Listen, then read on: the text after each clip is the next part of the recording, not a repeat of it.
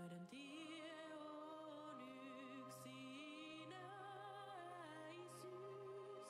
Kesken vieraiden silmäin on harmas lempeys.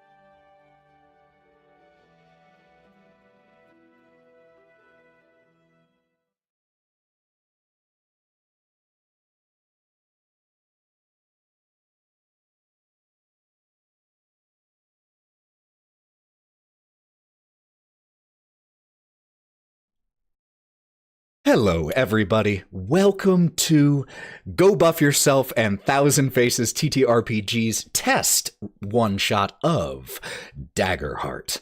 I am very excited to have these 5 wonderful players here with me to put this system through the ringer a little bit and see what we can find that we like, what things need help. And to that end, as every one of these people has been a player in my game, I will be making the combat challenging. At least once we get the hang of things. In the meantime, let's go around and introduce everybody. Starting with, I'm just going to go according to the screen that I see right here. So let's start with Mallo. Could you introduce us to yourself and to your character for those who didn't catch Session 0? If you didn't catch Session 0, shame on you, but I believe it will be up on the YouTube channel, correct? Is already. Soon? Yeah, is already. Yeah, but don't pause that and go watch it right now, because I'm playing Roux Capu, a simian pirate. I love that. It's just so aesthetically pleasing. All right. Lauren. Hello. Hello, darling. Hi. I am playing Mengah. I am obviously from the hat, a mushroom. I'm an inky cap mushroom of the Underborn persuasion, and I'm a rogue. Matty. Matty, I'm playing Momi, who is a fairy sorcerer, and I have actually never played a magic class, so this is going to be very fun. Really? I oh my have god. played like 3 games, and I think you did. I am pulling you out of your GM role and forcing you to be a player. Next up, Aaron. What's up, everybody? I'm Aaron. I will be playing Otto, the Wanderborn Clank Wizard. And he has a little ice elemental friend that lives in his head named Otis. Should be fun. I won't get those mixed up even once, promise. And last but not least, bring us home, Mav. Let's go! It's your boy Mav. I'm playing Finn Smollett, who's a wonderful little ribbit. I'm not actually little. I'm probably like 5 feet tall. Playing a ribbit adventurer, pretty much, who is also a swashbuckler as well. I'm happy to be here. And please note, this will be the only time Ethan gives us an easy fight in any of the campaigns that we do. Hey, whoa! Wild Beyond the Witchlight begs to differ. He almost died. That's not my fault. Look, it's not all on me.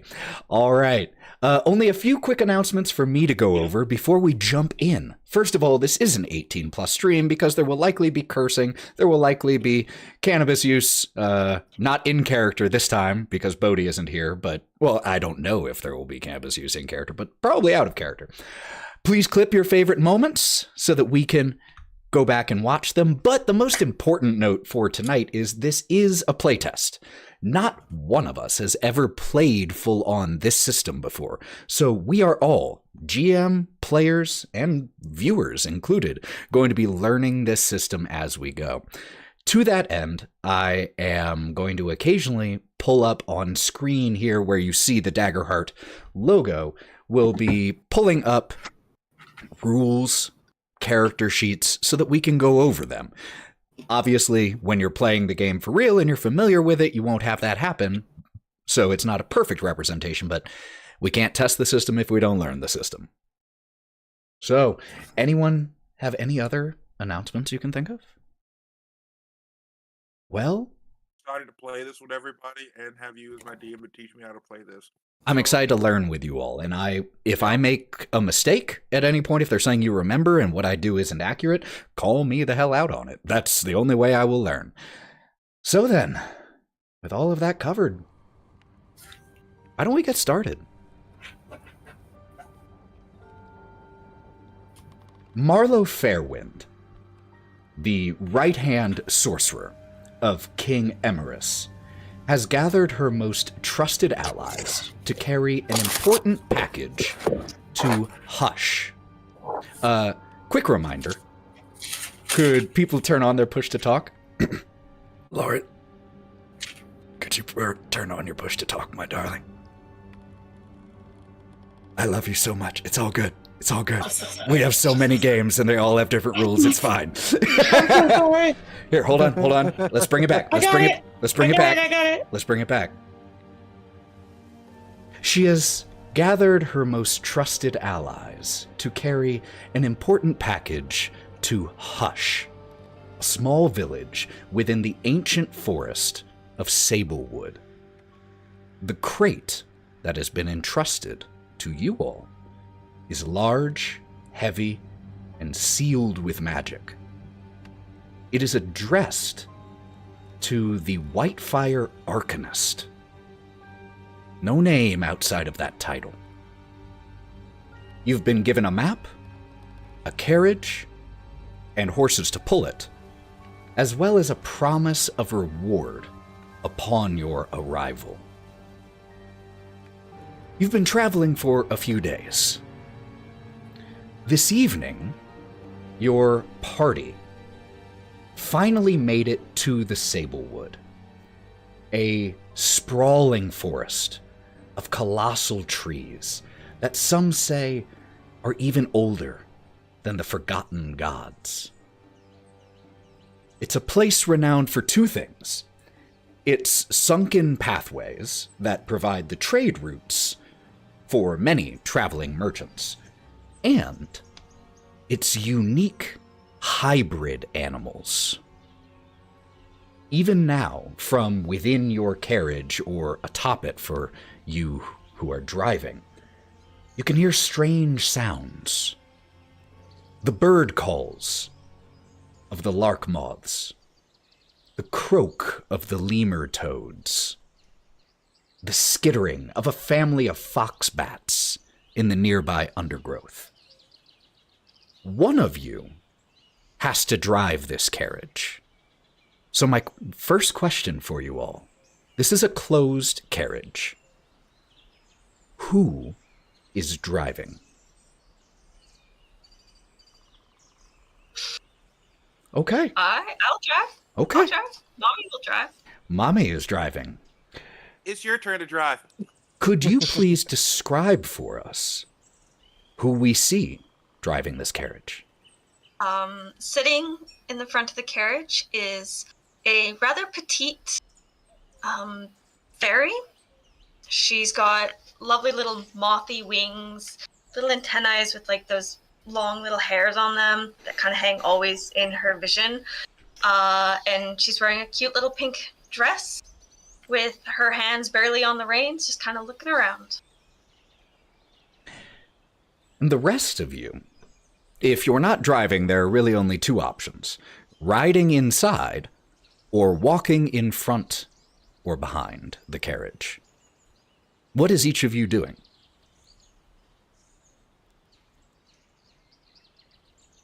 Rue's going to try to do third option. Oh, Being hit a me. simian, very small.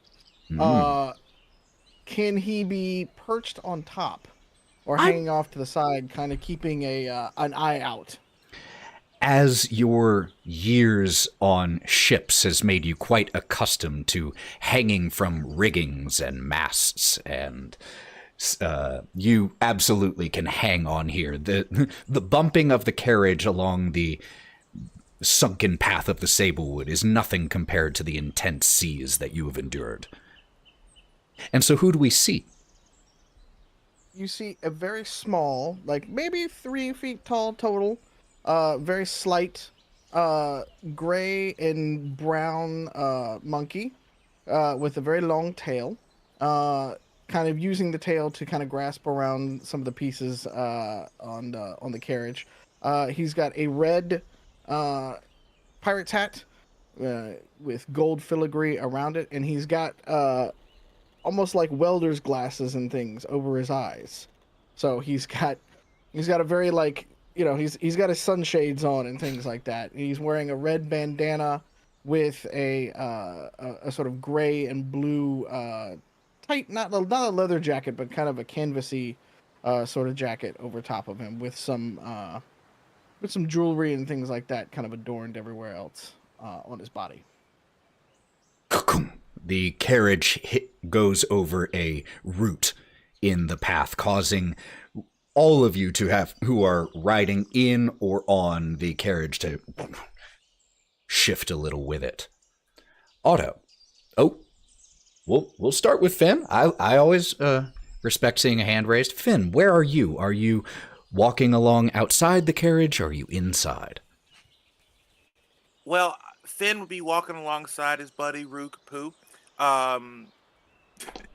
just reminiscing on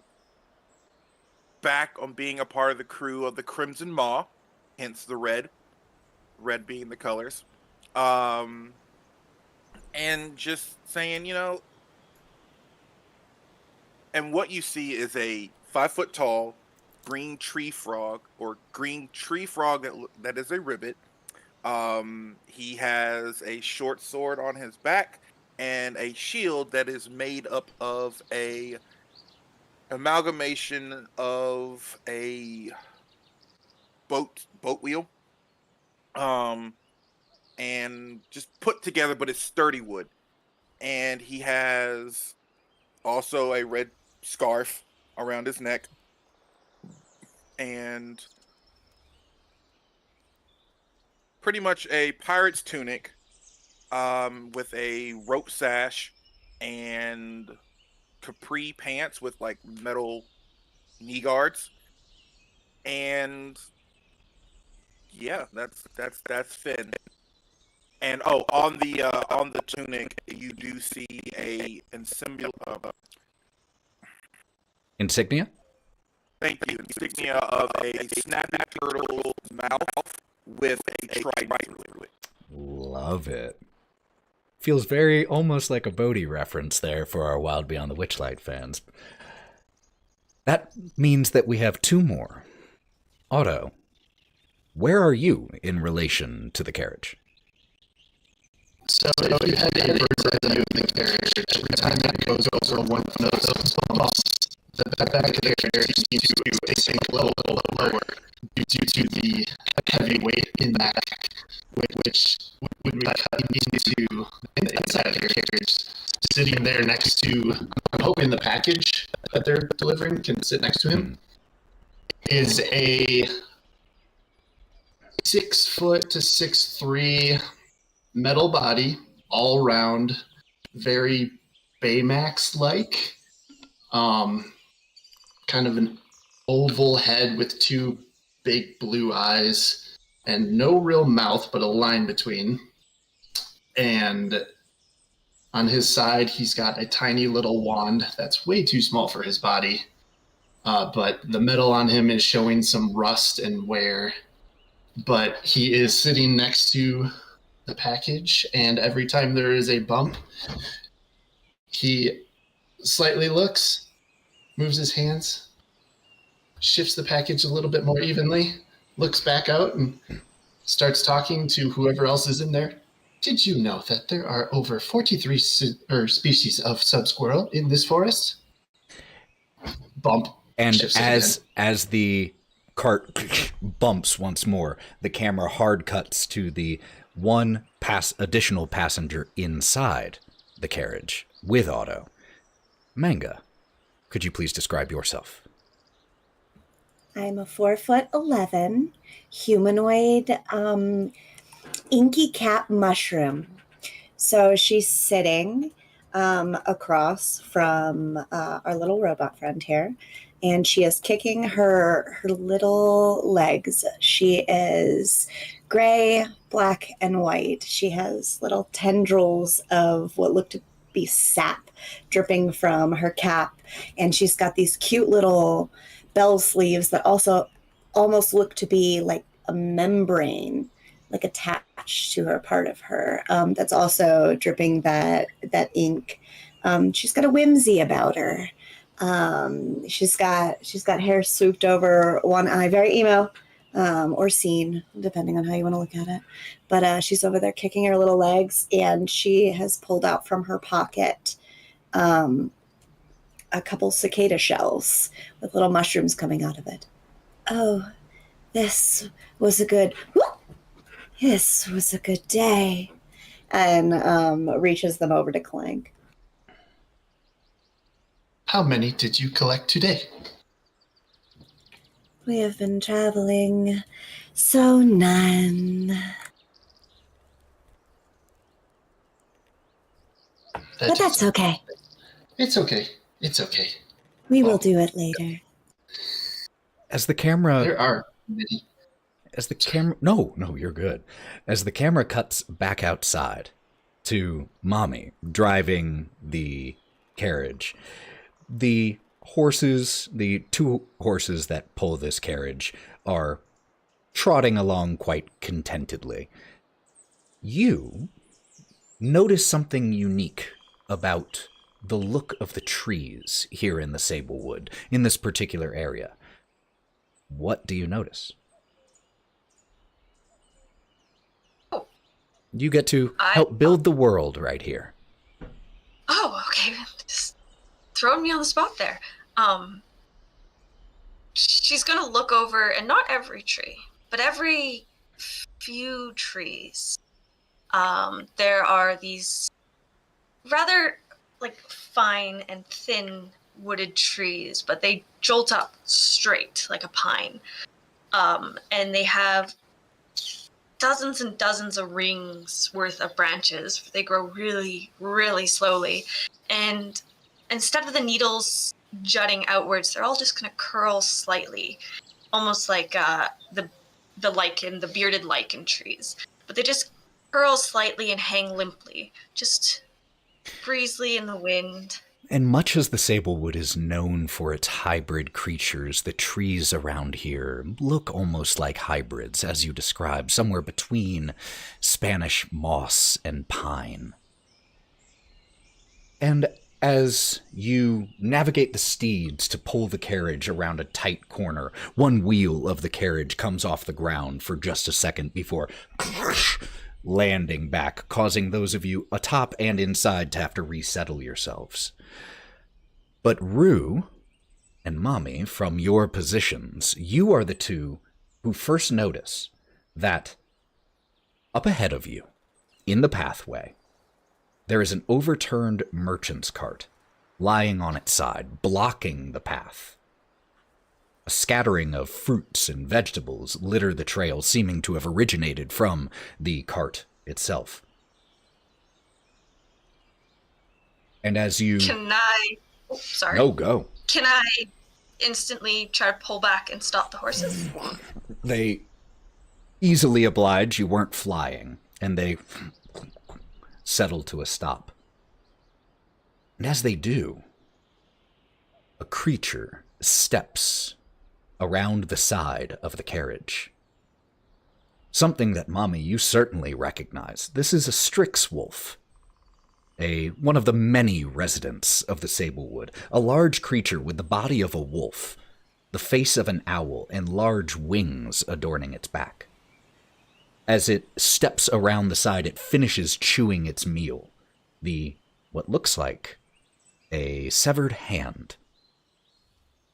And it stares at you, the two of you, who it can see easily, curious, trying to determine whether you are friend or foe.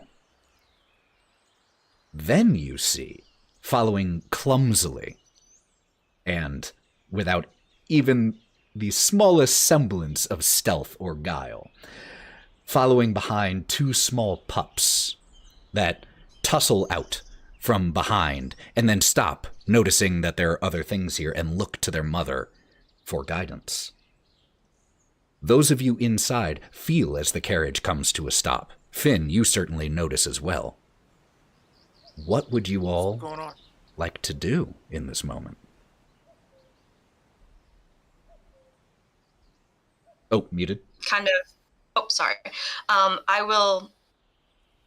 going to step down from the carriage, and she's going to kind of wave her arms a little bit as she walks, just slowly. And she's going to crouch in front of this wolf and hold her hand out, and attempt to possibly convince it that I am friend. Got it. As Momi is doing this, is anyone else doing anything in this exact moment? Hey, Roux. What's going on up there? There's a big. That looks like it's a snack. It's eating a hand. Is Mommy doing that thing where she goes and tries to make friends with everything, even they can eat us? Know what you mean? Just get a sword, just to be safe.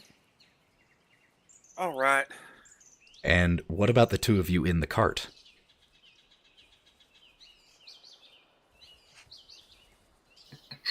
Sorry, she was stepping all over the whole keyboard. Inside the cart.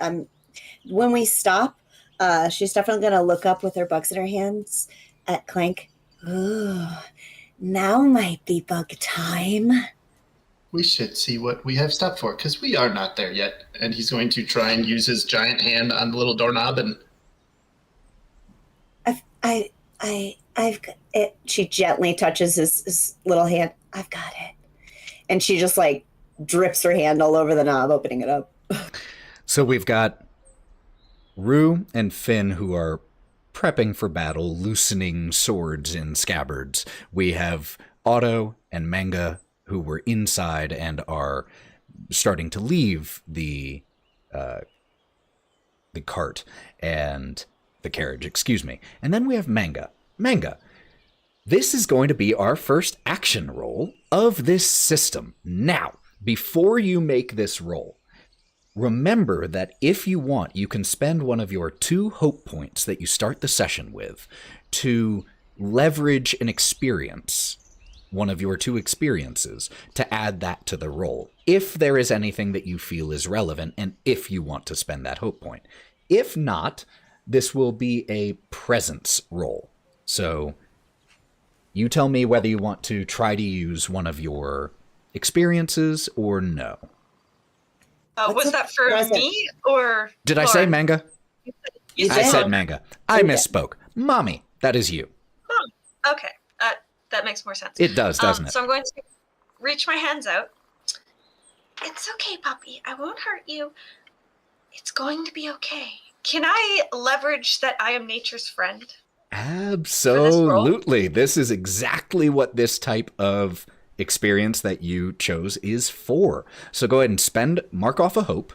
So now, now you have 1 remaining, and you roll your 2d12s, your hope and your fear die, and will add 2 in addition to your presence bonus, which is a +1. So 2d12 plus 3. So that is 20 with on hope. 20 with hope. The challenge rating here was 10. So absolutely. First of all, go ahead and mark back a hope. So you regain a hope point. Yep. And the Strix Wolf doesn't come to you. That would be a critical success. What it does, however, is eyes you for a long 5 to 10 seconds, sizing you up. And then, convinced that you are no threat, uses her snout to nudge one of her little pups off the side of the road, who goes scampering proudly, feet raised high as he trots his way off of the main path. The other one being a little stubborn, so Mama Strixwolf has to pick him up by the scruff and carry the second pup away. But upon going into the nearby trees, gives one last look behind, pup hanging out of the mouth, and disappears into the tree line, the tail of this creature, the last thing that you see.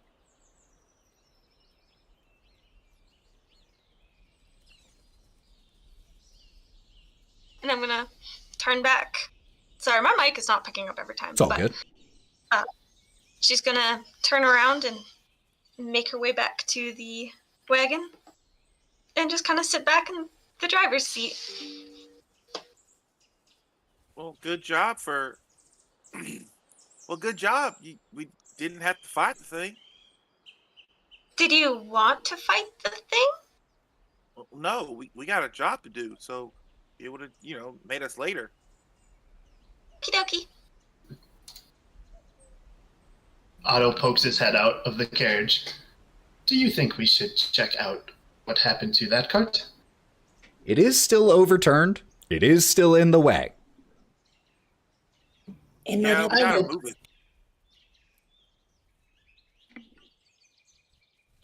Finn, do you want to come with me? Check it out. And his little legs just start going, do, do, do, do, do, do, do, do, heading over. All right, Otto, I'm coming. It's gonna hop. Roux will scamper ahead of both of them and start doing pirate things of like taking stuff. They're not gonna need it anymore. All right. Well, the three of you who head over to the cart, Roux, I'm sorry to let you know. Someone looks like they've gotten here first. This cart seems to have been stripped of all the valuables. There is still, however, what looks like the dead driver with a mangled arm, courtesy of our Strixwolf friend, who seems to have been picked over in parts by at least the family of Strixwolves, if not other things. Do you inspect the body closer? Do you look for anything in particular, or were you simply looking for loot? Pat him down at least. Pat him down. You find a few coins that were missed. Nothing worth writing home about, but as you flip him over,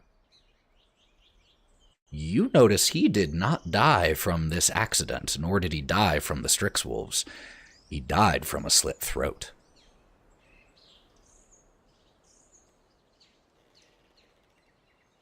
I don't have a problem. And he's gonna stick his head up, like up on like a prairie dog almost, like from up to the other side of the thing. It's like Waddle on over. As you guys get over, he's just gonna point down and be like, "That's not from our friend." And he's gonna try to perceive.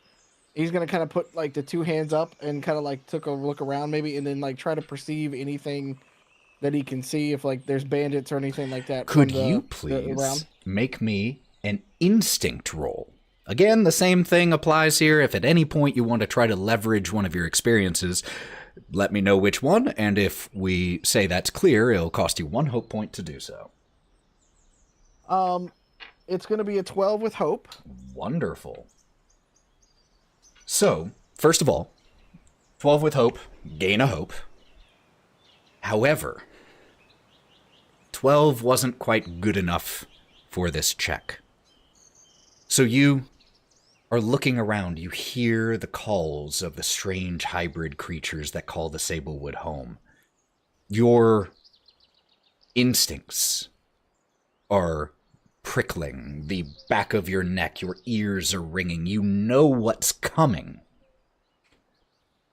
But that isn't enough for you to be able to stop it, because in that moment there is a whirlwind of cracking branches and unsheathing blades as a group of 4 thistle folk, frog-like humanoids, jump out from the brush on the side of the road, revealing that, as Roux already discovered, this cart was a simple ambush. They stand before you, blades drawn, blocking the road, and blocking the road, or the side of the road as well.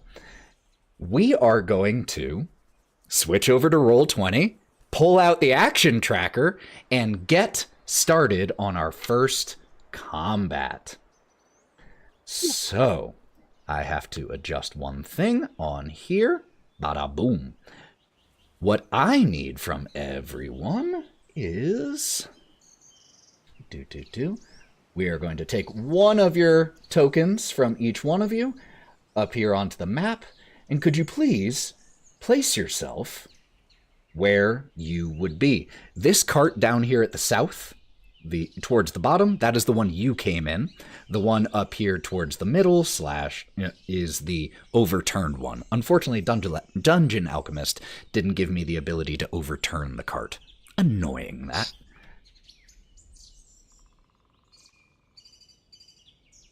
Okay, so this is the one that's overturned, Cool. right? The one that all of you are around now is the one that is overturned, yes. Okay, I would be over here then. Still on this cart. Wonderful. Roux is deep into this cart right now. Yes, you are. He is deep into this cart. All right, I am then going to go ahead and place our Thistlefolk friends.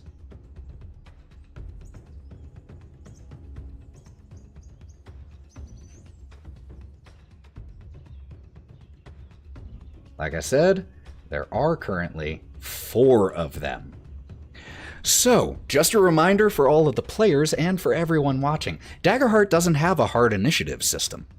You all, unless I decide to spend a fear, go first and you go in whatever order you all decide. So who would like to take the first combat turn? Let's start with Finn. All right, guys, just let you know that we're not all bad, okay? I don't know them. We're not related in any type of way. So, hey, this people, I'm sorry, but these are my people, not you. So I'm going to take my sword out and charge at the one in front of me. And, all right, so now how do I roll to attack? Okay, wonderful. So we're going to take a look at your primary weapon here. It uses your agility. It has a +3. So you're still going to roll 2d12s. Be sure to, and just add 3. Let me know the total and let me know which die rolls the highest. Hold on, I have a d8, so I'm getting that. I'm getting that ready too, just in case. I'm gonna have that ready too. And I'm going to go ahead, since you're taking an action, I'm going to move one of your tokens over here onto the action tracker, so that we know who has gone and how often. +3. All right. So I take the highest one? No, you add them together. But let me know which die rolled the highest. So let me know the total, and then with blank. With the +3, that is 20. Jesus. And 20 in hope. 20 with hope. Wonderful. So mark a hope point, and that is enough to hit. So now you roll damage. All right. 4. Because I rolled it at the same time. 4 damage. That is a minor wound. So that is going to deal 1 hit point worth of damage to... oh, and you were probably attacking this one over here. So let me amend that. All right.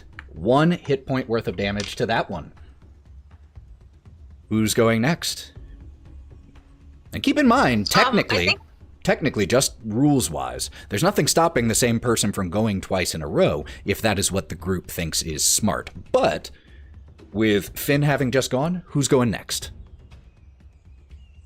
Sure. Mommy. I think Mommy's going to pull her little wand out from one of her many underskirts, and she's going to attempt to fire a spell attack at that guy there. At which guy? Oh, that one right there? All right, cool. So, looking at yours, what spell are you wanting to use? Ooh, I need to quickly read that. Well, I've got the little magic wand as one of my items, and so I think I can do a. Oh yeah, we need to equip that for you. 6 + 1 magic damage with it. All right, cool. Make sure you have that equipped. That is a +0 because it uses your knowledge. So it's just a straight action roll to see whether you hit. That is a critical success. 2 6s. 2 6s, critical success. So that and Daggerheart uses the crunchy crit system. for damage. So all you have to do is roll the 1d6 plus 1, and we will automatically add another 6 to that total. That is 6. It should be more than... So- it has to be... Oh, you Well, rolled... it would be 6 to 6, so total 12. Wonderful. As you, in one shot, kill this bandit, could you please describe that? Okay, she's going to pull out the wand from her skirts, kind of tap it a couple times, like one would with like a flashlight or a lighter, and then she's just going to kind of, with a little swish of her wrist, fire the spell at it as she's making her way to the back of the wagon. Beautiful. Also, it's critical, you gain a hope. Oh, yeah. All right, and... Welcome to Disney Channel. My name is Momi. Welcome to Disney Channel. Who would like to go next? Otto, hit it. Otto, when the ambush triggers, his head is gonna like spin in a full 360 to register that they're in the kill box, and he's going to take his left arm and kind of pull apart the piece of metal on his stomach, which pops off and is then his tower shield. But then he is going to put both hands in the air and turn around and start running back to the carriage. Be like, protect the package, protect the package, protect the package. And as he runs by, he is going to reach out his other arm, and the blue from his eyes is going to kind of like permafrost on his metal and transfer down his arm. And I am going to spend 1 hope to give Mengah a 1d6 to their armor score the next time they use an armor slot. So this is using your Tava's armor ability, correct? Yes. Awesome. So I'm going to spend a hope, and then she gets, where's my d6? 4 Whew. additional to the next time she uses an armor. So the next time you use an armor slot, Mengah, it will reduce the damage 4 further than it originally would. That is huge. Well done. And he's going to get back to the cart and try and open the door again. And don't forget to move your tokens up onto the action tracker when you have gone. That way we can keep track of who has done what. Awesome turn, way to buff.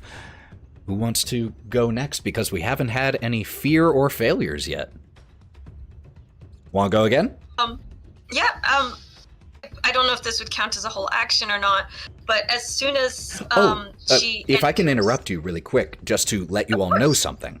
As part of a regular action, you can also do regular movement, which is up to 30 feet, up to 6 squares. So you can do that as part of that same action, just so you know. This is a second action because she wants to go into the cart and then she wants to lock the door from the inside and just start piling everything that's near her in front of the door. Just barricading? She's going to barricade the door and then sit directly on the package with her wand just like between her 2 hands like this, just ready, prepared. Yep, that'll count as a second action, even though there is an action roll. Mengah. Can she lock the door before Otto gets to it? So that's why he's trying to open the door. Love it. Okay. Okay, Mengah has this ability called Shadow Stepper, where she can move from shadow to shadow in a shadow cast by another creature or object. Currently, she is standing in the shadow on the map, but I guess you could tell me what it actually is, of the caravan, but wants to be in the shadow of the tree behind her. Is it possible to do that before I narrate it? Yes, 100%. It costs you a stress to do so. Yep. But you can absolutely do it, and I love it. Fantastic. So, and I'm gonna take 2 turns back to back if that's okay. So she turns and she hears protect the package, and turns and sees this person behind, and before even taking her first step, she sinks into the shadow of the caravan, and then rises up in the shadow of the tree, pulls out her dagger, and stabs him. Which Thistlefolk are you appearing near? Here, let me go over to that and move him, okay? Okay. But yes, that is absolutely something you can do. That is Right there? great way to use your ability. It is within far range, so you can do that absolutely. So we're going to move one action tracker token onto the action tracker. Okay. Could you do that for me? Oh, yeah, I'm so sorry. I was looking at my sheet. I know there's a lot.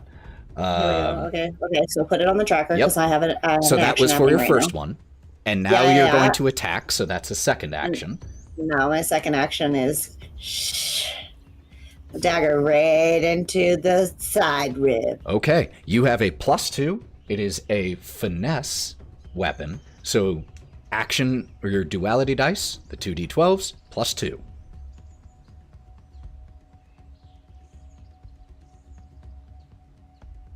You know, from certain angles, your mushroom hat looks like a chef's hat when you like lean close like that. Love it. I'm a chef mushroom. What was your total and what die rolled the highest? I don't know. I have to redo it now. Well, the hope is the highest of 23. Hit. Good God, y'all. What did you roll on the dice? A 13 and a 9. How'd you roll a 13 on a d12? I'm sorry, a 12. I'm sorry, a 12 and a 9. Sorry. I was like, are you all rolling 2d20s? No, it's 2d12. Flower power started early. Yeah. Yeah. It's all good. It's all good. All right, Cool. Yes, 12, that absolutely hits. So roll me that damage. Okay, which is a 1d8 plus 1 according to my character sheet, correct? Correct.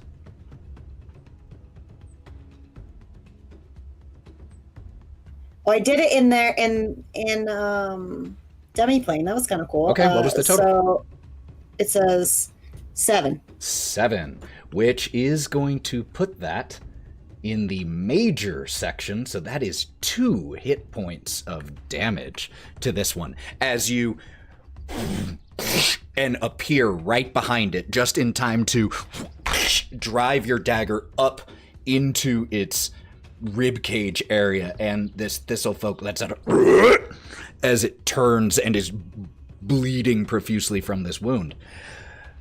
Roux, you're the only one who hasn't gone. So Rue's gonna get out both of their daggers, and they're gonna run up to the remaining person over here on the left. And as he's kind of running up with it, he's just gonna be like, "You go fucking crazy, cause I'm gonna fuck you up, motherfucker!" And just take both of them and just start coming down on top of them and all right, just a halo. Let's do it. So, are you just doing a standard dagger attack? Yeah, Cool. with both the daggers. Absolutely. Yeah.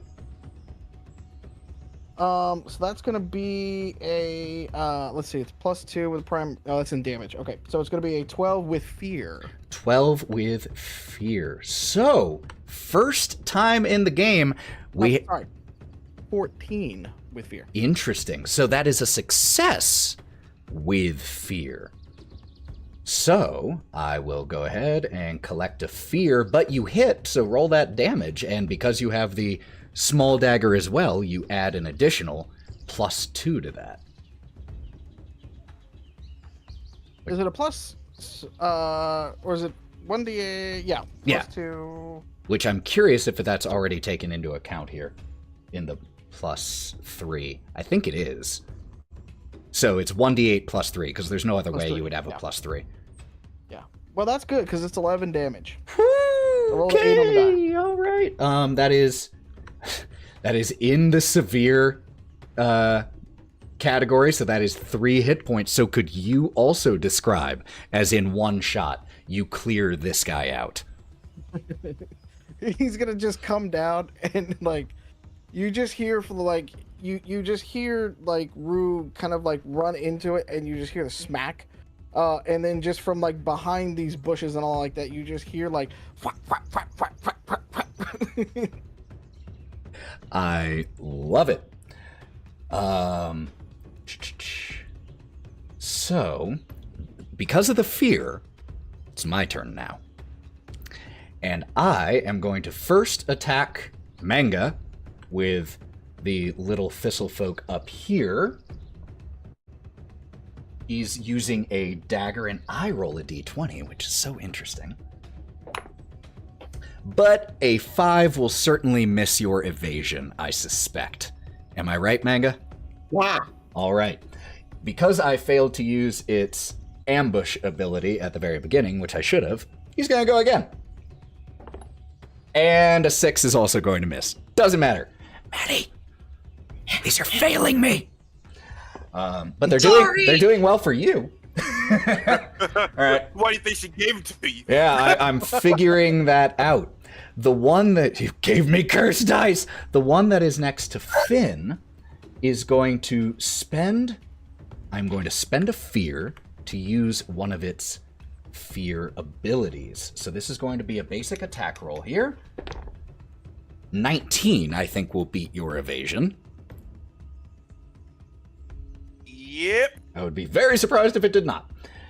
That is going to deal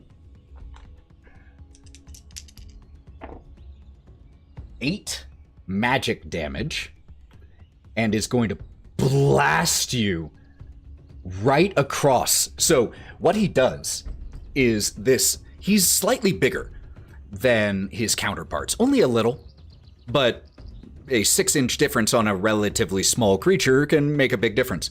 But he's been following you as the two of you have been prodding each other with daggers, and he reaches out with his offhand, puts his hand against your chest, and there is a poof of force as you are knocked back 20 feet across the sunken pathway and take that 8 damage. Now, this is the first time someone has taken damage, so just a reminder of what you can do. If you want, you can spend one of your armor slots up here at the top next to your evasion and armor. You have 6 to start.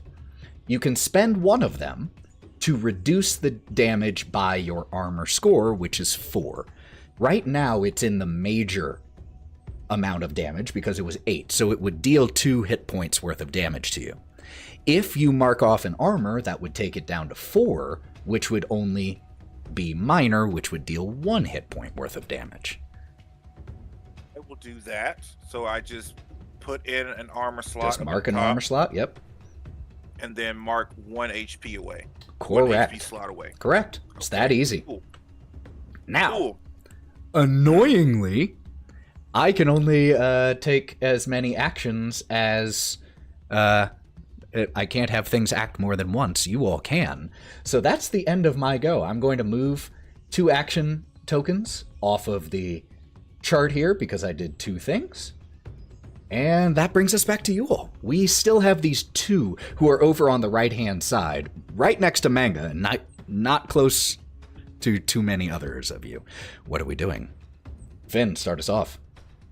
I'm going to go, but I also got to remember too as well. For me, because I have a battle strategist, because I didn't see it, I didn't look when I hit him the first time. After a successful attack roll, you can describe how you outmaneuver your target, then mark a stress to deal them a stress. So I remember that for next time. Very cool. Because at this point in time, Finn's gonna get up, like put himself up with his sword, spit the blood out, because that was inner trauma there. He knocked some blood out, and wants to go right back at him. And it's an easy enough unthreatened path. There's no check that you have to make, so you can make it there as part of your movement. Okay, cool. And then I'm just going to take 2 turns to just cut him up at this point. All right, let's take that first one and see if if we want to do anything different after that first one. So let's take that first attack.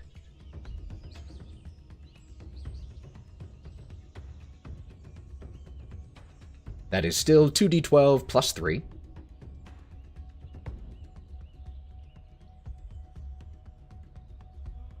$17 with hope. 17 will hit. And take a hope point. And yep. And the cool thing about my ability is that if I roll 1 on the damage die, I get to re-roll that sucker again. And Isn't it 1 or 2? No, someone. Yeah, 1 or 2. That's really cool. Yep. 1 or 2. Yep. And because of that, I have max damage 9. 9, which impressively is only a minor wound for this guy.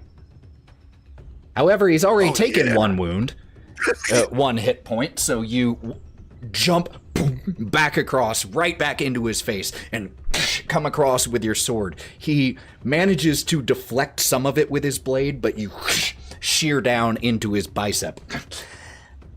Was it supposed to go like this? Well, that's too damn bad. And I'm going to give him a stress for that, too. All right, which they don't have stress points. And because they don't, taking a stress, I believe, let me look this up. This is going to be my first rule consultation here. But I believe when they can't take a stress, they take a hit point. So let me see here. Stress points. See, stress points, marking stress. If you're ever forced to mark a stress point, but your slots are already full, you must instead mark a hit point. So, I'm going to spit in his face with the blood and give him a stress point that way. And remember, you also mark a stress point to do so. So, it's good. Could you describe, as you take the 3rd hit point away from this bigger of the thistle folk? So, as he said, I hop the cart and I just go and I slash, get him. And then while the sword is stuck in his arm, his bicep, I move it out the way and spit the blood in his face and pull it back out. And cling the shield and get ready again. Very nice. And as you're sitting there ready, waiting for his next attack, he drops. And yeah, that's the end of him. Who would like to go next? I saw Otto's hand first, so let's jump over to Otto. What's the ruling on, it's like the teamwork move? A tag team? Tag team, So, yes. the rules on tag team. It costs 3 hope points. You can only initiate 1 each session. But when you do, you and the person you tag team with will both roll your action dice, and you'll take the best. Not the best fear and the best hope, the best total, the best result, or whatever result you choose. And then when you deal damage, you add your damage together. Cool. Well, I don't have 3 hope, so. Yeah. But I will still use Mengah in this move. Otto is going to put his back against the carriage door, and he'll look over and see 2 of the thistle folk go down, and he'll see the last one next to Mengah, who's got the little bit of ice still on her, and he's going to reach his icy arm out again, and instead of anything coming from his hand, it's going to kind of protrude off of her, and an ice spike is going to shoot into him, and I'm going to use the spell Ice Spike. Make a spellcast roll to summon a large ice spike within very far range. And you are absolutely within very far range. Yeah. And let's do something fun, because that was a cool description. Roll with advantage. So you can roll 2 hope dice and a fear die, and choose the best of the hope, or choose either of the hope dice you wish. All right, now I get a +2 to this. Oh no. Aaron, has your curse with D20s carried over to D12s? You know, I just don't want to talk about it right now. Okay, that's fair. That's fair. 10 with fear. 10 with fear. So this this spike of ice from the ice-like armor that you helped create around Mengah juts forward. This thistlefolk is able to duck underneath it. The energy it took for you to do that from this distance through a different host mark a stress. That will then bring up, I am going to collect a fear, and that brings up my little dude here. We forgot to move the action token, so I'm just going to move the auto action token back off, and my little thistlefolk here is going to try to do the only thing he really can, and attack Mengah. I'm so sorry. That is a 15 versus your evasion. Poo doo doo. Yes. Yes. 2d8 plus 1 physical damage incoming for 8. Now, What? it's 8 physical damage. You compare that to your hit points and stress major. thresholds. So right Mark now, 2 HP. it is in major. But keep in mind, I have a -4 though. you have to use it How do I do that? by marking an armor slot. So if you mark an armor slot, it will take it down from 8 minus your normal armor value, which is 2, minus another 4 from Otto. So that will be a total of -6, taking it down to only 2, which is only 1 hit point worth of damage. Would you like to do that? I think that's the move, right? I think that's the move. Let's do the move. All right. Let's do the move. Mark off one of your armor slots. Mark off 1 hit point. And is going to try to run. Ooh. So uses its full movement as part of that action to move 30 feet after doing this, after stabbing you, seeing its 3 friends have been destroyed, 2 of them in single strikes, and is just trying to frog hop its way out of this terrible calculation. It is Ethan, your... is there any windows in the wagon? Yeah. Okay. Would I be able to see him start to book it away? Why not? He's within line of sight, but let's make this a roll to see, because there are trees in between you and it is fairly heavily forested in the Sablewood. Could you please make me a instinct roll? I believe instinct is what matches up with perception as best I can tell. If anyone thinks it should be anything else, just let me know. Okay, so that is a 9 with hope. 9 with hope. So, unfortunately, you don't spot him, but you, and because this was an action, you won't take a hope. This was just to see whether you saw him. This didn't count as an action. This was just a perception check. Okie dokie. So you can't see this thistlefolk from where you are. It's too blocked. She'll just be kind of hanging out there with her head out the window now, looking around, seeing what she can see. Okay. Which is very little, apparently, but trees. I think right now, Roux has taken the fewest total actions throughout the combat, so I'm going to have the camera focus back on you, Roux. Is there anything you would like to do right now? After he gets done doing... Gutting this after one? he gets done gutting this guy, he's going to turn back and see that in sort of the flow of everything that's been going on and stuff like that, like he starts to see everybody running and stuff. So he's just gonna come and run and jump back on top of the turned over cart and just kind of put both daggers above the head, almost like Star Wars style, and just start screaming. Yeah. Fantastic.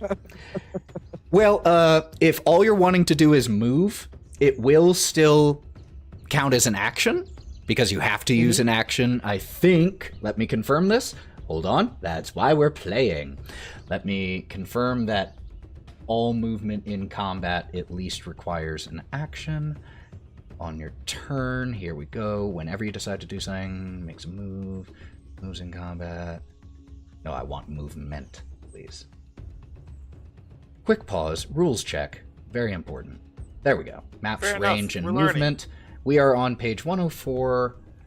When you're not in a dangerous, difficult, or time-sensitive situation, don't need to worry about how fast you move. Moving close during actions, moving far, or without an action. If you're not already making an action roll, you'll typically need to succeed an agility roll, instead of it counting as an action point for me. If all you're wanting to do is move, either far in general or just somewhere without an action. The DC here is 10 because that's the low DC. There's nothing too challenging. So an action roll with your duality dice, and agility roll specifically. That is 16, but it's with fear. 16 with fear. You, I will say that the negative consequence here is you are able to get up onto there, and you start pumping your fists with your blades in your hand victoriously.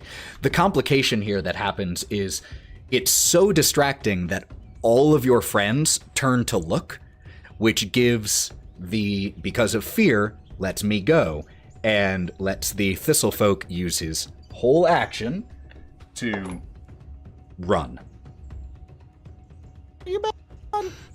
So he, as your four friends turn to look at you, and then you turn back where the Thistlefolk was, Finn and Mengah, you were the two who had clear line of sight, it is gone. And so we are out of combat right now. Well, killed most of them. Roux, loot their bodies, see what they got. Yep, and he's gonna turn back around and start to kind of start looting. Pad through. Yeah, he's gonna start doing pad through and things like that. The three smaller ones were just carrying daggers. Didn't really have any armor on, had mossy and mildew-ridden clothing, bags with food and personal sentimental items. The bigger one, though, was carrying a pretty nasty-looking serrated blade. Does that count as a knife or a sword? It's closer to a sword. Yeah. So, as you all gather yourselves, and... Oh, yeah? Before we head out, she'll clear all the rubble from the doorway, obviously. She's going to come out and just walk directly to the little toad person that she bested. And she's going to turn to Otto. Otto, do you want to help me collect some meat for dinner tonight? And she's going to attempt to carve some flesh off of this frog person, specifically the legs, because frog legs are delicious. And can I argue that you can argue anything? Obviously. Can I argue that my gentle touch would help in the finesse aspect of this? If I'm going to go for like a specific... For nice right tender... now, this is a one-shot. I'm not even going to make you roll for getting this leg. You can just do it if that's what you want to do, Mommy. Yeah, she's going to collect the leg and turn to Otto and hold the leg out to him. And then make her way back to the cart where she'll find some nice paper that she always has with her. And she's going to wrap the leg up with the paper and tie it. Like butcher's paper. Yep, butcher's paper. And she's going to tie it really elegantly. And she's just going to tuck it in the corner of the cart for supper later tonight. Awful. And then she'll just go sit back in front of the cart ready to drive. Awful and awesome at the same time. So, with this first combat in the rear view mirror, let's take a quick, just like 2 to 3 minute break so people can go to the bathroom, do all that. We will jump right back in here, though. So please don't go anywhere. We're one combat down, and that was the easy one, friends. So we will see you in just a few minutes.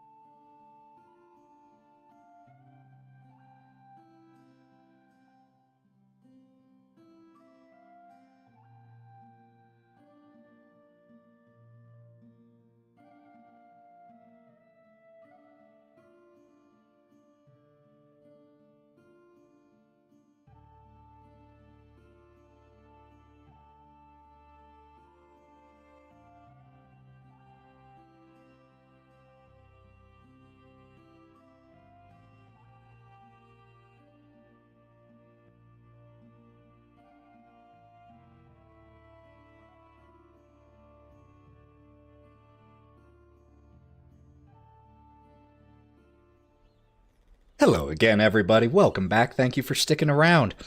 One quick thing that I forgot to mention at the top, a few things just regarding this channel here. First of all, this morning, we got our first episode of The Wild Beyond up on Spotify. So those of you who want to listen instead of watch, you can access it there now. The sound quality for the first few episodes is a little uneven. Lauren's microphone is a little bit quiet, but it improves in the future, I promise. And it sounds really good. I loved listening back through to the first one of that. You can also find past episodes of anything we do, TTRPG, on this channel or on Misty Mountain Streaming over on Thousand Faces Cosplay on YouTube. Also, if you are into TTRPGs and looking for more to occupy your time, Lauren and I and Mallo are players over on Identico, the Twitch channel Identico and the system Identico, every other Tuesday, usually. And starting the first Tuesday in May, Lauren, and Matty will be playing in a new recurring campaign here on this channel, the other Tuesdays. And that will be a noir-inspired, Dark City, if you've seen that movie, inspired Curse of Strahd horror game using the Savage World system. So be sure to keep your eyes open for that. I am very excited to get that started. But with no further delaying, let's jump back in. With a little bit of effort, now that the main threat has been dealt with, you manage to pull the cart off to the side of the road so that it no longer impedes your travel or any other merchants.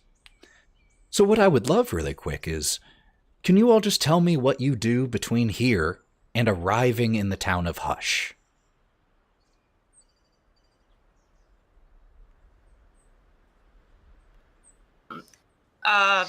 Mommy, as soon as she can, is going to pass the reins off to somebody else.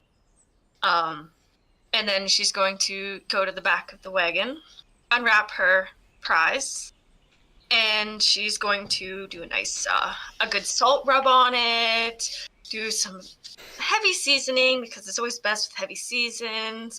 I think after a little bit, she will, like, take out the jar of honey that she has, and she's going to just completely wrap it in honey. And then she's going to just cover it back up, tie it back nicely, and just sit there beside it, closer to it than the package. I'll drive. Finn takes over driving, so he doesn't have to watch this thing happen as one of his heritage, which is one of his people, is being carved up for food as a sentient species. Fairies, man. Yeah, don't trust, dog. Don't trust fairies, dog. Anyone else doing any? I mean, if you've seen any Guillermo del Toro fantasy movies, you know don't trust fairies. Fucking told you, right? Fairies are scary, man. I fucking told you. Oh, they're gonna take your teeth. What about the rest of you? Doing anything on this trip? Otto? I would say he's back next to the package, next to him, and every time a little bit of seasoning kind of wafts towards the package, he'll use a little prestidigitation to waft it back and adjust the package so it's perfectly even again, and just kind of head straight, and then it seasoning, waft, head straight, seasoning, waft. I think every time Mommy sees you do that, she's just going to give you a very, like, dark glare over her shoulder. She's kind of, like, baring her little pointed teeth before going back to work. Every time she sees you, she's just going to glare at you. Maybe on one of those, he would look back straight, and his eyes would kind of blink a little bit, and he would say, "You know, oregano usually goes good with that sort of meat." Blink, blink. Sprinkle some oregano on there. Waft it away. Back straight.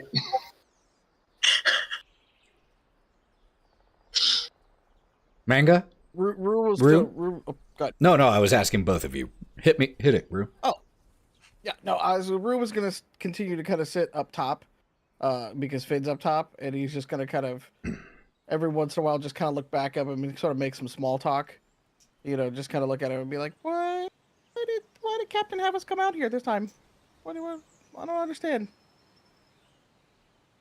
Well, Captain wanted us to go and find our own adventure, and said it was needed for us to go and do that. Plus, him and the rest of the crew, they found some map that they wanted to go and find some legendary treasure or something sort, and that's where they wanted to go. And they said for us to stay back and go and do our own thing.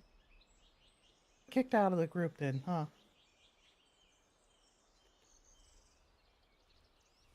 Maybe I don't know. I don't know.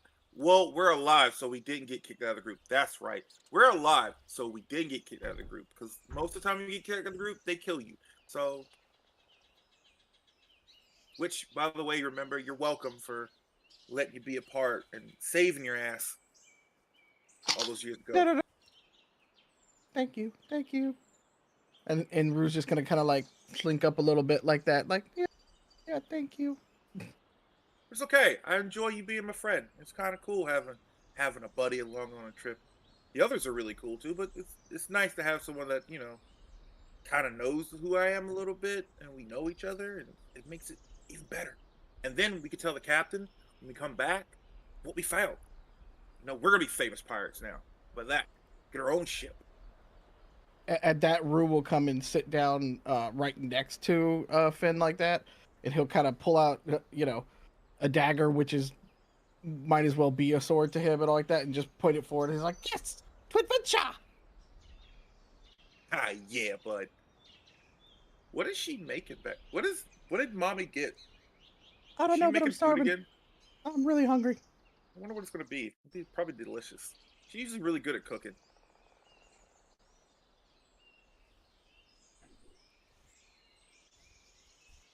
That's it. All right. Mengah? Mengah during this time is savoring the opportunity to kind of just be a casual nuisance.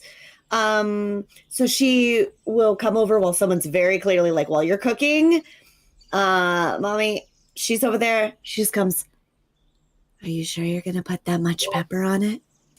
Just like planting doubt there. And then she goes over to Clank.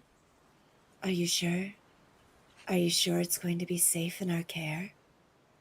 Plants Pulls that it a little closer. plants that seed. Becomes a physical nuisance to Roux up top. Every once in a while she's talking, she just takes the hilt of her dagger and she slams it on the yeah. And as I was saying to them before, I think Knocking. just an annoying little knock. So every time you say something like, "Oh, are you sure that much pepper?" Mommy is gonna instantly try to adjust what she's doing to match what you say every single time. And if you went to go reach in to touch anything, she won't react. She won't try to stop you or anything, but she'll just listen to you and just kind of look a little frazzled the whole time before just doing as you suggest. Yeah, that looks like it's going to be fantastic. If I knew anything about cooking, I'd probably say that.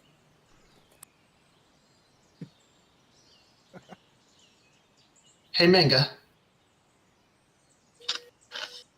Would you, and he's kind of looking around back at the seasoning meat, back into her, kind of out the window.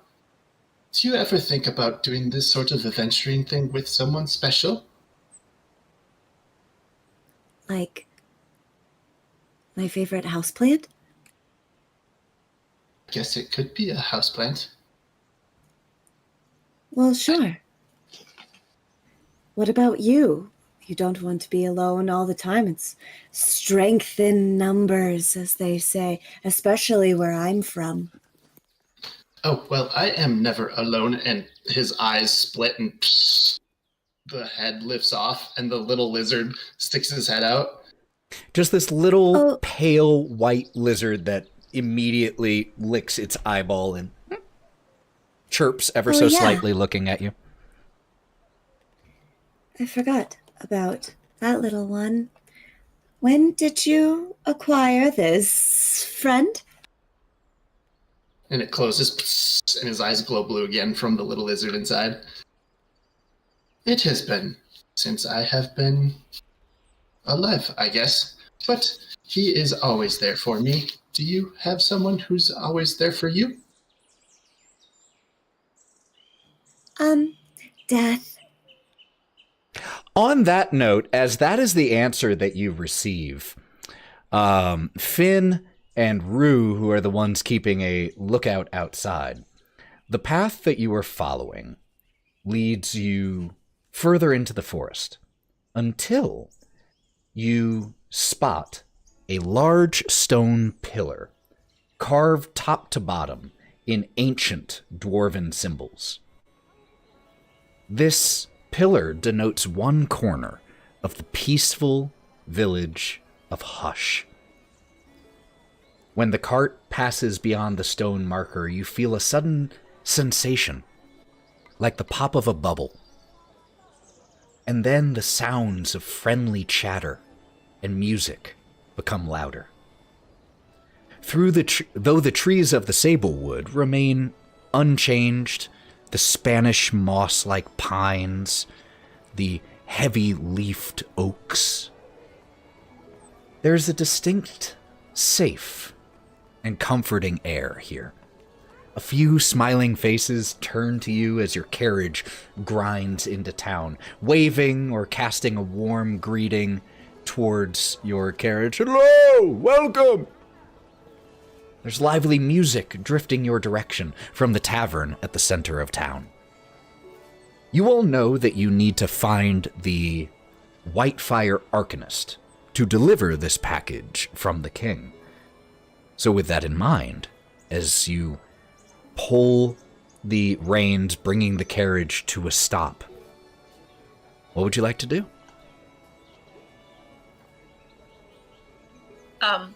Mommy is going to wrap up her package, leave the carriage, and start looking for like a open pit fire or something in which she can cook it.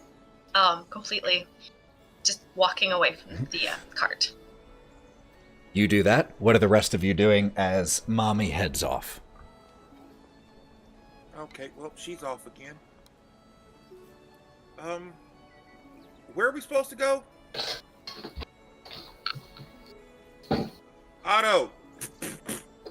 Where are we supposed to go? His head just pops out looking straight up at you from the door. We must find the Arcanist Whitefire, but perhaps she should not go alone. Mengah, would you maybe look after her?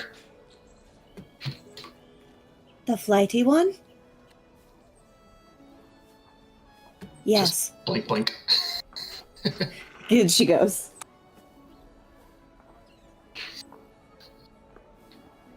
Where would we find, like, a predominant figure in a town? Well, there is the tavern. There are also a bunch of people around in general. Roux, I saw your hand. Well, Roux was gonna think the same thing. He's when he says that, he's gonna go, you know, you're gonna go to the tavern and get a drink. That's what we always do. Yeah, you're right. Nope, that's not who that is. All right, yeah, we can do that now. Let us find a tavern. Okay.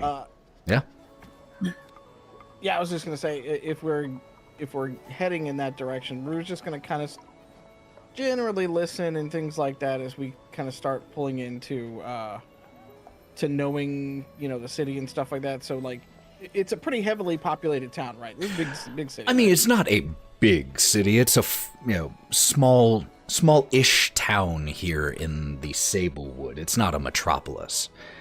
However, it is definitely populated. You see dwarves, one giant walking through, a number of clanks and halflings and humans.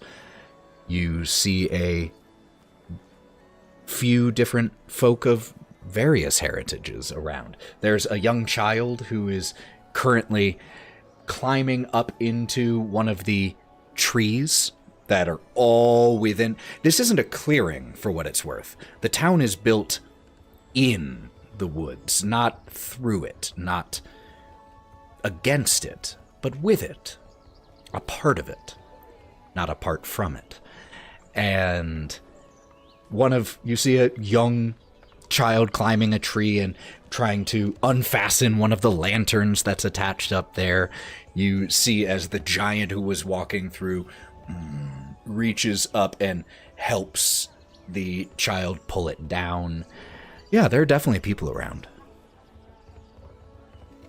I'm going to use my friend for all. Finn's going to use his friend for all, just talk to someone who looks the nicest to ask him where the tavern would be, just to ask around where we would need to go. Wonderful. The one that first catches your eye is actually kind of near the fire pit, or not fire pit, the fire that Momi and Mengah are heading towards. There is a clank sitting alone at a small table, has cards and what look like acorns out on the table, seems to be playing some single-player card game.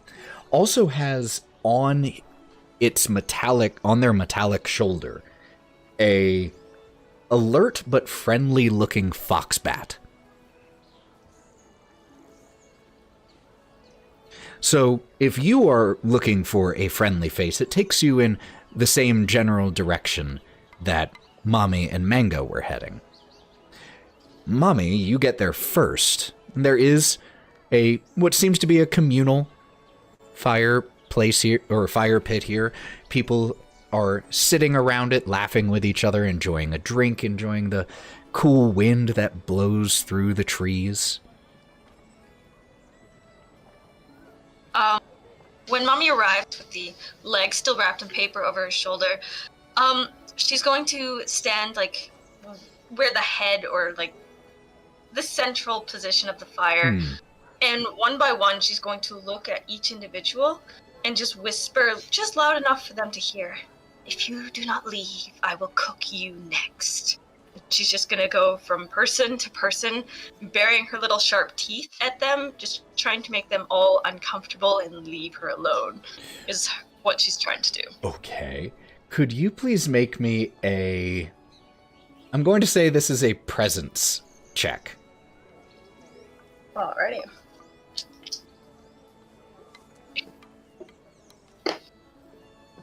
Okay, so that is a 13 plus fear, or 13 fear. 13 with fear. Yeah. You get a few of the folk around the fire, one who was finishing a drink, a younger-looking male dwarf. All right, that was done here anyway. Yes, all right. The clank, however, without lowering his hand of cards their hand of cards that they're keeping secret from no one since it's a single player, just looks up a little and one of its metallic eyebrows just...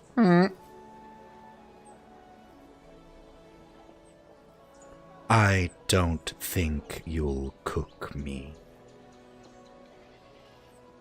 You're not wrong.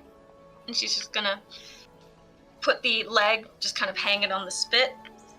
One of the leg bones on that side, the other one on there, kind of shove them together so it will fit. Take the paper off, and she's just gonna gently roll the leg, cooking it slowly on the spit. And every time she looks up, she will only look directly at Mengah. Like, she'll look up at her, see that she's still there, then go back to her cooking. Then just like look back up to her, and then just go back to the cooking. And Mengah and Finn, both of you are there by this point. Otto and Roux, were you waiting for your companions? Were you heading to the tavern? Were you joining them? Just trying to get a grasp on where everyone is. I would stay with the package. Got it. And wherever the cart goes, but try and go in a direction of knowledge. Okay. To the tavern. Roux would probably head to the tavern. Got it.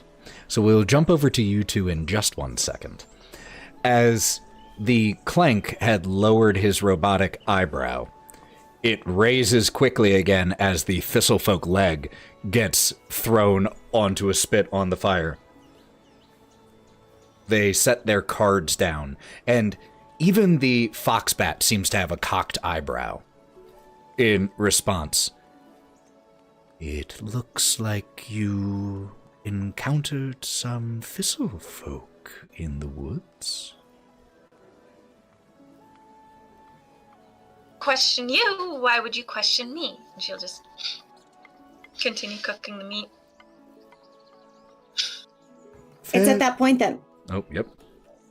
that Mengah kind of comes over to, like very slyly, just sort of appears next to this Clank. Yes, you see, we are of the type that does not waste what is given to us so freely. He attacked us, and we had to defend ourselves. Why waste the meat that is already there? Friend. I was not judging for what it's worth. She's sensitive. I'm not sure where the antagonism is coming from with this. Trauma. Strange. Well, Yes, enjoy your Thank you. meal. And then their head slowly rotates towards Finn, with eyes just going between the leg and you. Finn's not gonna pay attention to it. Hey, I'm gonna sit to my back to them, not knowing what she's cooking, not even paying attention.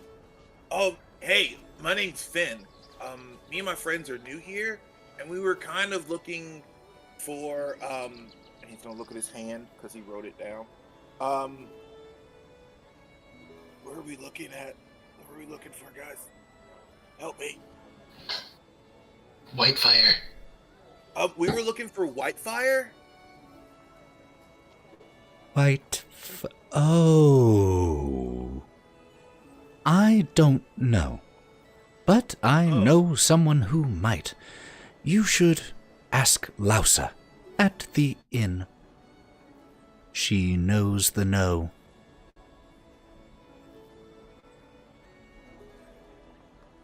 Oh, well, thank you. What was your name? I have to actually make sure I pronounce it right. Halathan. Halathan? Halathan Nice to meet Fives.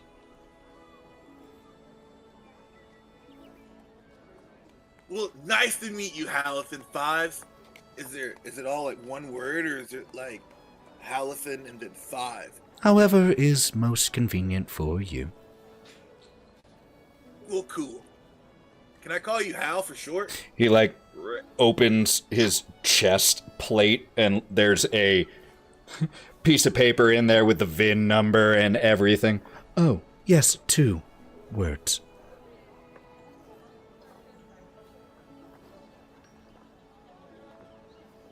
Oh, Clanks are so awesome, dude. Like, I have a friend who's a Clank too. His name's Otto. He's like really attentive on his job.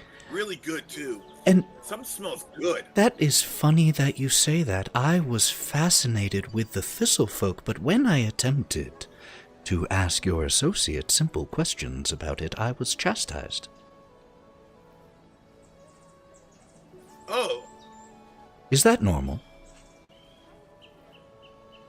yeah, it is. You get used to it after a while.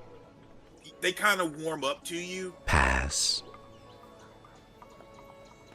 And Fair picks their cards back up and gives an acorn to the foxbat. All right, well, Would have a great day, Hal. Oh, mommy wants to jump in here. would Mommy have heard the pass? Wasn't said quietly. I think Mommy is going to use a stress point to summon her wings, leap across the fire, and try to take the foxbat off the head of this robot. Okay. So you can use a stress point to fly for a minute. Absolutely. We're going to say that that is going to be a agility check. Okie dokie, so that's a +0 for Mommy. Okay, so that is a 14 on fear. 14 with fear.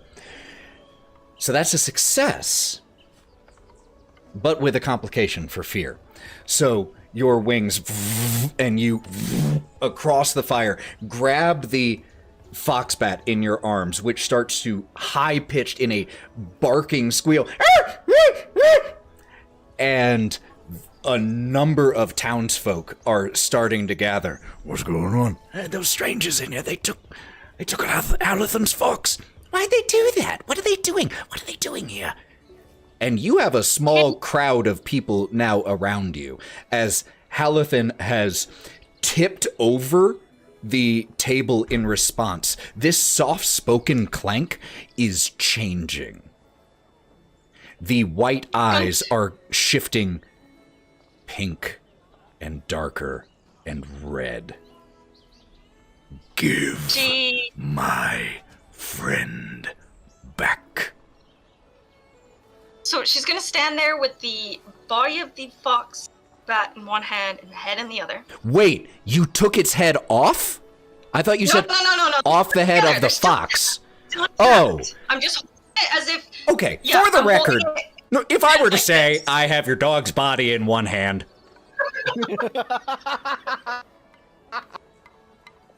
do you Good think they're point, still but- connected? They are still connected, Kurt. Okay, good to know. But she's gonna stand there with the little fox hat and just the fox bat, just like this. And she's gonna look directly at the clank. You apologize to my friend. Everyone wants to be friends with her. You apologize now. And she's just gonna be gripping onto the fox bat, staring directly at him. Otto and Roux, you notice this commotion. You don't notice that it is surrounding your friends from where you are, but you certainly notice as a crowd has started to gather the general direction that your friends did go.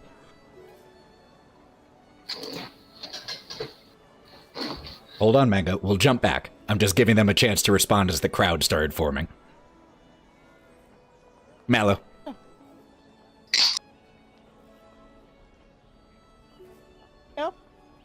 You were saying something. I thought I saw you saying something. I just couldn't hear you. Oh, yeah. Roux's just gonna kind of look up at Otto and he's just gonna go, "What do you think is happening over there?" Can I see with my height? What's How happening? tall are you? Can I see like 6'4", 6'5"? I would say that's tall enough to make me a basic instinct check to see if you can see it from here. Instinct, okay. Okay. 15 with hope. Perfect. You were looking for a difficulty of 12. You see a... You get kind of a profile from where you are, so you see a clank, like yourself, with eyes that are shifting red, and you see Mommy, hands gripping a flapping and barking and screeching foxbat. His head is gonna zoom in, or his eyes register, and then they come back, and his body stays, but his head spins right towards Roux, and it appears Mommy has made a new friend. You can get there faster than me. De-escalate, de-escalate, de-escalate. And Roux's gonna take off all four legs, going straight for it. So, oh shit, oh shit, oh shit, oh shit. de-escalate, and ape run. Cut back to the scene of the incident. Mengah, I saw your hand.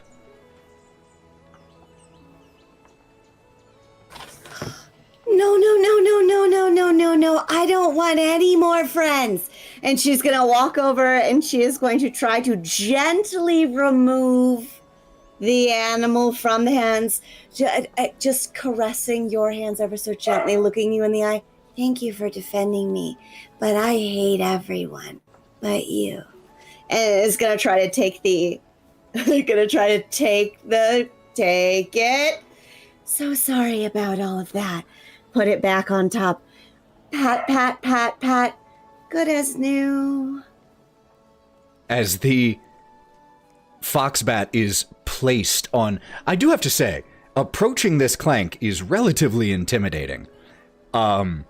Using periscoping, extending limbs, this clank grew in height. As the eyes were glowing, just and as you do that, it sinks. They sink down and allow you to replace on the shoulder. Oh, there you go. The eyes, as it turns its head, and the voice that it had was very different from the initial soft-spoken voice. The eyes are still glowing red, but as it looks over to the fox, it speaks again with that soft-spoken voice. Are you well, friend? And the foxbat just kind of clings on and uses the clank's head to look around at Mommy and then duck back. The limbs shunk, shunk, shunk, shunk, drop back down. The eyes fade back to white. No harm, no foul. Thank you. Violence is a religion where she comes from, and you guys don't practice the same here. Sorry. It's gonna like recede towards towards Mommy. Mommy? He is going to basically be still frozen in the same spot, but she's now looking directly at the ground, attempting, like, with her hair, and, like, she's got her wings kind of folded up, attempting to hide how beet red she's gotten. She's just completely flustered and embarrassed, and she's just going to make her way back to the little cooking leg, still looking every couple of seconds back over to Mengah before gently rotating the leg. Who comes over? That smells damn tasty. Thanks to Damn you. freaking ass damn tasty. Wait, what was that? To you. You're the one that tells me what to do. And she's just going to keep cooking, turning the leg. Well, I think maybe we don't need to yell. At this point, Roux, you push through the crowd, and you see as a clank is resetting a knocked over table and is very methodically replacing the stool, sitting back down, dealing out its cards. You see it has a foxbat that looks rather scared on its shoulder. You also see Mengah over talking with a relatively abashed looking Mommy who is just turning the thistlefolk leg on a spit. Finn is also here. Speaking of. So when he flipped the table, because she jumped across the table, he flipped it. I was on the other side, so the table was on me the entire time.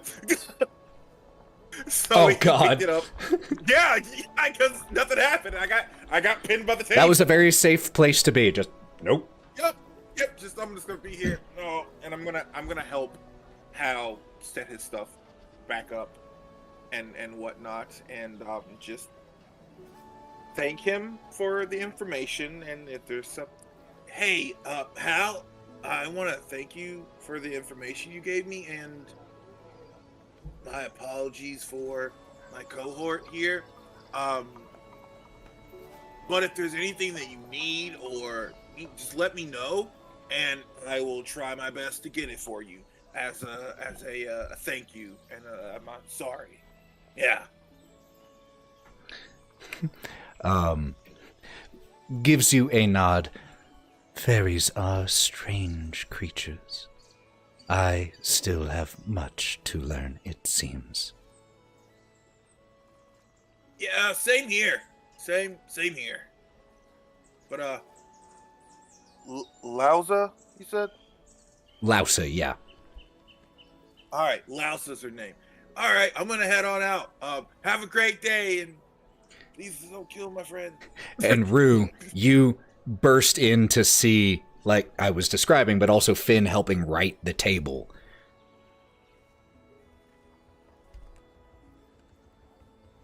Your audio didn't come through. What did you do?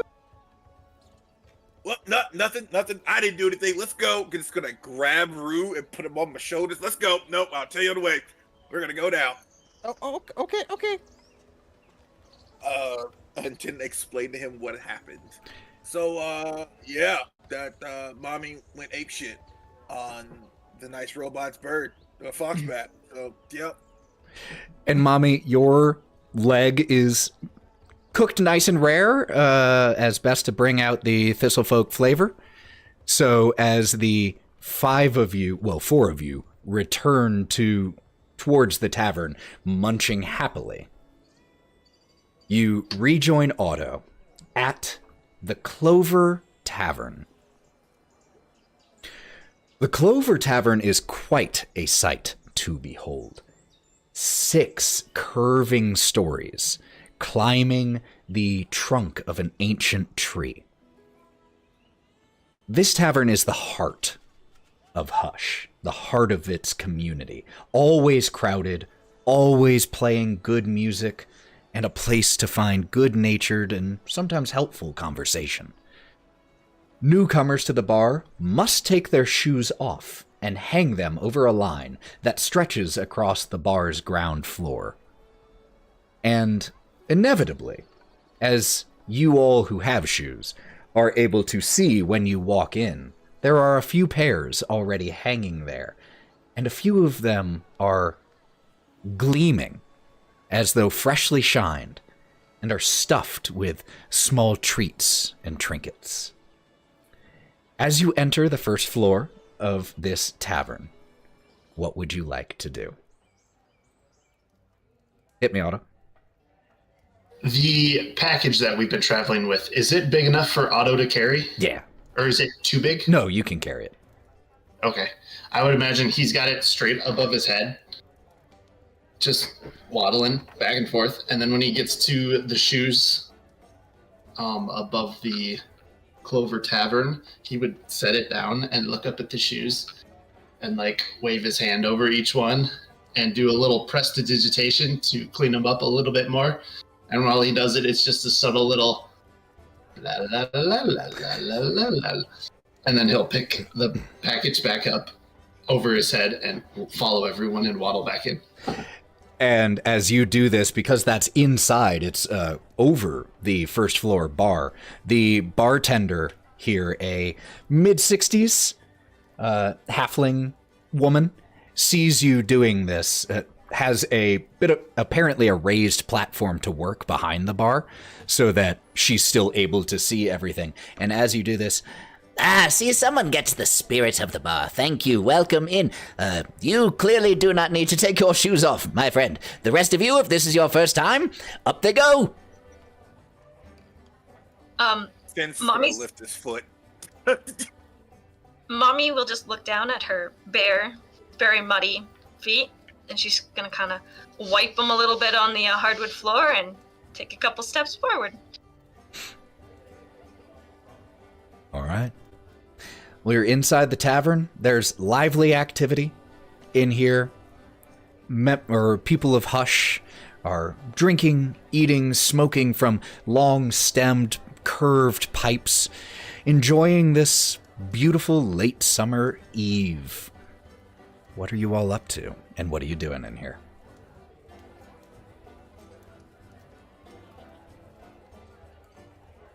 We should ask the bartender where Louisa? Lousa? Lousa. We should find Lousa. Hey, barkeep. Oh, sorry. What's your name? I don't want to keep calling you barkeep. You know what? Barkeep actually works great. Fair enough. Hey, we're looking for someone by the name of Lousa. Oh, yes. She should be upstairs restocking the ale. Oh, okay. Short, stocky, big beard, can't miss her. Alright, cool. Y'all want anything to drink? I do not drink. Yes. Round. Round. There we go. How much for a round? What type of drink would you like? Rum?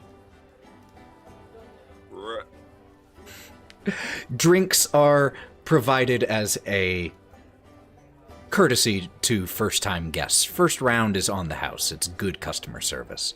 So, basic level drinks, ale, wine, mead, rum, you can certainly acquire. Do you have any oil? Yeah. Did you just say oil? Yes, yeah. Did you just say oil? Yeah. Do you mean like for cooking? Otto, what did Clanks drink or eat? I have had a change of heart. I will have a ale. Slides one across to you with a dubious little smile on her face. He's gonna grab it with the package still above his head, and he's kind of tilted so it bounces on his head, and he's gonna pick it up, and he's gonna turn around, and he's gonna try and subtly give it to Mommy. Mommy will take it and just obviously just take it, put it right on the bar table, and just look down. Like, she's shorter probably than where the halfling is standing, but she's gonna look down her nose at the halfling, and she's gonna be like, "Barkeep, do you have anything of the moonshine variety? This is basically water," and she's just gonna push the ale back towards. Looking for something a little bit stronger then? I'll take that ale. Takes it. She likes the white lightning. I've got a little something here that might put some hair on your chest.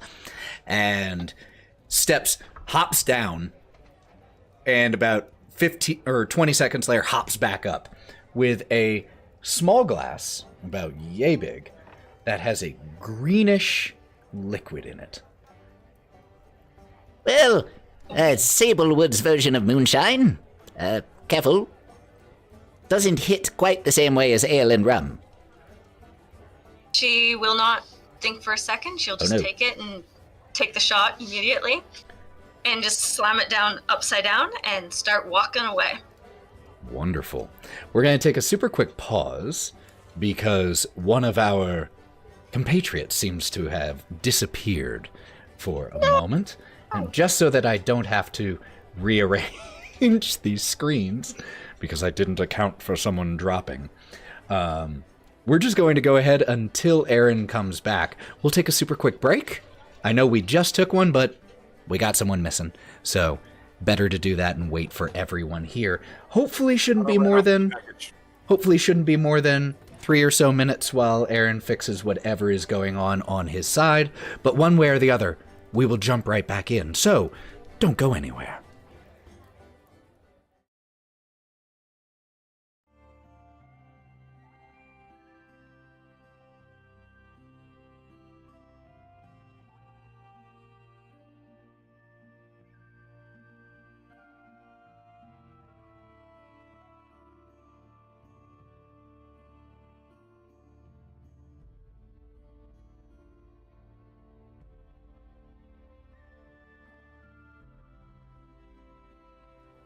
Oh, wonderful.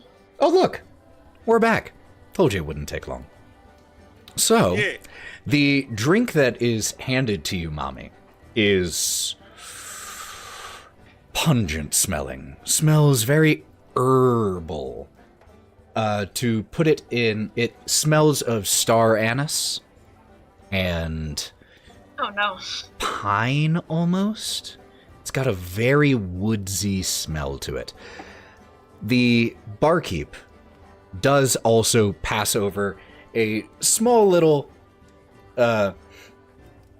ewer, about yay big, to pour some water in if you want to weaken it a little.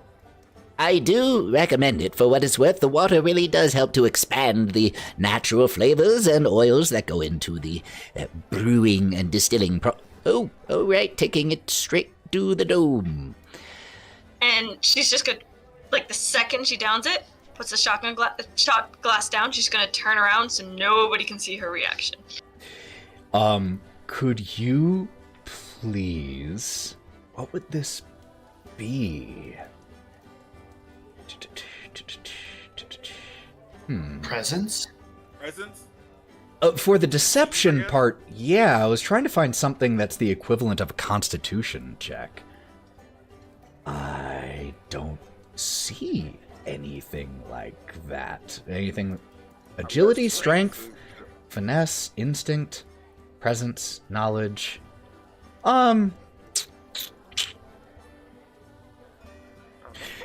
Just give me a straight 2d12 roll. Okie dokie. That is a 9 with hope. 9 with hope, so that is how the alcohol actually impacts you. But in order to hide your reaction, make me a second check, this one a presence check. So 9 with hope. That is a 17 with fear. So you... a 9. It is immediately impacting you. It feels much closer to a high than to a drunk, as the warmth, if this were an animated show, you would go fuzzy from your toes all the way up to your head. But with a 17, you manage to hide it pretty well. The complication aspect is you do feel a little bit of regurgitation burn right in the back of the throat as you turn to swallow it back down. Whew. It's really, really easy. Do better next time. And she's just gonna kind of like fan her face a little bit and just start kind of take a few steps away from the barkeep. She didn't even turn around to talk to her. She just kind of like said that. She's gonna walk a couple steps away and try to like catch her breath. Shara, the barkeep, looks at those of you who are still around and says, "Oh, you might want to keep an eye on her. It's a slow hit." We usually have to. Let's be She's already real. 4 fights in the town already. Oh, wonderful. Well, maybe this Yeah. will chill her out a little bit. It's hard to be too aggressive when you can't see the floor. She'll still swing, though. It won't matter. Well, if there's anything else you need, rum, yes, beer. and hands out drinks. You all get what you need. And after everyone has gotten their drinks, do you all head up to the second floor? Well, then I have a question for you. Yeah. The second floor here, just a reminder, this is not really an indoor building. These are tiers that are built on the outside of a tree. It does have roofs, it does have coverings, but the second level is very different from the first level. The first level in many ways was similar to your standard tavern, albeit out, exposed to the elements. Wood panels, wood flooring, warm conversation, warm environment, long bar. The second story, though, is entirely different. How?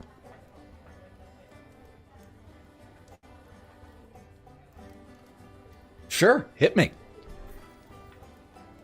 It is all closed off with like vine curtains from the trees in private, secluded rooms. I love that. To someone who didn't answer that question, what is a smell that permeates this area?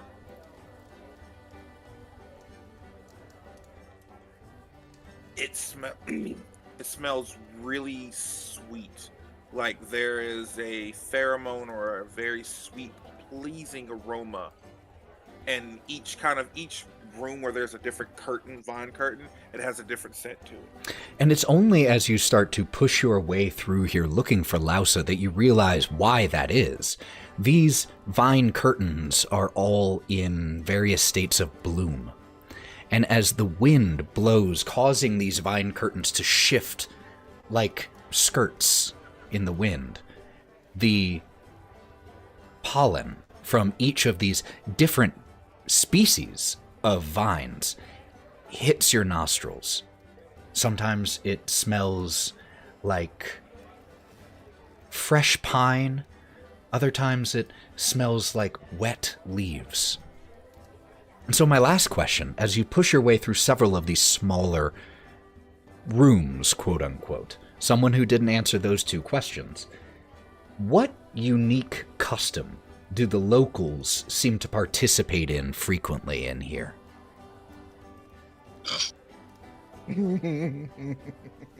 I mean, I asked the question, so I did open myself up for you. The three of you, all five of you are snickering like fucking children. Listen, it kind of with a domino effect of, hey, curtain rooms, it smells like pheromones. It's really You sweet do not here. want me to answer this question. You don't know what I want.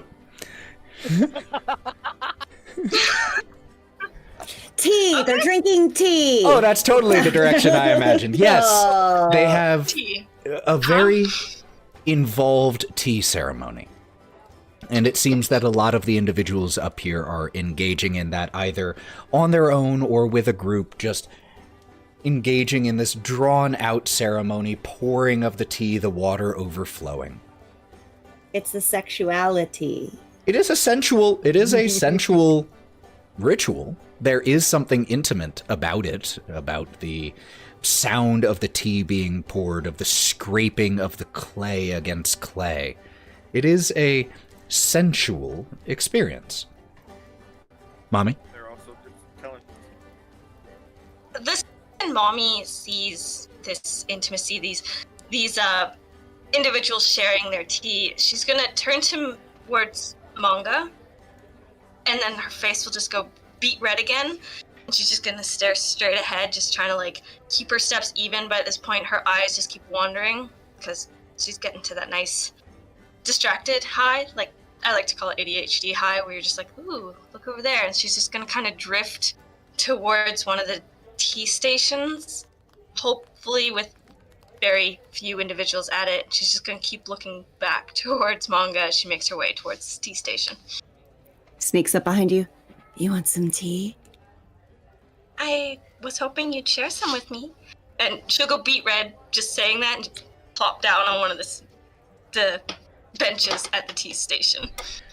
Pushing her way through one of the vine curtains, carrying a barrel on her shoulder with a relatively thick blonde beard, a older-looking dwarf woman pushes her way. She's well-muscled, is dressed in keeping with the general vibe of Hush as she pushes her way through the curtain. Anyone need any? I'll tap that shit all day. Just kind of from where she is, pulls out of a holster a little glass and taps it, passes it over to you, and does as many for whomever needs it. Can I try and sneak up like next to her with also a package above his head, but just way bigger? Absolutely. So that would And like be leans down.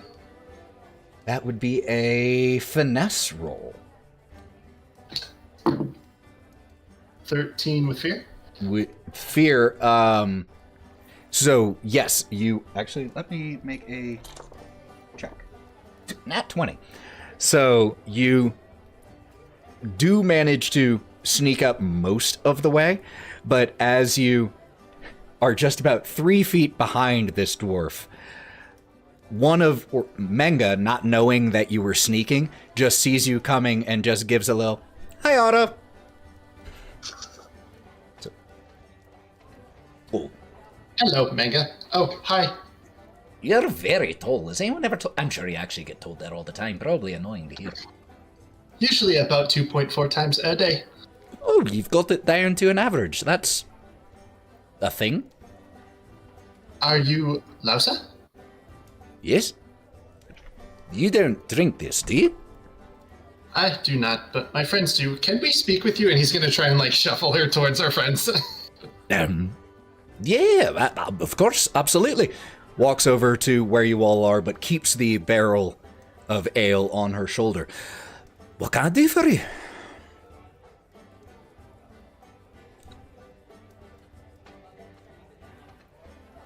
I mean, sorry. Did she walk towards us at the tea station or to everyone else in the hallway? Like, who all followed me to the tea station?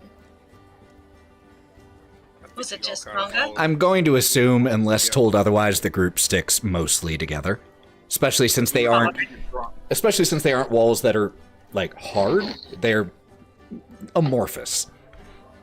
Otto would like shuffle everybody eventually together and like hurt them. I think Mommy will, the second more people start entering the tea room, she's just gonna be holding like the teacup and the teapot, just like almost ready to pour it, and then just glare at everyone that comes in and just put it back down on the tea and just kind of cross her arms looking at you guys. Oh, I know that look. Could you ask me whatever it is that you want to ask me so I can get out of here as soon as dwarfly possible? We were supposed to bring you a box. Is that what are we supposed to deliver to her? What are you a delivery for me? No. Oh, I haven't gotten anything in a long time. What is it? No. Sorry, I got hit into a tree earlier today. We're supposed to reach out to you about the white fire.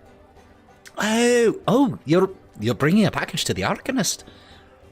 Yeah. Well, she's quite busy usually, but where are you bringing it from? And from whom, if you don't mind my asking?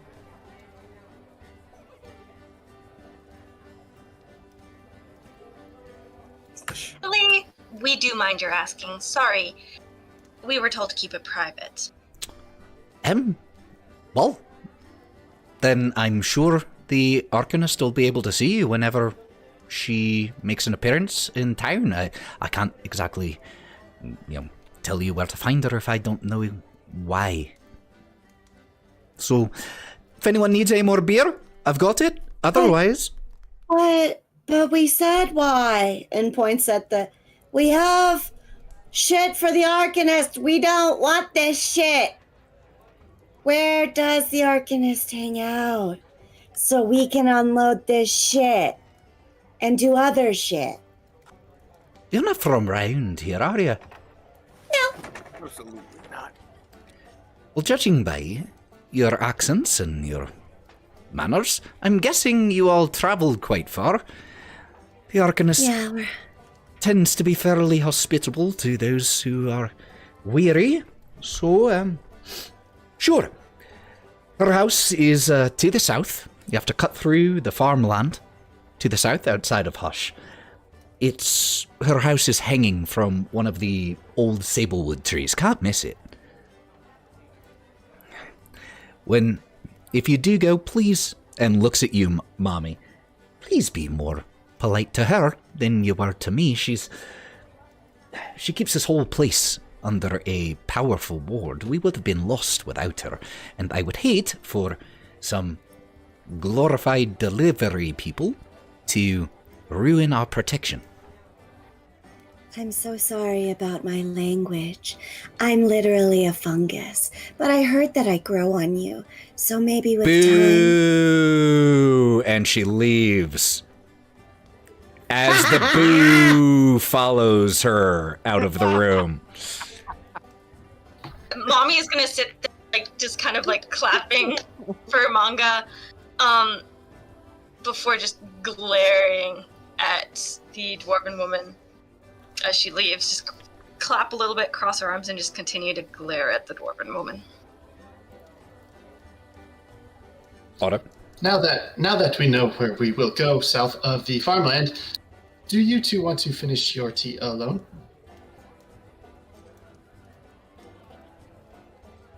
I don't know why, but sure. Okay, boys, we should go outside. And I'm gonna take the frog and the monkey, and we're gonna shuffle outside and leave the other two. We will be just outside. I can walk myself. Here we go. At that point, Roux is just starting to swing from the vines, going back down with like the little, like it's almost like a shot glass in Roux's mouth. In incredible swashbuckler fashion, actually, you find one of the ones closer to the edge of this level, and it's a longer vine. And so while still downing your drink, you slide down this vine like a rope, like rigging on your ship, and you just, in a little circle, until you land on the first floor, receiving a rowdy "Hey!" from a number of people down here, and a few others wanting to buy you drinks, including a fellow Simia who sees you. That was really good. Hey, what you drinking? I'll get you one.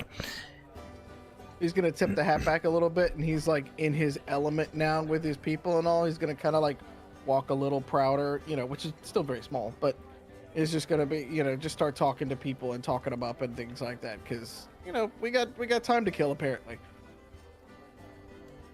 So, if it's okay with all of you, because this is a one-shot, and because we're wanting to get through the story in one shot, while I would love to spend 15 minutes knowing exactly what happens with Momi and Mengah's tea session, we'll have to deal with it through implication as the camera fades. And we fade back to all of you now leaving Hush to head towards the location that was described to you for the Arcanist's abode. For the record, I would normally never do that, but we have one shot, and I gotta get it done in one. You once again attach your steeds to the cart and begin to head out of town towards the south.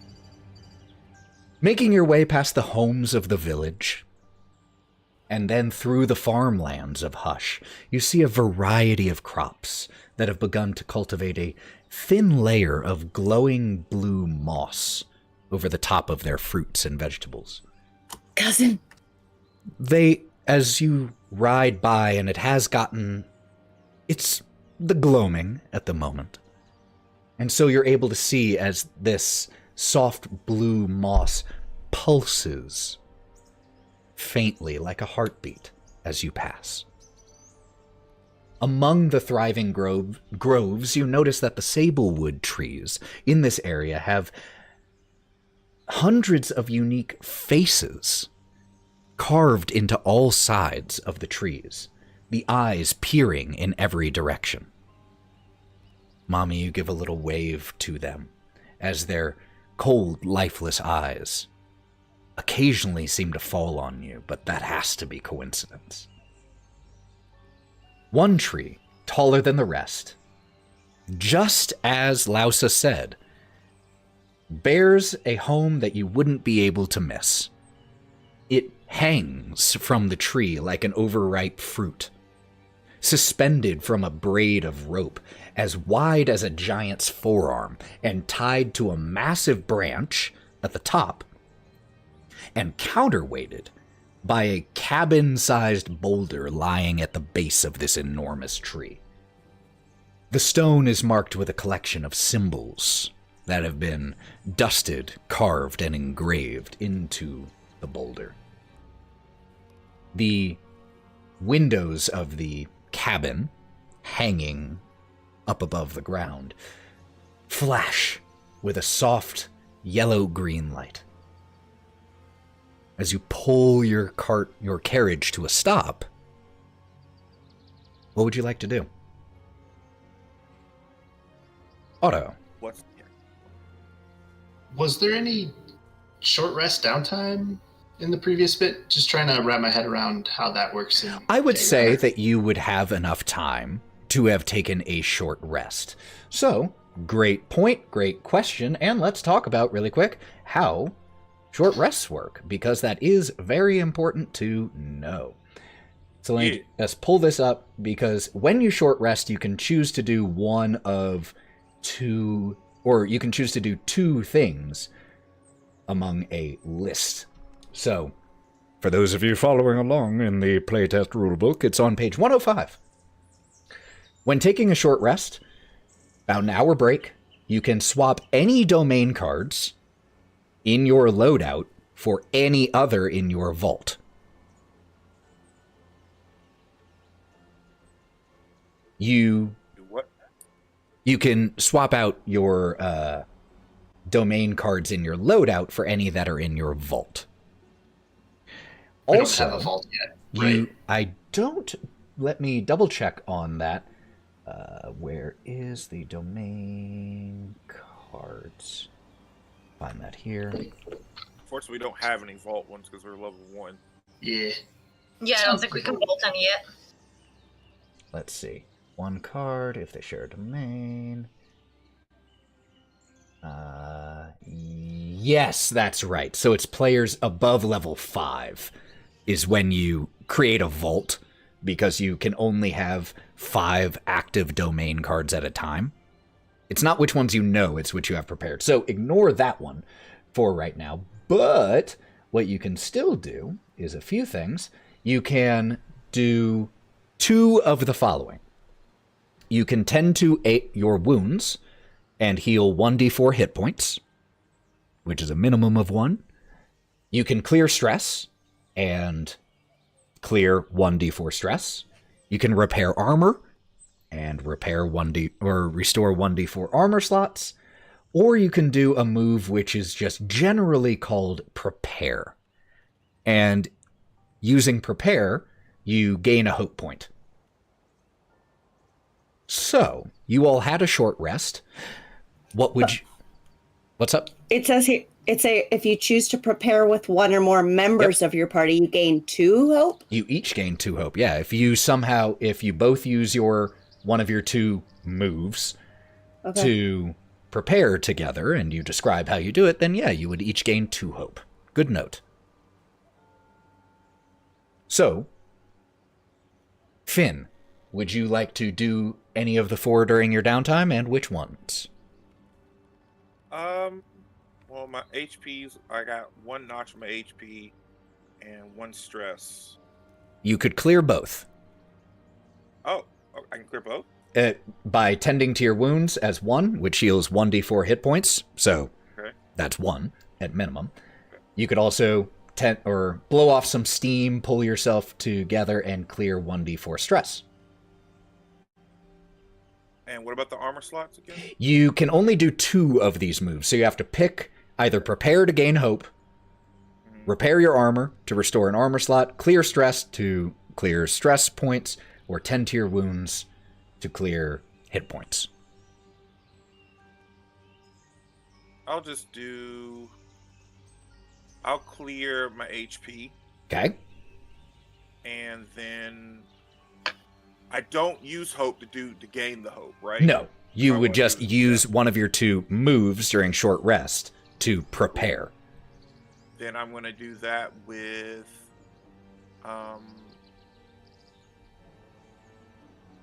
Roux and give us extra hope. That's if Roux also wants to use one of your moves to prepare. Oh.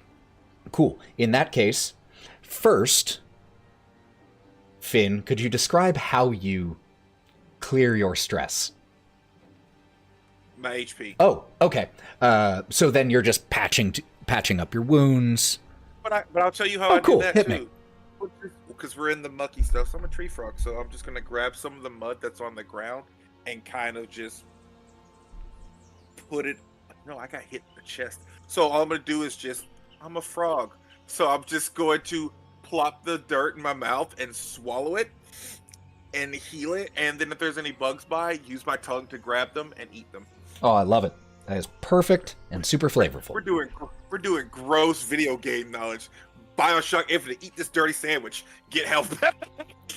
Well, in that case, how do the 2 of you, Roux and Finn, how do you prepare together?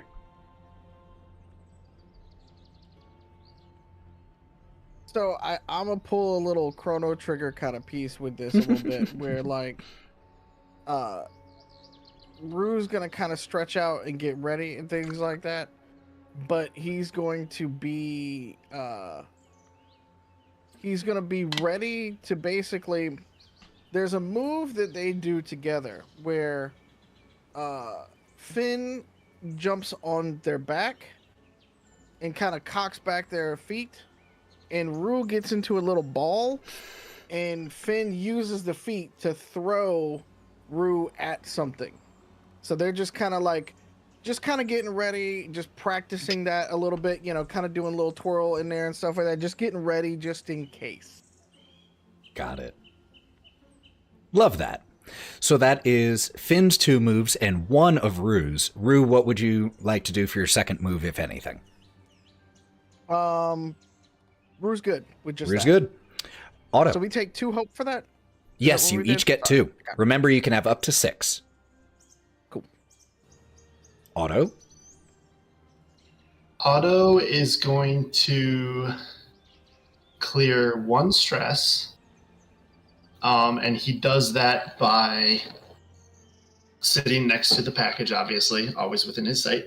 Boop, boop. His head is going to open up, and Otis is going to crawl out and scurry around all over. And he's basically going to play with Otis. I mean, it's like playing with a cat or a puppy. That'll clear some stress. It's true. Super true. And wherever he runs along his body, little icy footsteps trail him. Love it. On his metal exterior, and his eyes get a little, once he's out, his eyes are vacant, but he lets out little giggles and wiggles a little bit. So that's the stress. And then he was going to prepare with another person, but then he looks over at Momi and Mengah and just kind of goes back and forth, and then he looks back to himself and just kind of polishes his armor a little bit, takes his shield off, makes sure it's all good. The etchings behind the shield where his spells are, he can read, and he's got Otis back in his head and his eyes are glowing. So he's just going to kind of prepare by himself. All right. All right. So take a hope point. Mommy? So I'm going to assume that the tea party with Mengah would have definitely helped clear her stress. That seems like a legit use of that. And she's also pretty high now, so everything is really bright. The colors are all super vibrant, and her eyes are just super wide the whole time as she's just staring at Mengah the entire time. And she'll just always fill up Mengah's cup first and push the little teacup across the table before taking a deep sip of her own. And if Mengah wants to, she will prepare with her as well. Definitely going to prepare with you, and I think that'll be like by pushing my cup down and then taking the teapot and pouring your tea, and then you go to do something, me putting your hands in your lap, I'll braid your hair for you, or like hum, just kind of mellow out. And then I also want to get rid of that HP. Okay. So you also use prepare, self-talk. and you heal up, tend to your wounds. So I believe that's everyone. That is your short rest. And we are now back where we were, standing outside of the suspended home of the Arcanist.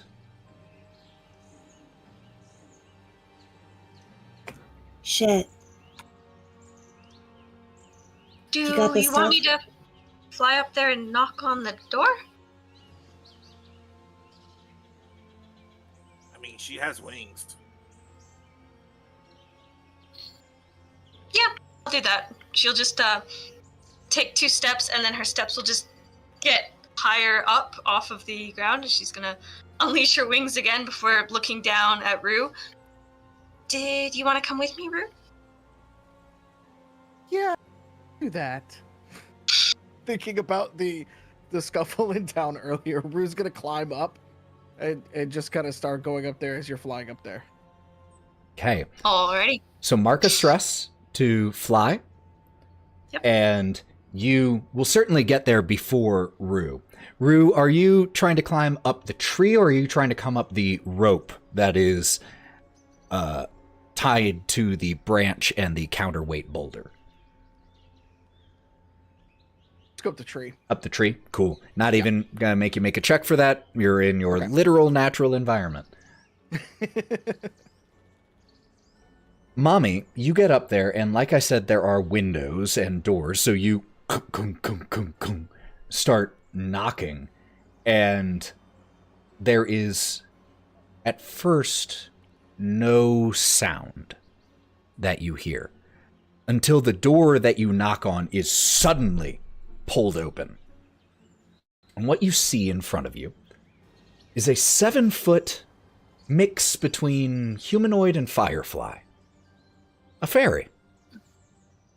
The Arcanist and the person that you see, you are immediately taken with the way that she moves, because it's a combination of, at one moment, very slow, languid movements, and then suddenly jerky ones.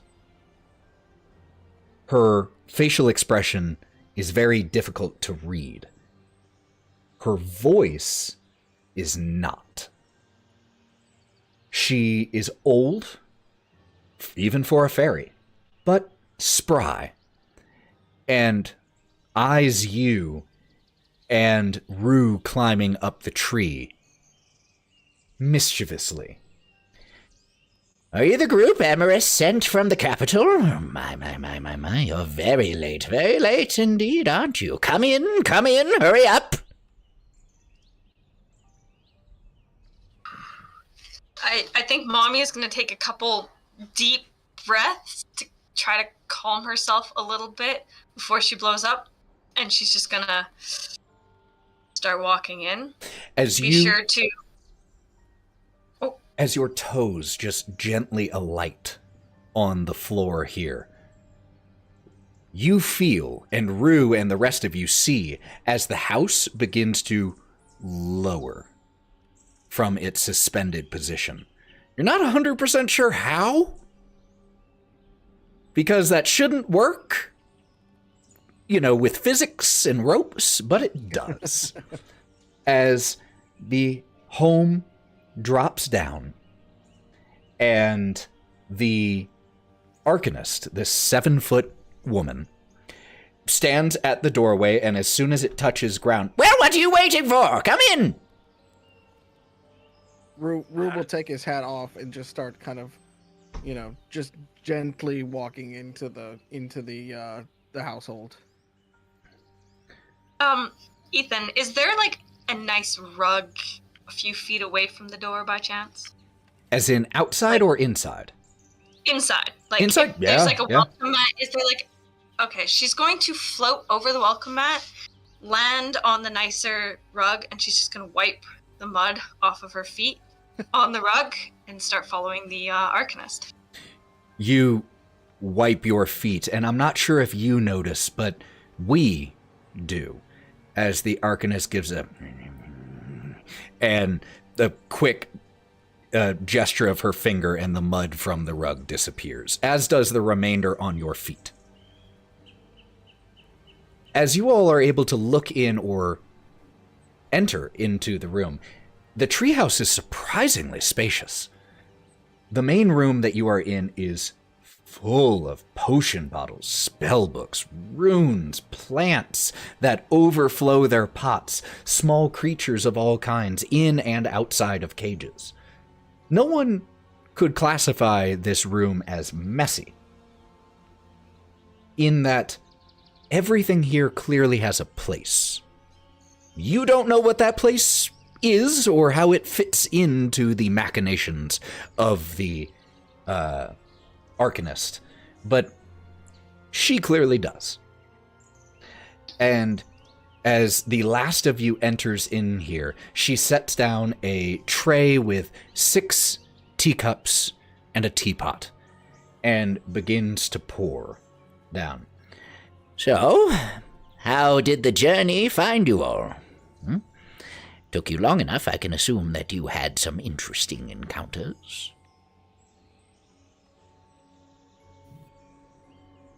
Well, we got into a fight with some ribbit bandits, but that's about it. Well, yeah, the thistle folk around here, no joke. That is part of the reason that I tend to keep my home where I do. Yeah, that doesn't make any sense to me, because I'm sorry, like, the way the science would be to make this stay up in the air when it came down like that, I don't know a lot of magic, so I'm sorry. She walks over to you. How tall are you? 5 feet. So she towers a good 2 feet over you. And with her right hand, which shows age on it, it's wrinkled, not like a super old apple, but one that's definitely starting to get there.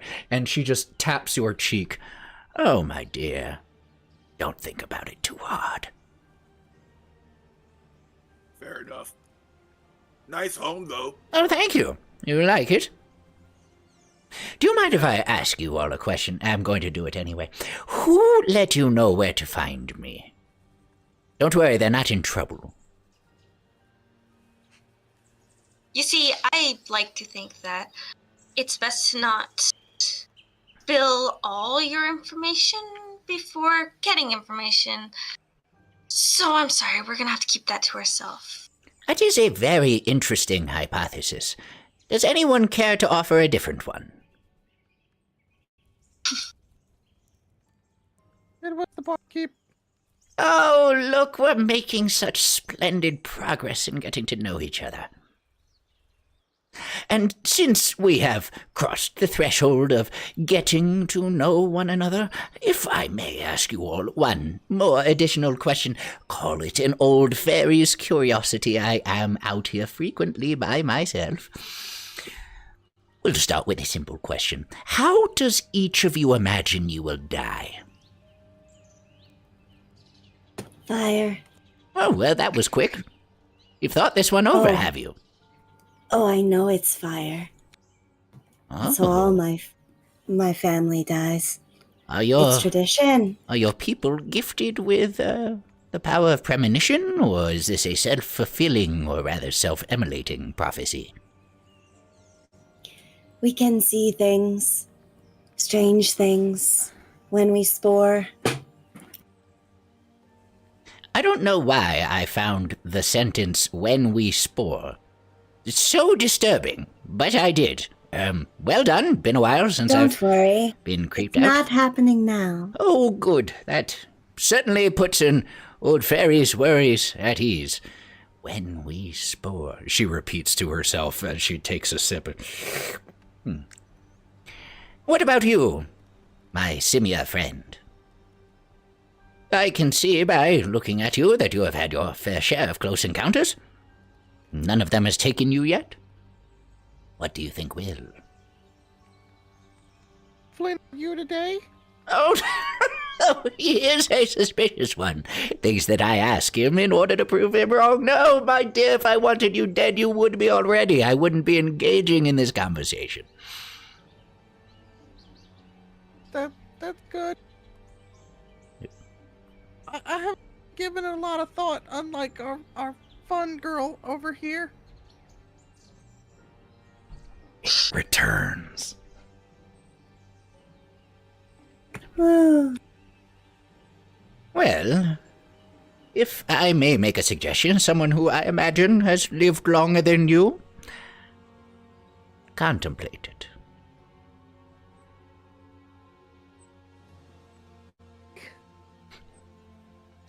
There are approximately 5,643 ways we can die today. Oh, I'm sure one of those will find us eventually. Oh, only that many. It's a good day. Wait, did you add on 4 more? There was the instance at the bar. And with, Mommy. Let's see. Now there is a foxbat, a clank, several new ways to die that we hadn't thought of this morning. What of you, my fairy friend? I am going to die alone. Everyone does. We all die alone. You will die alone. Oh, absolutely! I will die incredibly alone. But that isn't about how. Do you think you will die in battle? Protecting someone you love? Or will you simply fade away and be forgotten? You, like all fairies, should know that we never just fade away. We like to go out with a burst, don't we? Now that is true. If I'm able to go the way that I want to go, it will be quite a show. What more could we ask for? Well, not much. Stimulating conversation. Thank you all for that. It's been a while since I've gotten to engage in such things, but I believe that you all were sent here for a different purpose than simply blowing wind with an old woman.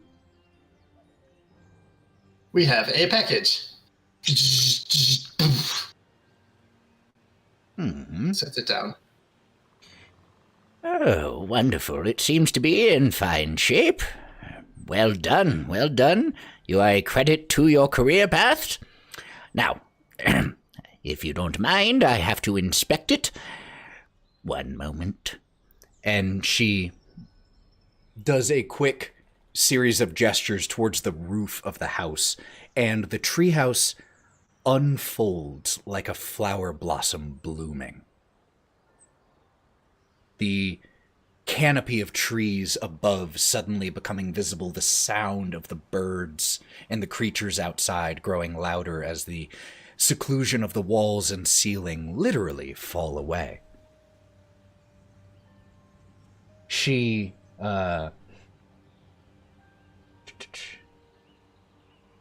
as she does so, she then, once it has unfolded, just a moment. it then begins to re-close. But this time when it does, it feels bigger inside than it was. Taller, wider. The room that you're in expanded to suit her needs. And as she then, with a gesture, pops open the nailed lid of the crate that you have been safeguarding, so inside, secured with straw and hay to dampen any movement, is a massive stone with a lion's face carved into it. Otto, you recognize this, given your current highborn card that you have access to. You recognize this as the keystone of the capital city gate's main archway. The Arcanist nods sagely as soon as she sees it, making very sage-like sounds to herself. Yeah. And then, What do you need with a keystone? Well, it certainly makes sense to me now.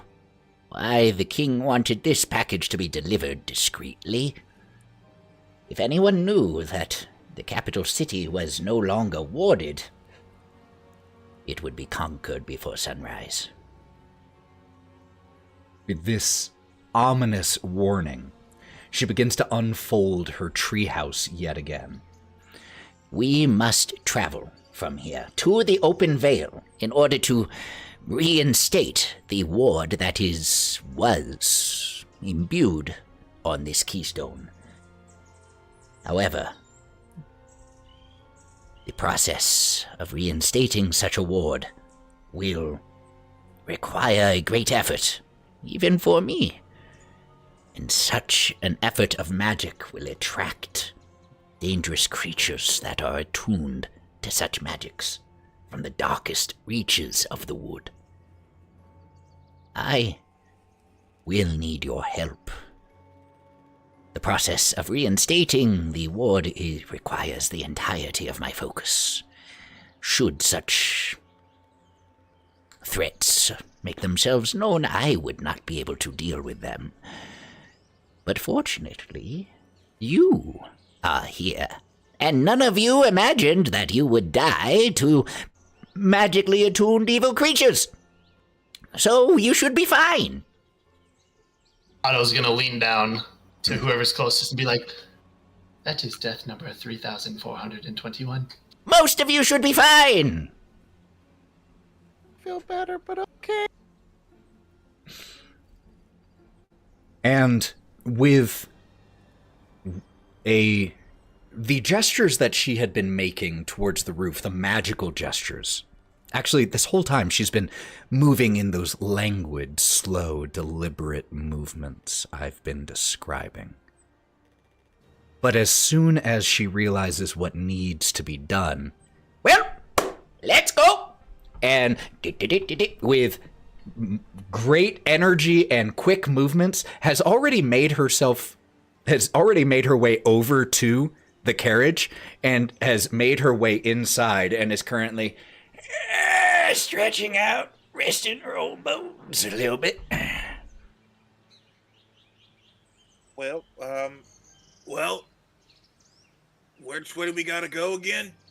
Oh, just get in. I'll let you know the directions. It's easier if I tell you when they come. It's harder to say, take a right at the 5th tree that has a face that looks like it's scowling.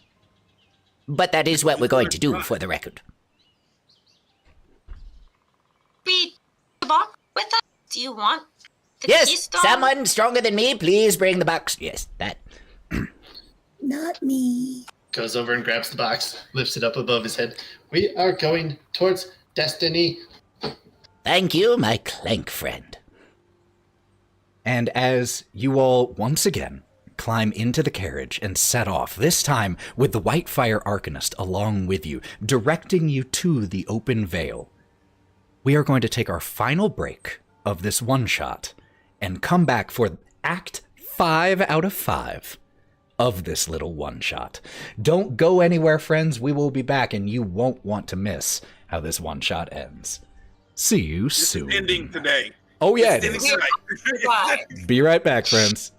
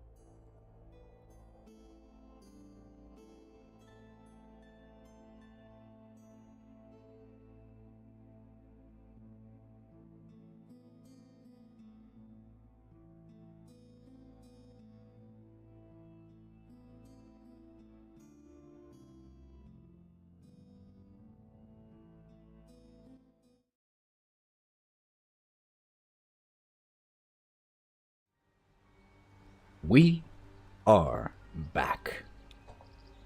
So, welcome to the final part of this Daggerheart one-shot. Thank you all so much for being here, for sticking around. We're right about on track where I wanted to be. We're at the 3-hour mark of playing. Not bad. Not bad for a little one-shot. So, the Arcanist sits inside the carriage and doesn't even look out the window, yet is still able to shout directions to the driver. Turn right here. No, not here. And manage to generally understand where you're supposed to go. And eventually... Yep, Finn, pull off here. Left or right? There's only one way. Left! All right. Left. You pull the carriage into... There's a barely noticeable path. And as you follow it, you enter with the carriage into a clearing in the shape of a perfect circle. It's the only area so far during your time in the Sablewood that you've been able to look up to the sky and have a completely unobstructed view. Normally the canopy of the Sablewood trees blocks it. And you now understand why the Arcanist referred to this as the open veil. It's exactly what it is. As the Arcanist steps out with a quick gesture to grab the crate, she slowly interlaces her fingers as she looks around. The open veil. Strong ritual magics. This is a perfect place for them. This is where I first forged those ward pillars that I'm sure you saw on your way into and out of Hush. That ritual almost killed me. Well, if there's anything that you need to attend to, I will start the initial preparations. I will let you know before I begin, but ready yourselves. And then, like a firefly, boom, boom, boom, boom, boom, boom, just starts jumping over here, attending to one thing, flies over here, attends to another.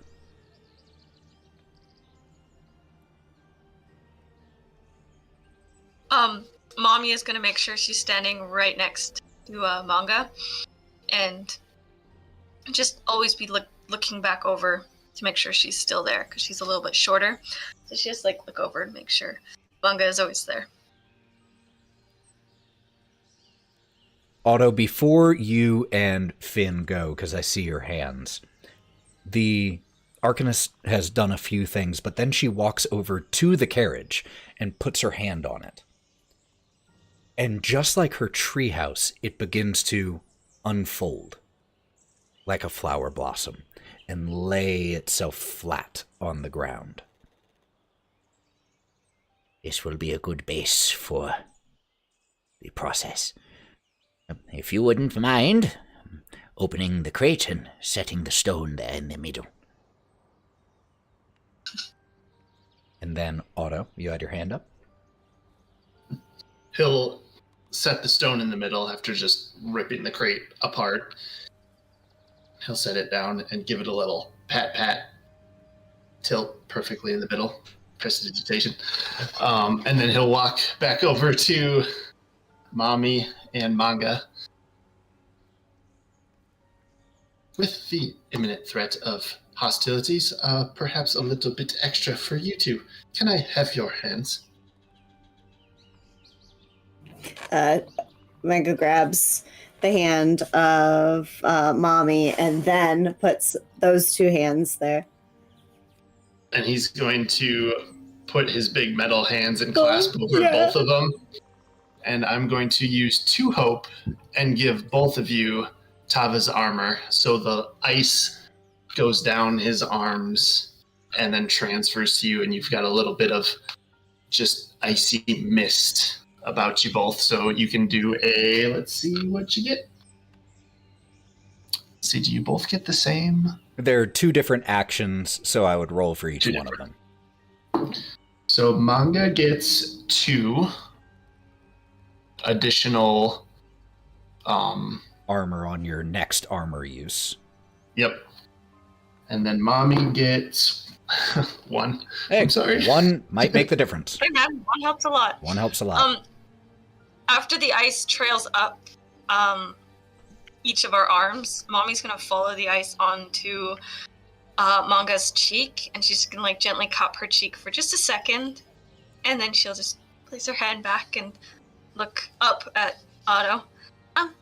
Thank you for protecting her. She'll just kind of like bow ever so slightly before looking back over to Mengah.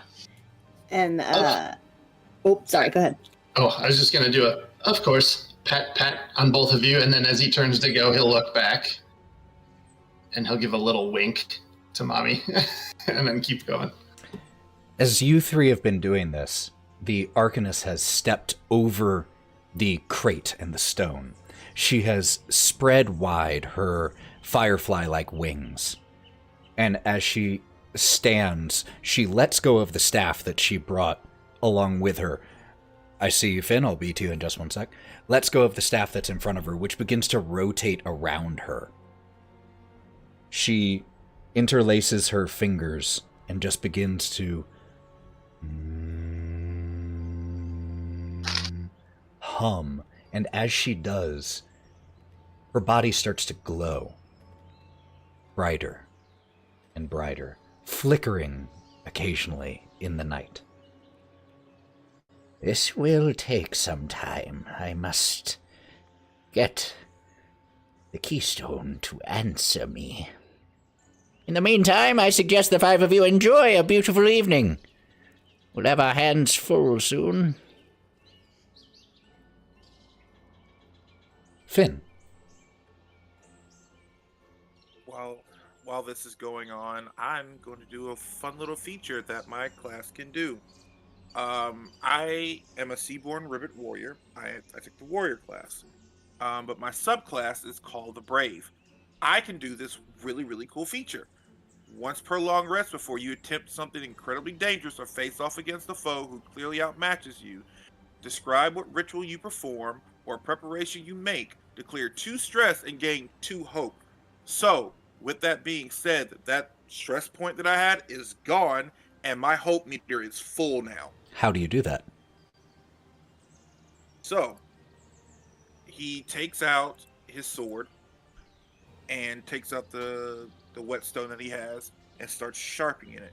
And with each time he strokes the blade, he says this mantra that the captain tells all of his crewmates to sing, and it's a sea shanty of strength, hope, to no matter what the storm is, we weather it, no matter how big the waves are, no matter how deep the ocean is, we pursue and we prevail and we keep going. So, the way I envision this, and feel free to correct me if I narrate this wrong, but I feel like the scrape of the whetstone punctuates each phrase. No matter the storm, we push through. Shh. No matter the odds, we stay strong. Shh. And you repeat this mantra to yourself over and over and over again, and it clears your head and focuses you like a litany might. And you are able to clear 2 stress and gain 2 hope. Well done. Good use of that class feature. Anyone else doing anything right now? If not... Oh, Mallo, I saw you starting to say something. No, Roux just going to take out the daggers and just kind of start twirling them a little bit and just getting ready. You know, he's been told to prepare. And as Finn is singing the she shanty and stuff like that with it and all, he's just going to kind of vibe his head a little bit in turn with it, but he's just getting ready. All right. Time passes slowly, as it does when you're anticipating something. eventually, without warning, you hear, Ah! The keystone! It has finally responded. Quickly, surround me! The ritual must begin, or I will lose the connection, lose the pathway. Hurry! her body begins glowing brighter and brighter still. Her eyes roll backwards into her head, and the entire carriage, unfolded, lifts a foot off the ground, her standing just next to it. And at that moment, as it lifts, an unearthly cry echoes from the woods nearby. Something alerted by the arcane energy. As the five of you surround the Arcanist. We're going to jump over really quick to roll 20 so that we can place you all where you need to be. This here is the Arcanist. All right. Place yourselves where you place yourselves. Let me I will say this. make the map visible for everyone watching on stream. Wherever Finn heard like the biggest noise where it's coming from, he will be pointed that direction. Got it.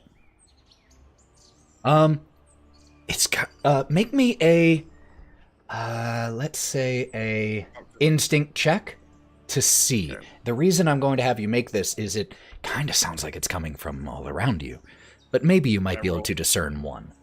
But everyone, please place your tokens in the meantime. Yes, 2d12 still.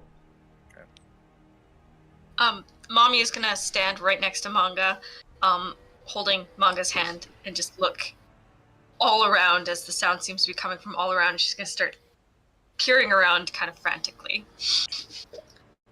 All right. 22. That's with the +1 on instinct. Okay. Hope. Hope, wonderful.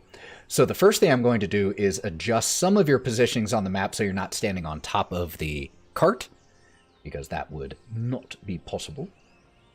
So I will put you right next to each other, as you said.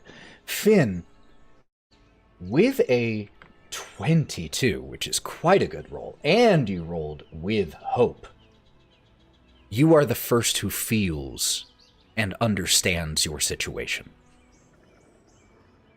At least not all of the things making that loud sound are coming from the trees. Some of them are right underneath you. The ground begins to rumble as 4 ancient skeletons pull themselves forth from the loose earth here, disturbed by the forces of magic being used by the Arcanist. You are also the first to spot, in the distance, coming from the west and coming from the north, 2 forest wraiths, almost easy to see through, and almost easy to miss as a result, float ominously through one of the trees and straight towards you all. I'm going to go ahead and place these enemies, and then, before we get rocking and rolling,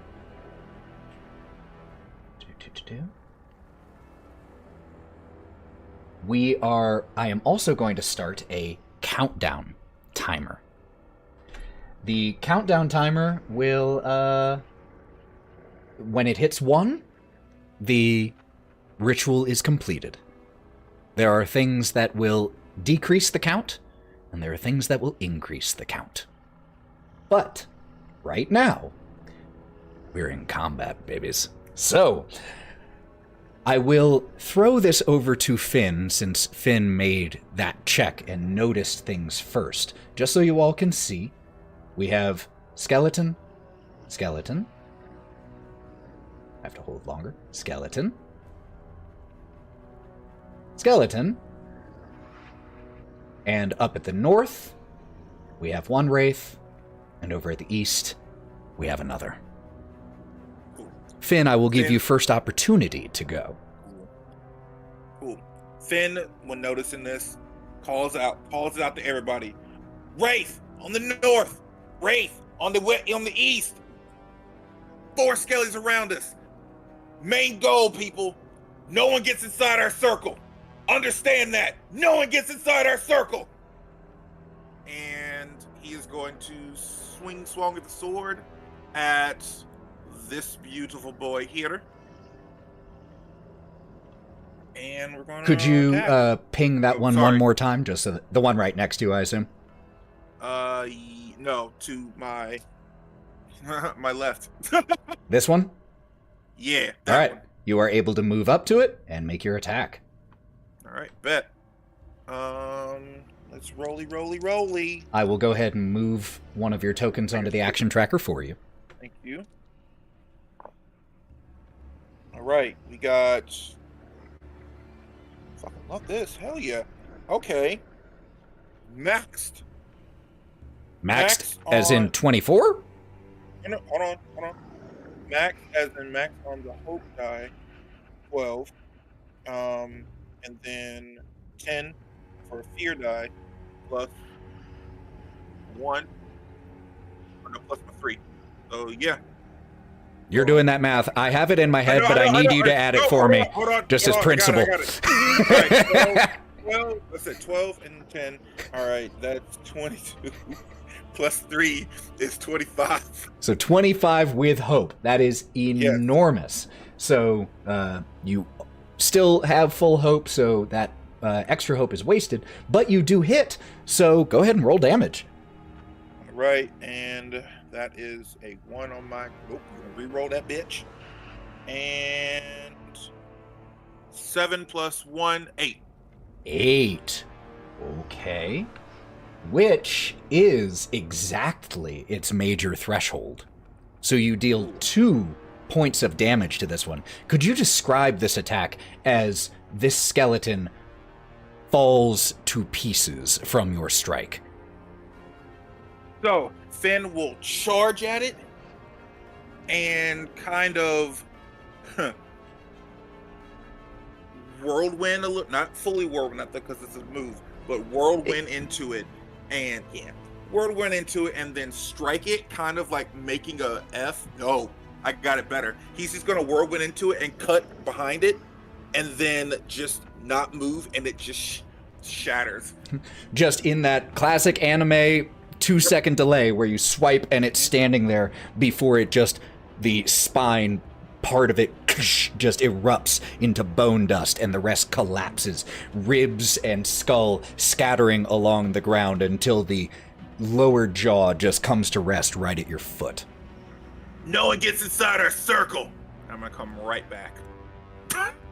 You can only move one time. Right. Just that is a Daggerheart specific thing. You can either move before or after your action, your thing. You can't do it both, just so you know. I didn't announce that. So that's just in the future. So that's it for me. Otto is, his head spins around completely 360 and his eyes turn like a pinkish hue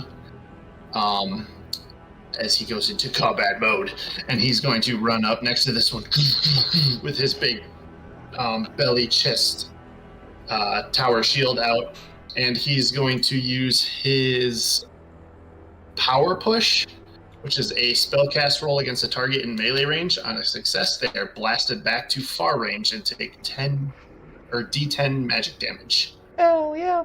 So a spellcast roll is done the same as another action roll. So you run up, get in melee range with this, and let's make that roll. That is a 14 with hope. 14 will hit. As his arms kind of cock back into itself, and then there's like a little bit of steam that kind of goes as it and just sends him flying back. Roll me that damage. Far range, and it was a D10. That's so cool. 3 magic damage. 3 magic damage, so that is a minor wound, but what we see is you blast this one backwards and it lifts off of its skeletal feet, crashing through the trees until it impacts into one of the large trunks and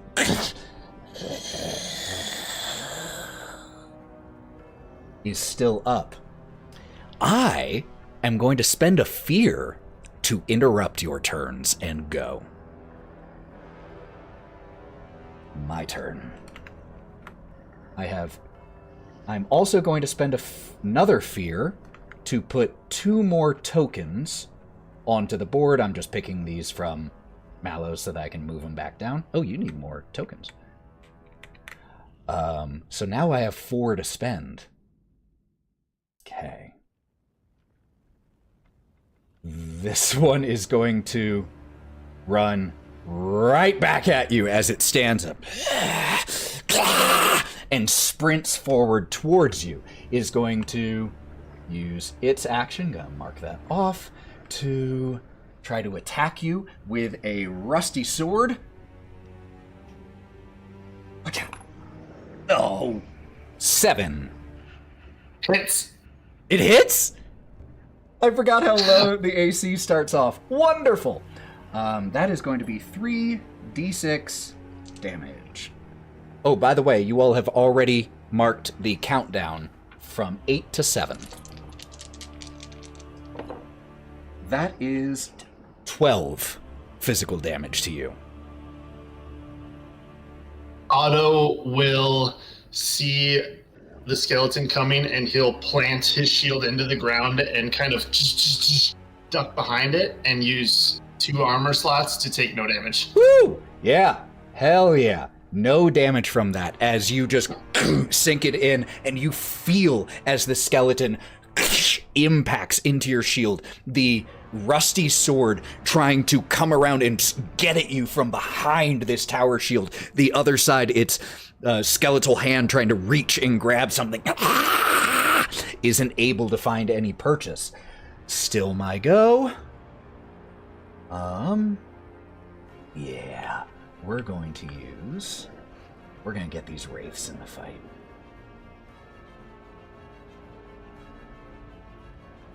Good. Okay. Cool. Yeah, this one's also coming at you, Otto. It has to. Doesn't have a choice. There's no other target. Oh, wait. I'm a tank wizard, let it happen. Close target. Sure. I'm going to make an attack roll against you, using its ability that is going to require me to spend a fear. I'm blowing through these right now. Spending a fear to use its ability called Memory Delve. It has to first try to hit you. 22. You're looking for a 5, man. Yeah, 22. I need you, Otto. What is a terrifying moment from your past? It would be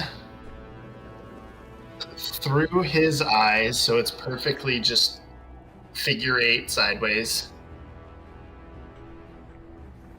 It's just a flash of flames and evil creatures, whatever that might be, overrunning his caravan, and Momi being next to him and seeing the cart that his creator was trying to hold out in be completely overrun and having to turn away and leave that behind.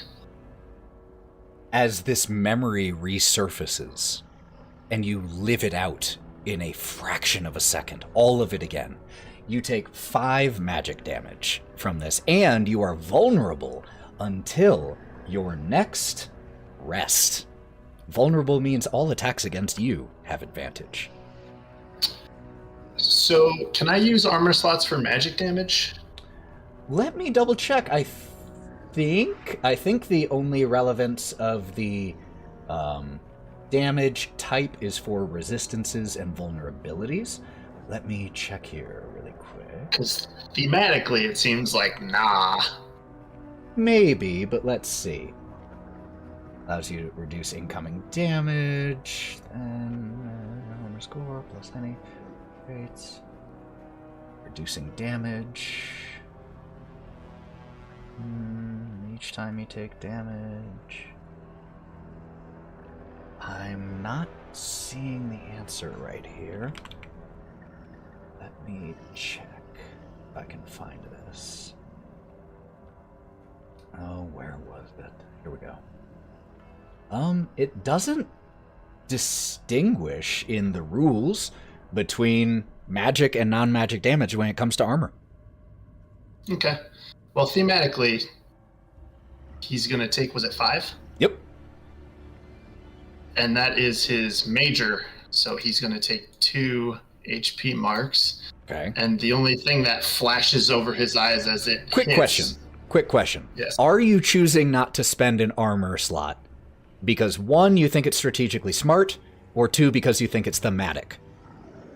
Thematic. I love that, but because we're trying to play test, I would love you to do what is strategic. I hear you, and I respect you, and I appreciate you, but we're trying to test this system. We gotta break it first. Yeah, We can do cool shit. we gotta... Okay. Because otherwise I don't know if you died because it was hard or because you chose to. That's fair. All right, so he will, with this like image coming through his eyes, his eyelids will kind of shutter door poof, and block out any bad energy. And he will use an army slot of 9 to reduce that damage to 0. Okay, you are still vulnerable, however. Sounds good. All right.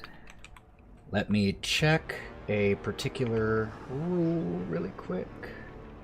And in the flashback, the cart that was being overrun on the side of it read the words. Gotta find where it was. I think it was the Magnificent Mephisto. Thank you. All right. So you take no damage. You are still vulnerable to future attacks, however. I have... That was a second action. I need to take that off. I have 2 more actions I can use. So... this one right here is going to make an attack at Roux. So this is one of the skeletons trying to stab at you with a rusty sword. A 16 to hit. Just hits. Whew, that's a heck of a evasion difference there between you two. For 13 damage, physical. Da da da da da da da da. Try to find. All right, that's major. So that's about 2 hit points. So let's spin an armor slot. 1 armor slot takes it down to 11. You would have to spend a few. You can.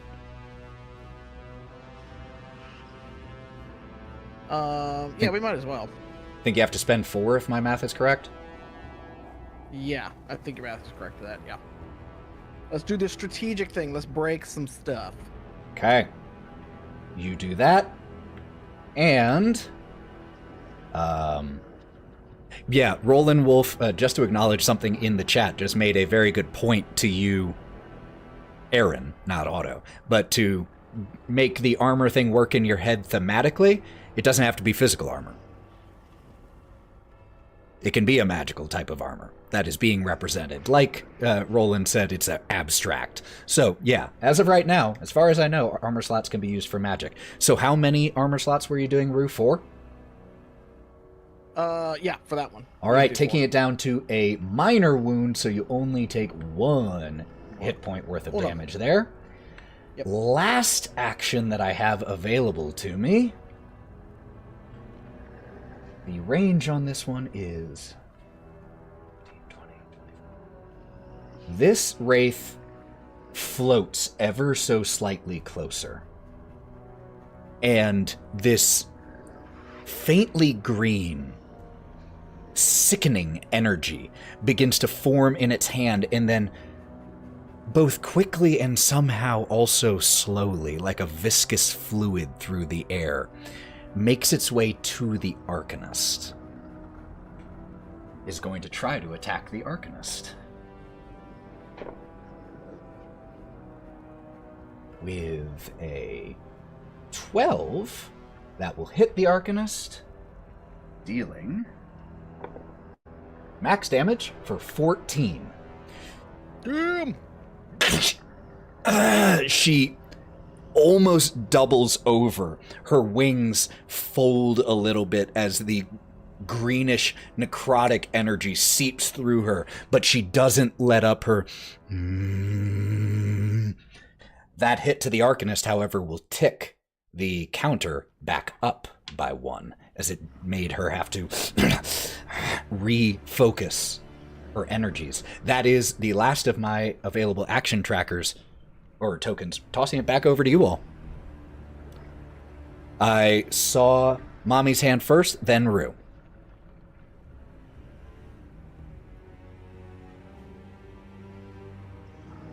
I believe you're muted, Mommy. I don't know if that's intentional.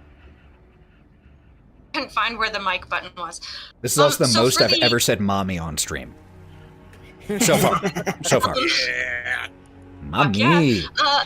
So for the team action, you are giving basically advantage to another player, right? So, do you mean a tag team ability?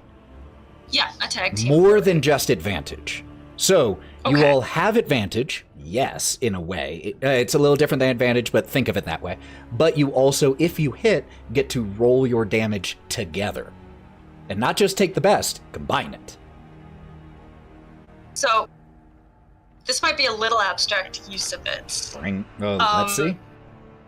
But as this chaos ensues, and these creatures start popping up out of nowhere, Mammy is going to look down to Mengah and just lean down to be at the same height as her. And as Mammy is looking at Mengah, they share a few words before Mengah kisses her and fades into the shadow. And I will toss the baton to you, Lauren, for whatever attack you choose to do. So I was wanting to ideally port in over or run over to, I'll move my action tracker here in a second, to right over here where Otto, the Wraith, and this other swordy boy is. Mm-hmm. Okay. And then I want to, this is a magic thing, right? I want to do Rain of Blades. So Okay. you spend 2 hope to conjure throwing blades that strike any enemies very close to you.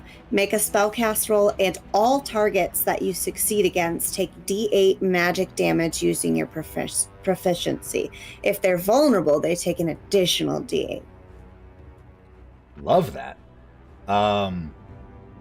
The only thing I would like to know is after you start to do that, Mommy, how do you intend to add your damage to the fray as well, aside from just the kiss? Think, if... I don't know what you said. How do you add your damage to this fray?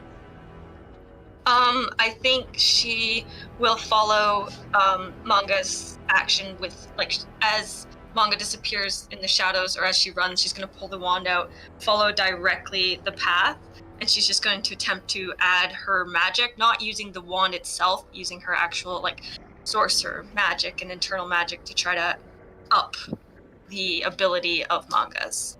Okay. So, here's Charging how... the battery? Yeah. Here's how we're going to do this. Could both of you please roll me your duality dice? This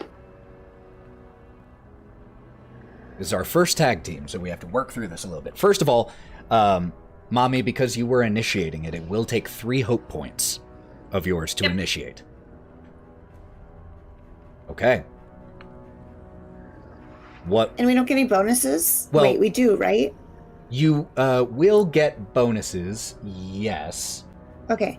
But you choose whose roll applies for both of your results. 13 I got hope. a 20 on hope. Oh, Jesus. Yeah, I only got a 13 hope, so. So both of you take the 20 hope result. And which of the two targets here, Mommy, are you wanting to focus or attack? Because you're doing a standard attack, right? Yeah, I do understand. Okay. I think I would focus on the Wraith. The Wraith. Wonderful. Okay. Then 20 is definitely going to do it. So why don't you both go ahead and roll me your damage.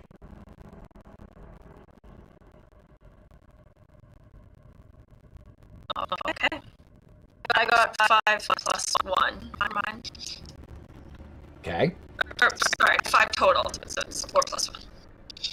Okay, 5 total. 7. 7 total for you. It's a +1 to that, Mengah, because you're using your proficiency, just so you know. So it's actually 8. So it was 5 and 8. So together, that is... Well, I have to do some math here. 5, 8, so 13, and you were doing... They were both magical damage, right? It did a d8 of magical Yep, damage they are. at It is. 7. That is great news. Okay, so first of all, the 13 damage to the... You said, Mommy, that you were focusing your attack on the Wraith? Okay, that's strategically beautiful because the 8 damage is exactly the threshold for the skeleton's major wound, dealing 2 out of 2 wounds to it and shredding it apart. Meanwhile, a total of 13 magic damage to the Wraith. The Wraith, while it has physical damage resistance, does not have magical damage resistance. And 13 takes it into the major, also dealing 2 wounds, 2 hit points to this Forest Wraith. It is still up, however, as the rain of blades combined with the arcing of the shots from the magic wand shred the skeleton to pieces, and because the magical energy from both the knives and from the wand just create as if a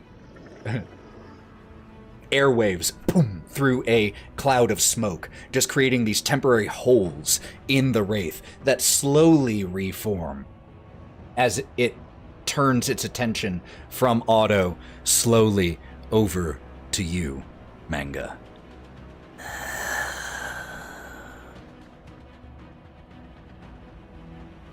All right, who's up next? That was an action, only required an action token from Momi. It doesn't require it from both of you, luckily. And the person whose role was used, which is Momi, gains a hope. Just so you know. So Mengah, I'm taking your action tracker off of there because you don't need it. I fixed it. Thank you very much. And Finn, I saw you after Momi.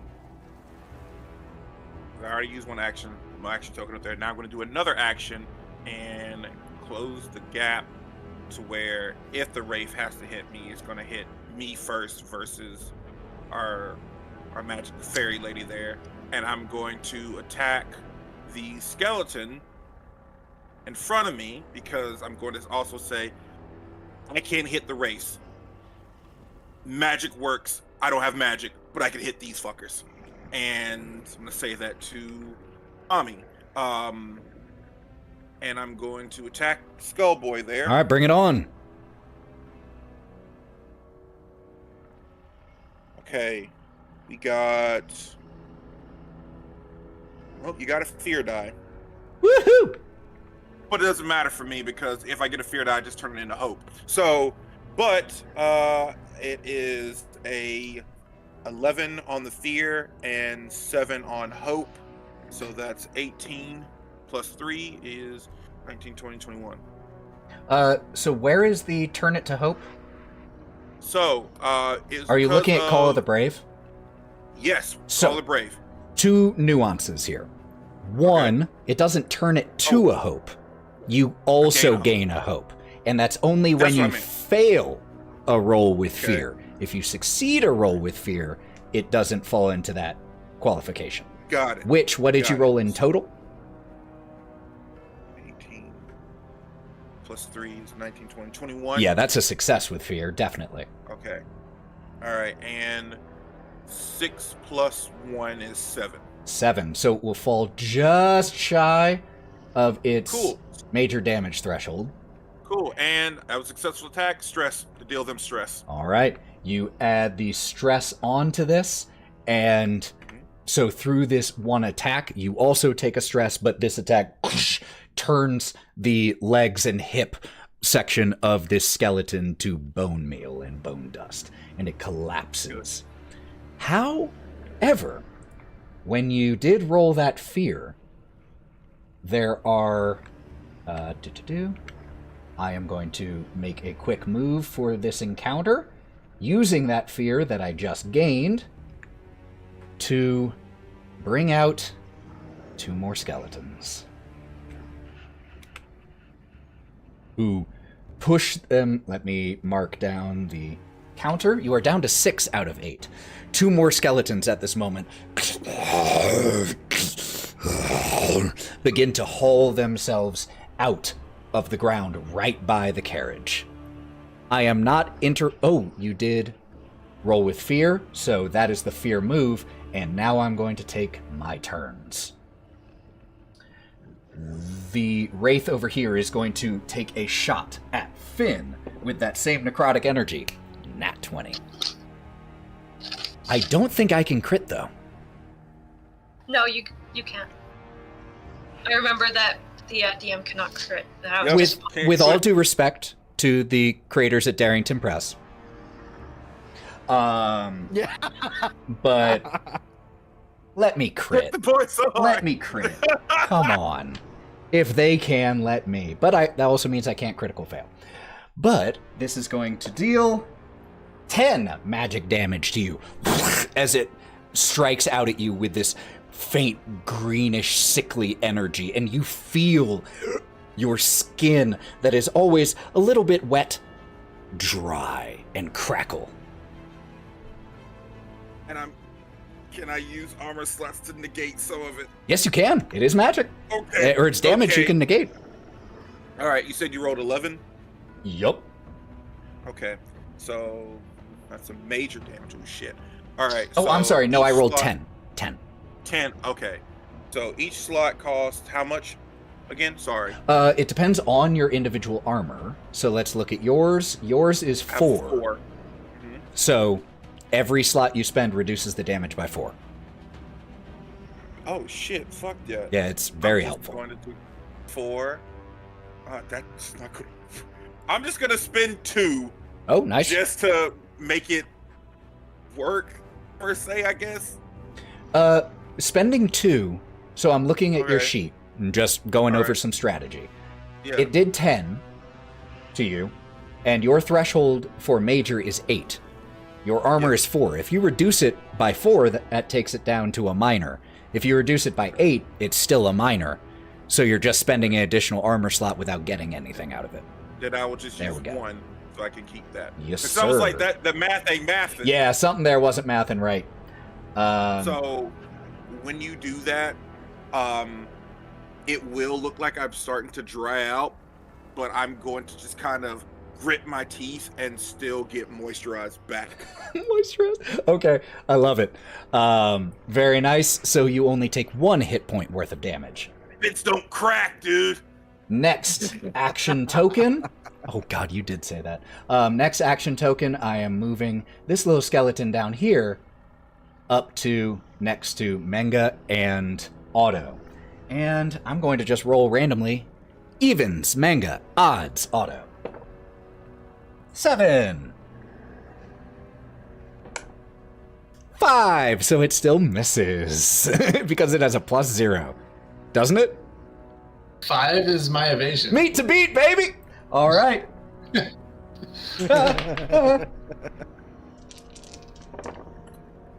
That is. Let me confirm the plus here.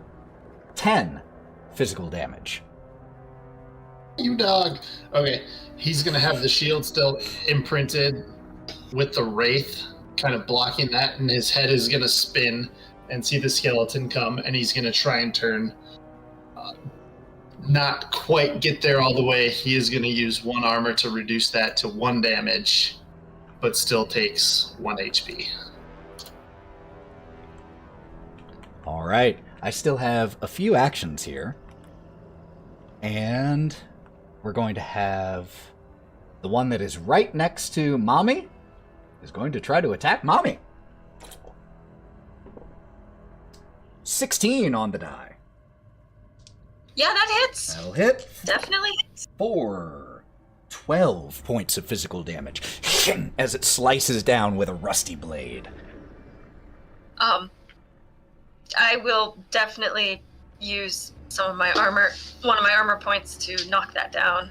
Yep. So it'll just be a major, not a severe. And do remember that on your first armor use, it reduces by 3. An additional 1, so a total of 3, thanks to Otto's boost to you. Oh, yes. Okay. But if I'm reading your sheet correctly, your threshold for major is 6, and for severe is 12. Yep. So if you mark it down by 1, you'll still take 2 hit points. Yep. Okay.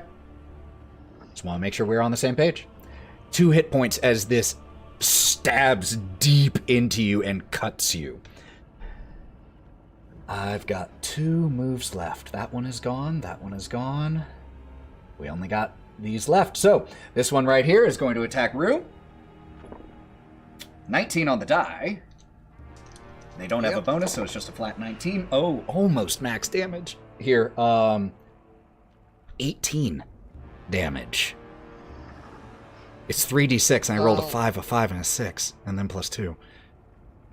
Yeah, so we'll just take it. Let's see. Yeah, You said how some much armor. you said? Doesn't 18. Matter. No, I'm not going to use armor. Oh, taking I'm not it? going to use armor. Well, you can't. My armor's only 2, so even if I spent the 2 armor, it's still going to take it to severe. So That's true. Strategically, that's the move. So that is 3 points of hit point damage. Could you please describe this strike on you, Roux? It's getting in the shoulder. And it's It's one. going to come down with a downward kind of piece onto the shoulder, I think. And because you are a little bit shorter, it stabs down, and as it pushes you down to one knee with the force of it, the rusty point digging more and more into the meat of your shoulder, it gives you a. And I have one more person who hasn't gone, and coincidentally, one more action token. That would be this wraith up here, who is going to. I have one fear. Do I want to use it? No, I don't. He's going to float backwards away from you after what you just did to it. And because it knows it has advantage against you, Otto, because it's the one that made you vulnerable. Do it. A 12 on the die, so that'll hit. 4. 6 magic damage. Oh, I'm sorry, 7. 7 magical damage. As it tries to pull whatever life force it is that animates Clanks, it tries to wrench it out of you. As it tries to wrench it out, there's a thick layer of ice from his head just goes. And I will use an armor slot and negate all the damage. There you go. Damn, tank! All right, that is the end of my action economy. It's up to y'all. People who I don't think have gone much. You all, I can't see because I don't have the action tokens, but think amongst yourselves who hasn't gone as much, and let's start with them. Roux. Roux's going full ape shit. He's gonna jump on that guy right there. Okay, let's go. But I would consider our lovely lady we're protecting to be an ally. Correct? Certainly. Cool. We're gonna roll that with sneak attack then too. Ooh, first sneak attack of the game. So that's a 25 with hope. Holy shit. So gain a hope, and Go definitely ape shit. hits.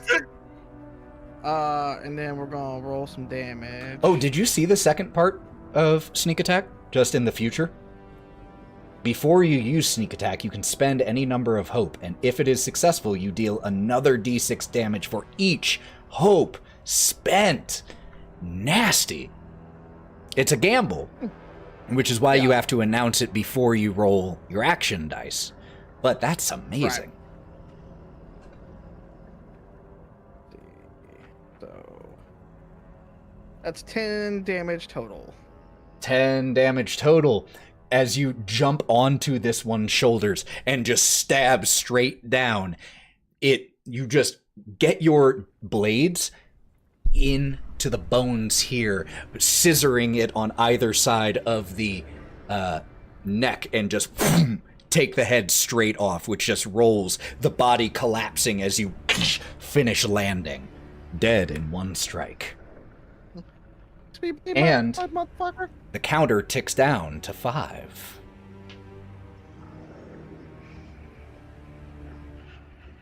Who's next? I mean, if you don't mind, I have a turn I could go. Let's go. Quick. So after that, Mommy is going to move to stand on top of this cart, like where you would hold the reins. So the cart, just a reminder, has unfolded and is currently floating a foot in the air. That is where the magical process is is occurring. Okay, then she'll step on the platform that once was a cart.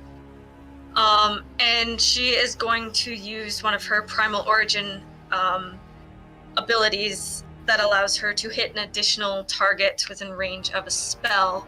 And she's going to cast Rune Ward on our dragonfly friend and then on Mengah as well. Okay, what is Rune Ward? You guys watch as these two little, almost like powdery mothballs come from her wings, and they just kind of gently float towards those two, and you give a token, and whoever holds it can spend hope to reduce the damage by 1d8 when they get attacked. That's super cool. And it is on both of them right now. So mark a stress. I will also say for standing on for jumping up onto the cart, which is churning with arcane energy, that will also inflict a stress upon you, being in that space. Okey-dokey. So as you jump up there, these, would you describe them as like little mothballs? Yeah, they're like little glowing mothballs. One floats right to the Arcanist, who is right next to you, who, without even seeming to acknowledge it with her eyes, grabs it with one hand, the other out towards Mengah. But in the process, Mommy, that was a very difficult thing to do. And you feel a little taxed from that. All right. Who's up next? Mengah? Otto? Finn? I can go. All right. So just to clarify, on the sneak attack, it says add a d6 to your damage roll. Does that mean that I add my d6 from my dagger and that d6? Or It's I'm a sorry, d8 D8 from your dagger and a d6, yes. Okay, cool. That's what I thought. And Okay, again, just to clarify. just like we just went over, if you want to gamble some hope first. Yeah, I don't have enough hope Okay. to do that. So otherwise, I would have. I think that's probably for maybe. Yeah, I don't know. You have 2. Okay. No, I have 1. You have 1. I'm not gonna. I need to save it just in case. Okay, cool. So I'm gonna go ahead and attack. Use my. Hold on. Let me do this appropriately. And then going to attack the gentleman Right next to you, I'd directly in imagine. front of me. Yes. Yes. All right, let's go. With my dagger. Roll to hit.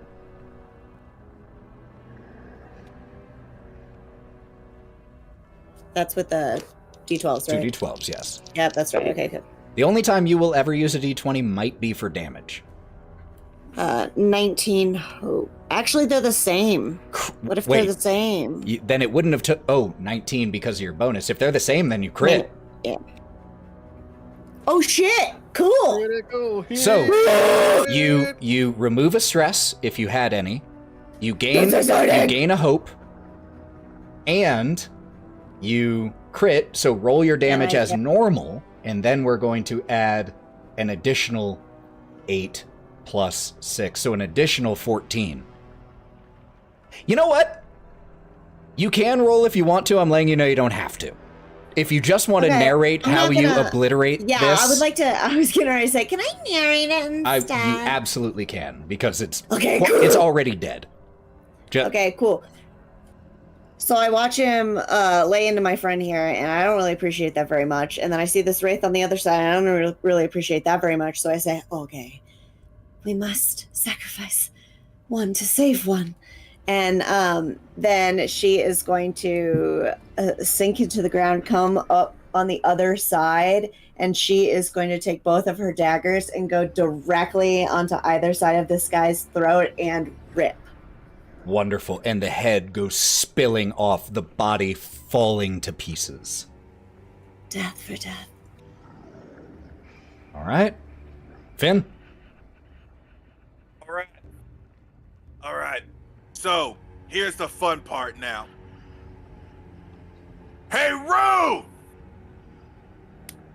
Throws his sword down, grabs his shield, throws back, and gets ready to springboard Roux feet up to hover to the Wraith. Tag team. All right. And I got it to burn. So you are launching Roux. Wonderful. Mm-hmm. So how would this work? And Roux, what are you planning on doing when you are launched there? As he comes down, he's gonna cast Rain of Blades and just kind of like come out from this and go, whee! A la Gambit style in X-Men. That's amazing. Amazing. You both roll damage. All right, cool. So we're gonna do it this way. Because Finn, you didn't specifically mention an attack, but that is really cool. So here's what I'm going to do. Because of that, I'm going to, first of all, both of you roll your duality dice so that we can figure out whose we're going to use. I got an 18 with fear. 18 with fear, okay.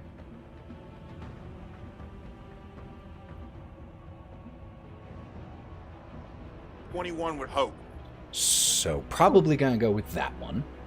Yeah. Which means that you, Finn, will gain a hope from that. And for Roux, you spend 2 of your hope to do this. And I'm going to say, because it's fun, the way that the extra damage, because Finn didn't do an actual attack, we're going to consider this target at the moment vulnerable. So it will take an additional 1d8 damage. Sweet. 2d8 total. Yes. Can I flavor that real quick? Please, yeah. It's literally from the Crimson Maw, the energy. When we connect, because we are from the same group, that's what gives him the kind of the glow. It's just red crimson glow of the daggers that fly out. Love it. Love it. Watch X-Men in this house. We all love it. So that's gonna be 6 damage total. 6 total damage. Okay. Yep. It is not resistant to magic, but that doesn't quite make it to the major threshold, so that is going to be 1 hit point of damage to this one. Oh, I forgot to do this. 6. Okay. All right. That is 1 hit point away from that one. That was Finn's action, and it was with hope. So, who's next? Otto. I'll move your token. Otto is... Ooh, thank you. And Mallo, Going to... I'm sorry, Roux, we do still have one of your tokens up on the action tracker from your first attack this time around. Cool. So Otto is going to twist his head towards Mengah as she just destroyed that skeleton next to him. And his eyes kind of blink a little bit. Get back to her as he goes back straight, and they narrow a little bit at the Wraith, and he pulls the shield up and just like, bam! Love it. And he's going to do the power push again. Okay, another spellcast roll. That is a 1 or a 7. That's a 1. 6 with hope. 6 with hope is going to be a fail. You still gain a hope, but as you come forward and start to try to repel against this, it just, like liquid, just moves a little bit back from you, unimpacted by this, and it is now going to be my turn. Now, I only have 1 fear to spend, so I am going to spend it soon.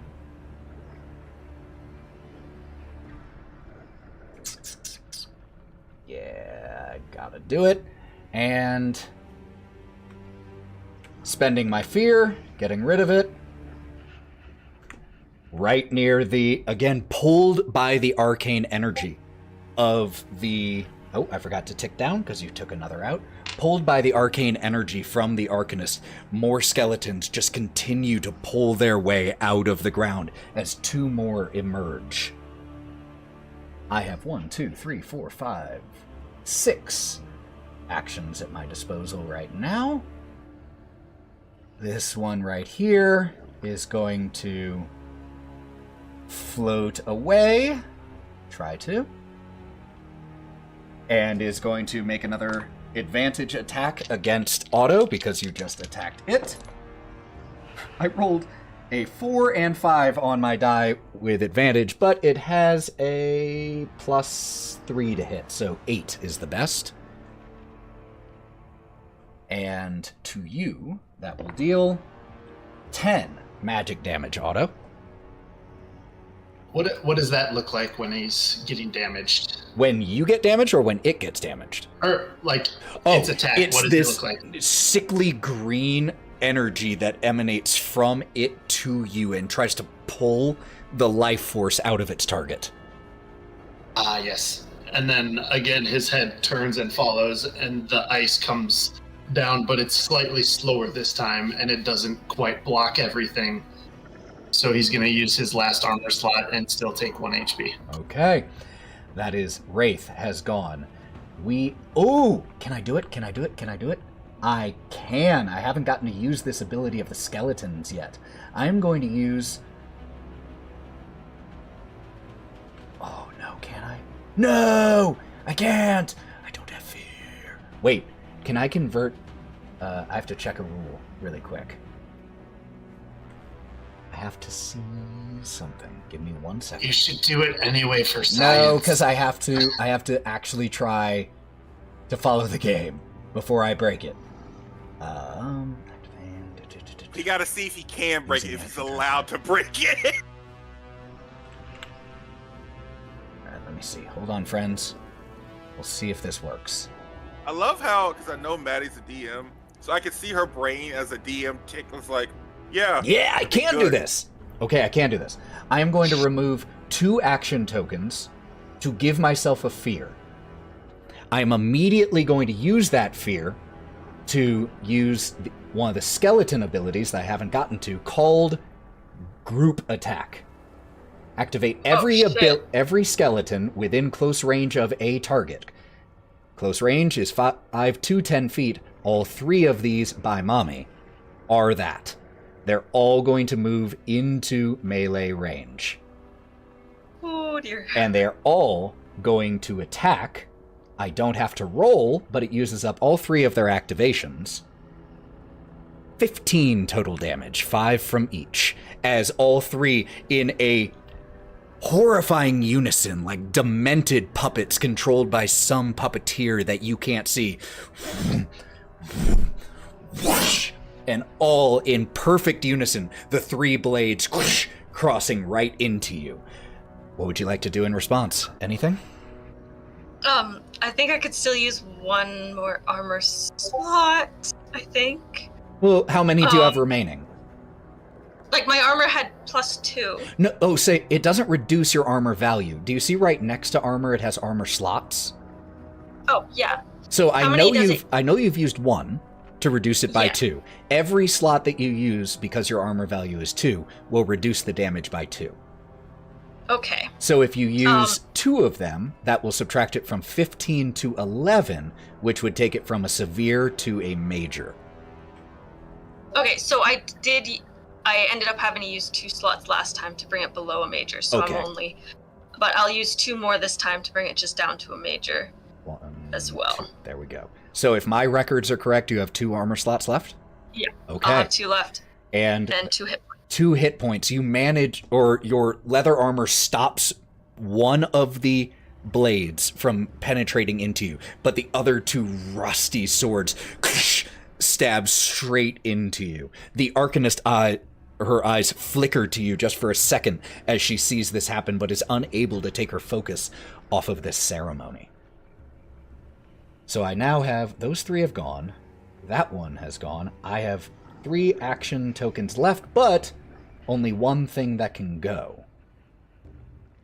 So I am going to actually remove 2 of the action tokens to Bank of Fear. And that'll be the end of my turn. Who would like to go next? Mommy! Yeah, she's going to panic. Wise whip decision. Whip out her wings once more. And then she is going to pull out her wand and take 1 more stress to hit 2 targets, and she's going to attempt to hit the 2 skeletons directly in front of her. Okay, so I want to make sure I understand everything that just happened. So you took a stress to activate your wings. Yep, bringing me to 4 stress. For the next level, or for the next minute, increases your evasion score by 1, and lets you fly. Now, it doesn't have a lot of specifics on how flying works, but, unless I'm missing it somewhere, but, so, yeah, you can activate your wings and fly up. And then I'm going to pull out that wand again and attempt to hit the 2 skeletons directly in front of me. Okay, let's go. Will I roll twice or once? Let me see here, which thing exactly you're using so I can see the wording. You were using your Primal Origin subclass feature. Allows you to modify, hit an additional target within range with the spell. I think you should have to roll it twice. I think adding a target makes it so that you should have to roll it twice. It isn't specified, so I'm making a DM call. So, that is 15 with fear for the first one, and 7 with hope for the second one. I just thought of something, so we're going to use the first one for both. Okie dokie. Because otherwise you could possibly generate 2 hope by using that ability, which I don't think is what they intended. So I think it's 1 roll applied to both. So that is a 15 with fear, which hits them both. Yes. Then I will roll my damage.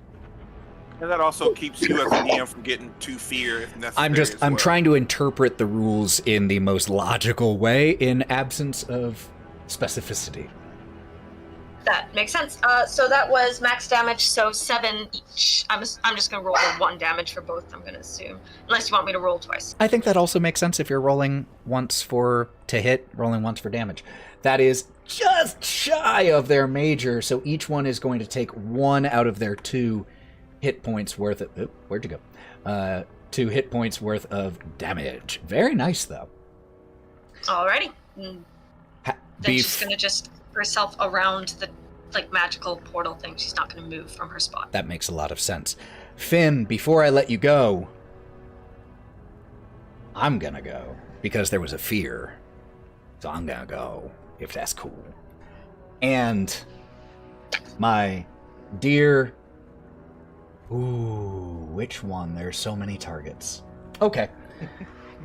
It's a target-rich environment. 1, 2, 3, 4, 5, 6.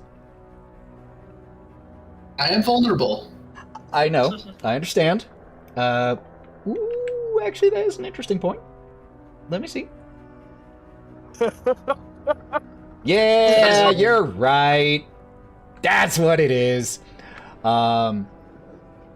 This one right here will, as your head continues to follow it, there's a moment where like one of your eye lenses pops ever so slightly, and the head of Otis comes looking out and retreats in fear as the wraith right across from you, which had been moving in slow, fluid, creeping movement, suddenly goes right at you all the way. And I'm going to spend both of my fear to use one of its abilities called Pass Through.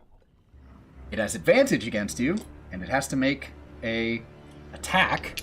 This is very hopeful that I roll low. Gotta roll pretty low. Well, one of them was a nat 1. The other was a 7 for a total of 10. And so what happens is this thing comes up to you, and as it passes through you and moves into your body, and then out of it, your soul travels out with it and is temporarily shunted from your body. And the rest of you see as Otto just kind of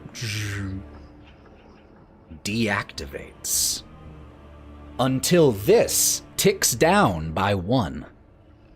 You can't do shit. Oh, that's sick. I love you for that, by the way. I love that is your response, and that is why I love you as a player. I have one more Holy shit, man. action. So I'm going to take this skeleton right here, who is going to make an attack on the Arcanist. That'll hit. Remember she has the D8 dice that she can use. I hope Wonderful. to decrease damage. So and let me roll that to see if it keeps working. It did not roll an 8, so it keeps working. But as the skeleton rears back to stab, the moat she was holding, she lets go of, and it flies right in front of the blade. Whoosh, and it slows the blade, but doesn't stop it. Still stabbing into, dealing 1 hit point worth of damage as the Arcanist lets out a primal roar as she continues to try to regain her focus, ticking the counter back up to 5. But that is the end of my action economy. Y'all are up. Finn. I'm up. Cool. I don't like with anything of this is happening right now at this current point in time. We're gonna drop an action tracker down, and we're gonna use an ability that Ribbits have. I'm going to use my long tongue on. I can't pick shit. I don't know why it's not letting me. But the one that just attacked, the Arcanist. our high value, our Okay. high value target. Wonderful. With that, and this, I'm gonna pull it to me. First off, so stress token, boom, and then it looks to be. So, reading the rules, you are within range for close, because that's 5 to 10 feet. Right. Because I'm unsure as to whether they intended it to be able to actually pull enemies toward you, it says things. I'm going to have it roll basically a strength check. Tell me if I'm wrong. Well, why would it? Well, no, okay. So it says to grab onto things close to you. Right. You can mark a stress to unleash it as a finesse close weapon that does D12 physical damage. Right. Using your proficiency. So it sounds like, at least according to my understanding, you can use it to grab things, or use it as a weapon. Okay. It doesn't mention anything about pulling them towards you, but I think that's really cool. So for right now, I'm going to give it a chance to stay where it is. Either way, still roll to hit. Yeah, okay. It rolled a nat 1. So Okay. if you hit it, I'll let you pull it towards you. All right, cool. So 2d12s. 13, because it has nothing base, and it's 13 hope. 13 hope will hit, Yep. and you regain Boom. hope. Boom. Got it. Let's get it. Hold And on. whoop, pull it towards you. 1d12 of damage.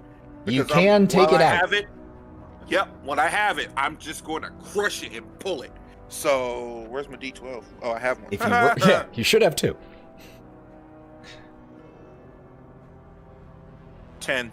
10. Its threshold being 8. You manage to snake your tongue through its ribcage, grab onto the spinal column, and yank. Over here! And so you pull an object towards you, specifically 2 or 3 of its vertebrae, that just get removed, and the top half just.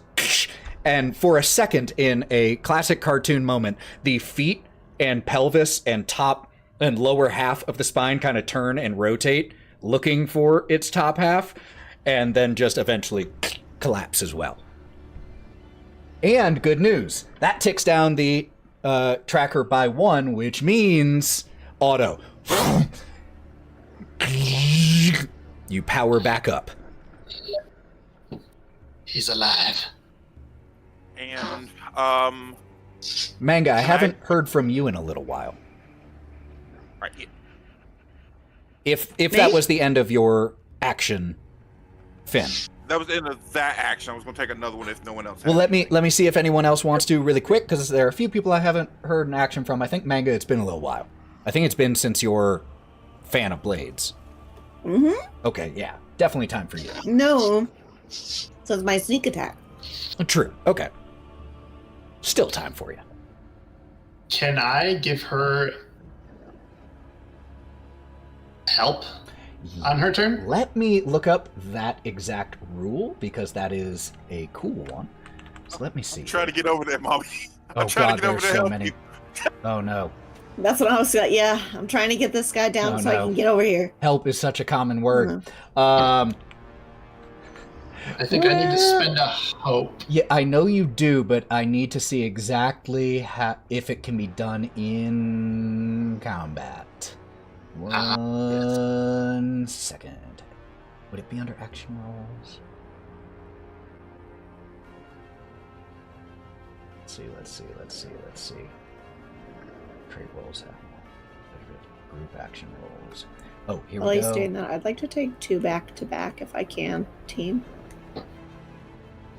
It'll be quick, promise. Here we go. Here it is. Help an ally. You can spend 1 hope to help an ally who's about to make an action roll where you could feasibly aid them. If you do, describe how. Roll just your hope die. This doesn't count as an action. Your ally then chooses which of the 2 hope die results to use. So, it would cost you a hope and you roll if you then describe how you do it. I would like to do that before Mengah does whatever horrific thing she Yep. got planned. I'm gonna stab and sneak attack this right thing. Hell ass. So Hell I'm gonna spend ass. hope. And Otto is on the ground. His eyes flicker back up, and he sees the Wraith and Mengah engaged, and his free arm just goes and grabs the Wraith to hold it in place while he's still on his back. And I will roll my hope die. Okay. 11. Whew, very nice. Now, that is something you can use on this turn, Mengah. The 11? Yes. You can Okay, use can it I just- instead of your own hope die if you want. You don't have to. Can I mean, it sounds like it's pretty good. 'Cause Well- then can I add my... So, the way like, it if works I'm gonna do is you're dagger? you still roll your 2d12s as normal, your Okay, hope and okay, fear. Because while 11 is great numerically, you might want yours if you crit. 11 fear. First of all, you need to roll your hope also. So let's just do that so that we can keep our records. Wait, was that 11 with fear or an 11 on the fear die? That's 11 with fear. Okay. Do you want to use Otto's D12 Yeah, for yeah, hope? yeah, So what yeah, was the yeah. result on your hope die? A 2. So instead, you get to use an 11, which, if my math is correct, means you had a 9 on your fear. Is that right? I had a 7. And I had the +2 on my dagger over here. Oh, the +2. There we go. So 7 + 2 + 11. So, yeah, 20 with hope this time. Thank you so much. Yes. So you will gain a hope. You hit. And you get to deal that extra d6 of sneak attack damage. Otto's just got it gripped to whatever ethereal part is there, and his eyes are just flashing, and he just says, "No, no, no."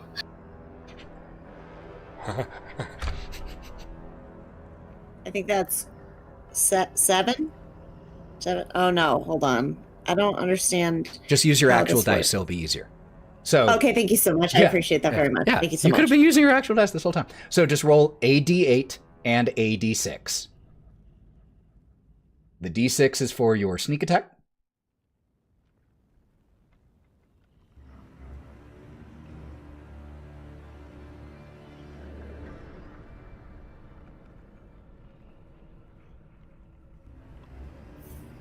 Uh, 13 damage. Did you already add in the +1 from your Yes. weapon? Okay. Yes. 13.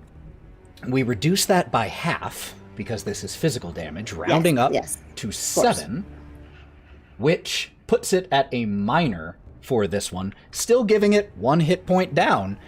And so between you and Otto, you manage to slice through, again, like a light breeze through smoke as it just cuts through, but you can feel some tangible resistance. You are doing damage. Yeah. But it's taking a little bit on this. You are level 1. I'm doing my best. You're doing Is it your possible, absolute best. Is it possible for me then to run over here? Yep, that's within your range. Got it. And I'm gonna tap my knives on each other and lift my cap up. Hello. Very thematic. Are you That's it. taking an action? You said you wanted to Well, take I 2 in a was- row? I was going to, but I felt bad. No, don't feel bad. Okay, I'm gonna sneak attack it. And just a hit with my reminder, dagger, please. if you want to gamble some of your hope, I am gonna do that. I How was many? gonna do that. Just the one. 1. Okay, so if you hit, you'll deal an additional 2d6 damage. Okay, cool. So I just rolled my So first, roll your 2d12s. Nice job using that help function of hope there, Aaron. 14 on fear. 14 with fear. That is still enough to hit, however. Fantastic. Okay, so we're gonna go ahead and do that. So that's with 1d8 that plus 2d6 plus 1.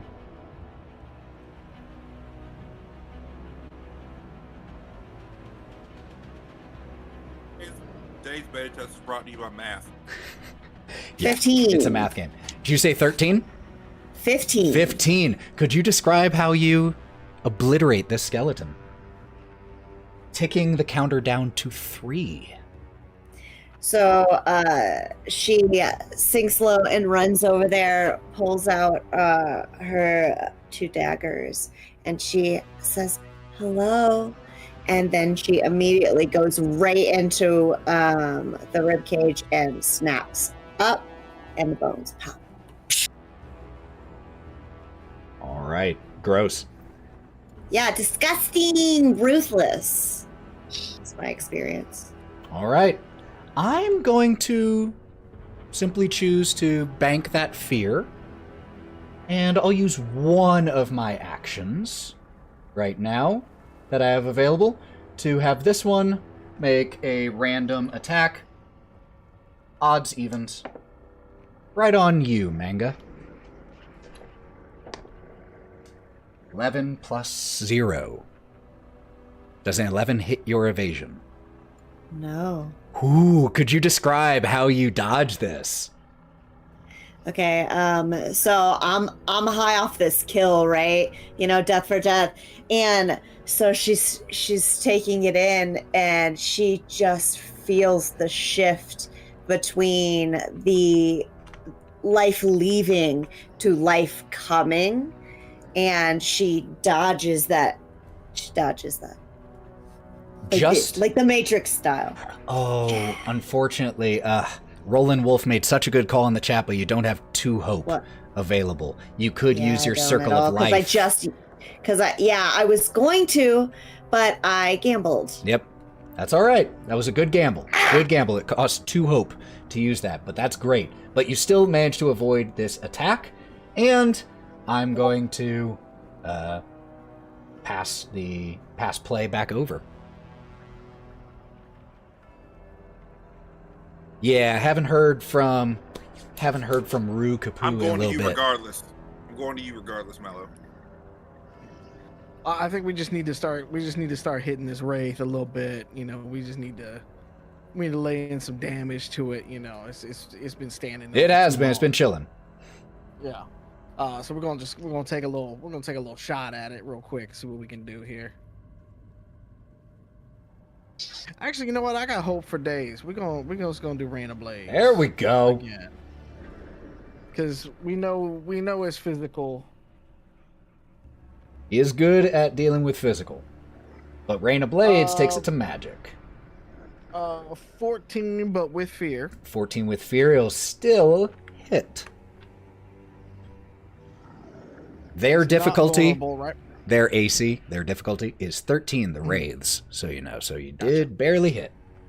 Cool. But it's not vulnerable, right? Correct. That was only the one time. Yeah, that was just to represent your cool team action. Yeah. All right, so 6 points of damage there. 6 points, not magical. Hits into the minor, or is magical, not physical, so it doesn't get reduced. Hits into the minor area, takes another hit point of damage as when you fan these blades out, part of the smoke doesn't repair itself. It is getting hurt. Slowly. And you said that was with fear? Yeah. I'm going to interrupt then, and I am going Can we to retreat just a little bit then? Oh yeah, that's fine. You start to back up as it follows behind you, and is going to use the same move that it used on Otto just a second ago. It doesn't have advantage on you, and you are harder to hit. So I'm not using this cursed die that has given me 7 2. Look, it's great for you, Matty. This die has been great for you because it's made me roll low. It's done exactly what you needed it to do. That is a 12? Nope. Damn! So Can't hit the monkey. The monkey's too fast. How do you get out of the way as it's trying to charge into you? Oh, it's a Diddy Kong cartwheel, of course. Wonderful. And get out of the way. And that, unfortunately, cost me 2 of my fear for nothing. Bummer. So that is the end of... Oh no, I still have other stuff I can do. So I'm going to... Yeah. Because we're pushing this. I'm going to spend both of the action points to generate a fear. I'm going to use that fear to have 2 more skeletons climb out of the ground. I can do this as long as I have fear. But I can only do it once each. I literally can as long as you keep giving me fear, but I'm out of actions and fear, so who's up? Finn. Well, fucking Bones. Gonna turn around and swung my sword at the skeleton. Swing, swung away. Oh, God, that is so engraved in my fucking brain now. Yup. Okay, 11 on hope and 9 on fear. So 20 plus 3, 23. 23 will definitely hit, yeah. Okay. And I rolled a 1 for damage, so we're gonna re-roll that bitch. And that is 7 and 1 is 8. 8, just enough to break into its major damage threshold, cutting it to dust with this. You just turn around, clear it before it even managed to pull itself all the way out of the ground. It's just whack a skeleton, at that point. Go back in the hole. And that ticks the counter to 2. Okay, so I did that. I have a question. Yo. Just refresh my memory. Okay, I've already attacked. I can't move or do anything You else, can right? move as part of that action Cool. since... Oh, wait, did you move before? You didn't move before that. No. So you it was can right move. behind me, so I popped it. All right, cool. So we're going to go ahead and get right here in between.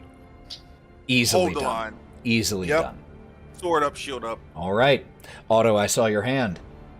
Think about who Otto wants to go is next. going to his arms kind of pushing him up backwards as he stands to his full height and spins around to right himself and tries to take his shield and slam into the wraith again, but he's going to move slightly down here to keep maximum distance and between our target and the enemy, and try and do the same power push again. Roll it.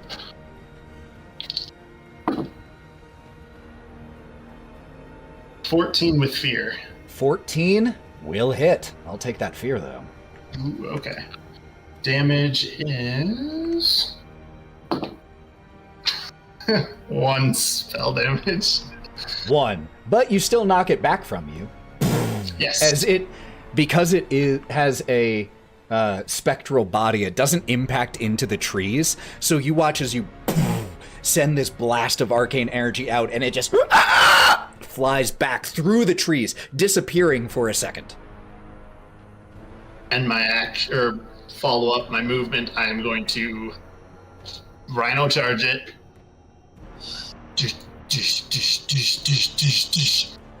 You have just enough movement. And that's my turn.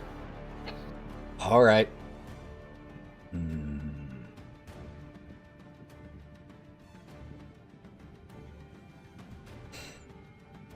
Damn it. What do I do? Okay. My turn, because you rolled with fear. This one right here is going to attack the Arcanist. Will hit. Even with the moat reducing the damage, this one stabs deep into the Arcanist, who, with one hand, eyes still rolled back, grabs onto the blade. What are you all doing? I need to finish this. Help me! That ticks the counter up by 1, back to 3. This one right here is going to, again, randomly decide. This time on Momi. 14 on the die. 14 will hit, yeah. 4. 11 physical damage. Okay. With the 11, there's no use using my armor to try to knock that down because I don't have enough. That will be the rest of my hit points. Okay, so now we have a quick little decision to make. When you have spent your last hit point in Daggerheart, you have to make a death move. You have 3 options.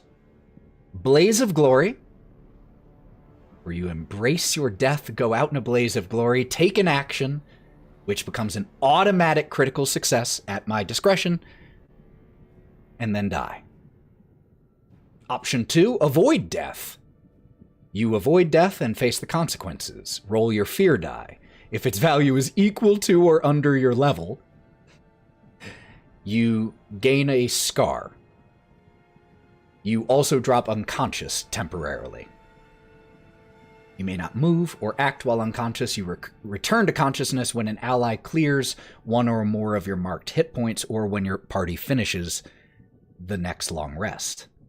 Option 3. So, to be clear, Blaze of Glory, you guaranteed die. Avoid death, you guaranteed don't die. But you might gain a scar. Option 3, risk it all.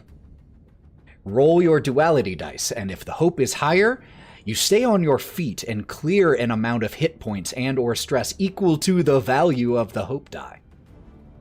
You can divide those points up however you wish between stress and hit points. But if your fear die is higher, you die. So for the first time in this system, what move would you like to make as the skeleton stabs and pierces through you? So. Yep. One is strategic, one is cinematic. In this situation, because you're adhering to the rules as intended, do whatever you want.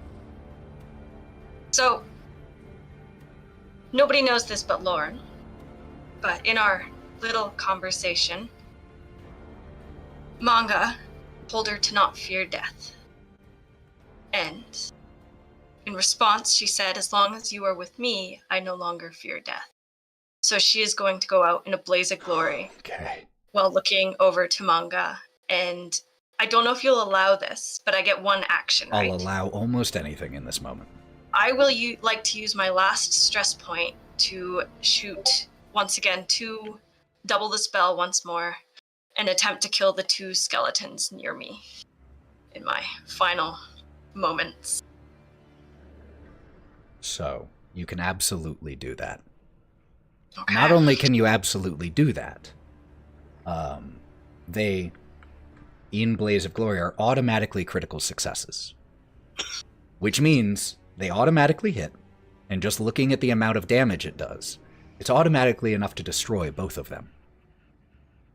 So can you describe this? So, the blade is going to pierce directly through her almost insectoid chest, and she's just going to smile. And as she smiles, she's not going to look down at the skeleton whatsoever, but she's going to look directly at Mengah, and she's going to launch her wings out as wide as they can go, almost to a point of tearing. And I want her to just kind of explode in a burst of almost moth dust, like that little faint mica powder dust. And she just wants to burst and have that kind of initial burst be what blows the skeletons away. As you do this, all of you see as Momi detonates. The 2 skeletons near her disintegrate and turn into ash that floats away. And as this happens, the carriage comes falling to the ground. The wraith, Otto, that you were pursuing into the forest fades. The wraith next to Finn and Roux dissolves into nothingness. The keystone atop the unfolded carriage thrums and vibrates with arcane energy.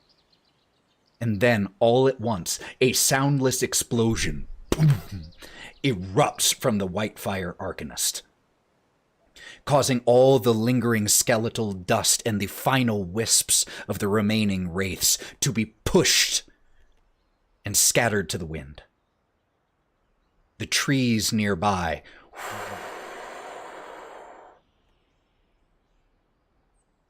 from the energy created by this blast. And then the clearing is quiet once again.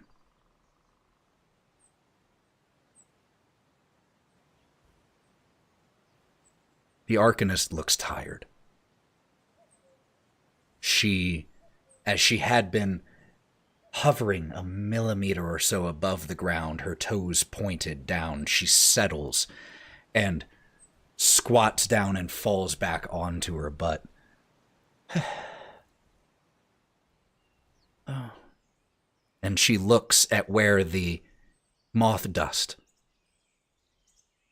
is still dissipating, unimpacted by the explosion of energy. Oh. It's not fair, is it?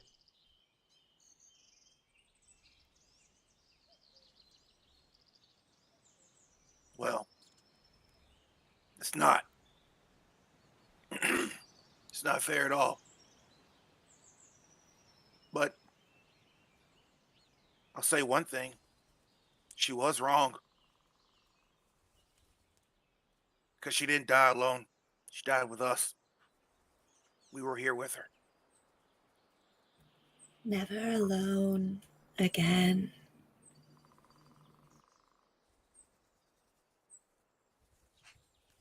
Back inside the treehouse, not but an hour later, the keystone sits suspended carefully above a rumbling fire in the hearth. The Arcanist looks even older now than she did before. The strain and the pain etching deeper into her face. She sits cross-legged in an overstuffed chair, and there's exhaustion in her voice when she speaks to you again. Every one of you should be proud. You fought well, bravely, as did your friend.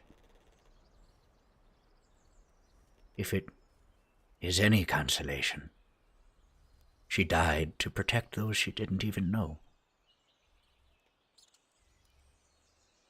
No one will know her name for it, or what she has done. That is what heroes are. Not the ones who do it for the fame and the glory so people will sing their names. Those who lay down their lives in the dark, where no one else will know. And you were right, Finn. She wasn't alone. And though the people of the city may not sing songs about her, she looks up. The top of the treehouse unfolds slightly, just enough to let in the sounds of the forest from outside. the children of the forest will sing of her.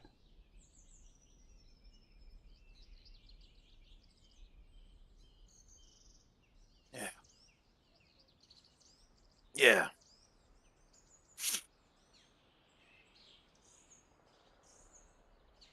Ethan, will you allow me to sprinkle a tiny bit of flavor on this? Please. I want it so when Mengah kind of collected the bits of moth dust, can I make it almost form into what looks to be like the smallest of cocoons? Like just a tiny little cocoon, like an inch wide, a glimmery cocoon. Absolutely. Okay, that's all. Mengah, you've been quiet holding this. It's not quite a cocoon. It's like the dust simply assembled itself in a pattern resembling it. The keystone will need a week, maybe more, for the magic to settle. I'll need to watch it carefully to ensure that nothing cracks or becomes sentient or anything like that. You know how it is. In the meantime, after you rest and gather yourselves, have a nice meal, a warm bath. I have one more thing for you.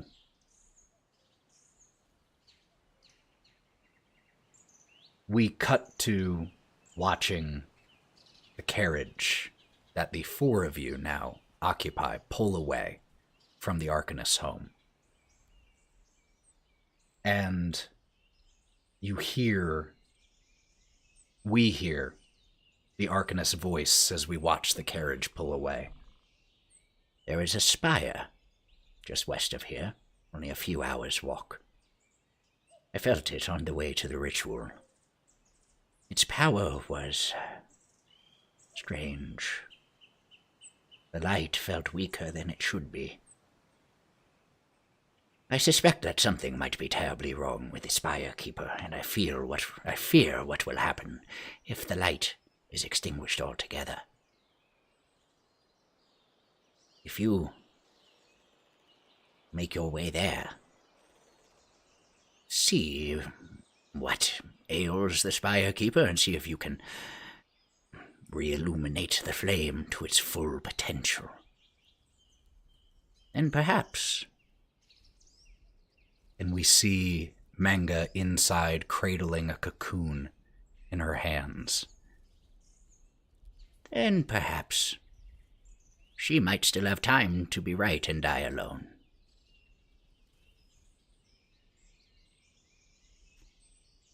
With the cart rumbling west towards this spire, towards a glimmer of hope, that's where we'll close tonight's session. No, that's not. Well done, everybody. Oh, Very well done. wow. That Great job, was a everybody. lot of fun. That was nice. That was awesome. Oh, So good. My heart. So we've man. definitely seen that the system still allows it to be fatal. Yep. Somehow you all definitely, I mean, it's random. Well, hope has a little bit better chance of being rolled than fear because of the critical aspect, but I think you all gained a lot more hope than I gained fear. But I think the system At has least legs. in the first combat, yeah. First combat, it seemed like we were gaining a lot of hope. Mhm. Yeah. Second combat, yeah, you got a lot of fear points there. Yeah. Well, I think that the system definitely has legs. It's going to take me a little bit to distill all of my thoughts, and I would love to hear from all of you who watch, have watched, are watching, or played. Let me know your thoughts. Until then, thank you five so much for playing this game with me, for trying out a new system, and for telling an amazing story in just 3.5 hours or so, or whatever it was. 4.5 hours, damn! So, sincerely, thank you all. So, I want to go around, let everyone say their farewells. If there was something that was your favorite moment of the session, I would love to know what that is. So, let Matty go. Matty, would you like to lead us off with, one, letting people know where they can find more of you if you wish, and two, let us know your favorite moment. After this session, I am everywhere in moth dust, apparently. But you can find me on Instagram under Mithril Cosplays, as well as on Twitter and TikTok. But I also sell dice under Morex Dice, which is also on TikTok and Instagram. If you reach out to me, I will send you dice like I sent Ethan, and he refuses to use them. I didn't refuse to use them. I use them a lot. And that's why we won. And then as far as my favorite moment, I love to go out in a blaze of glory. I That was very love cool. for a character to meet an end that is meaningful and impactful, and I'm happy I got to actually share that with you. And that is why I am tapping Matty for a playthrough of the game Heart. Because anyone who has that attitude is made for that game. Mallo, why don't you carry us on? Yeah, you can find me everywhere on the internet at TheMalloMan. You will find us also playing the game that I created called Identico with Ethan and Lauren on Tuesdays, every other Tuesdays, on our Twitch channel and things like that. Twitch.tv/Identico.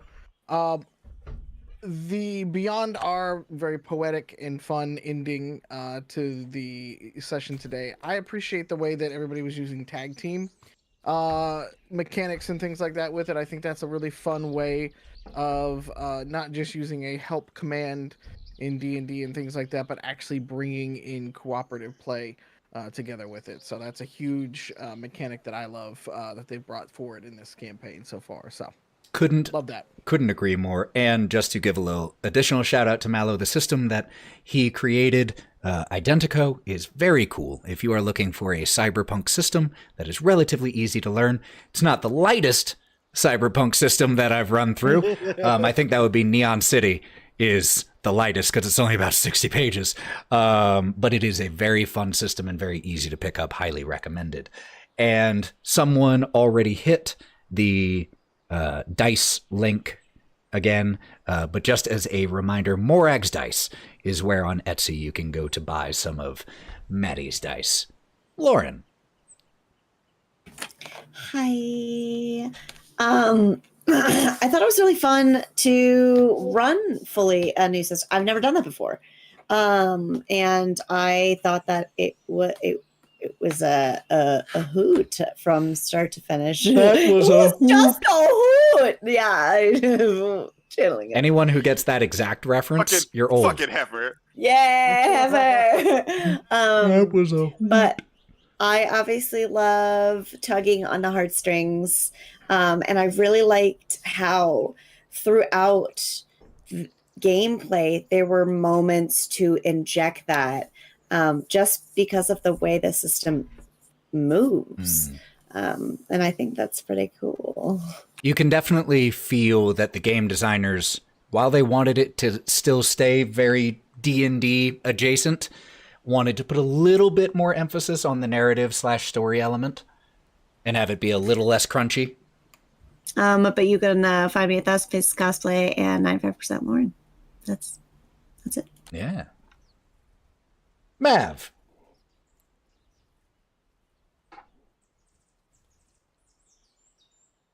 First off, let's go ahead and give Ethan a big old yeah for doing a wonderful job as DM. But give him a big old yeah. There we go. Stay hyped. So, my name is Mav. I'm a black guy on the internet. I play video games here on Twitch. I'm a wonderful person. If you don't know, You're what? You'd be surprised. I feel like it's that scene. In Robin Hood Men in Tights with Blinken. He's black. But you can find me here on Twitch at DigitalClubhouseTV, where I do play a lot of wonderful games. I play a lot of action-adventure games, a lot of multiplayer games. Right now, we're working through Helldivers 2, a little bit of Fortnite.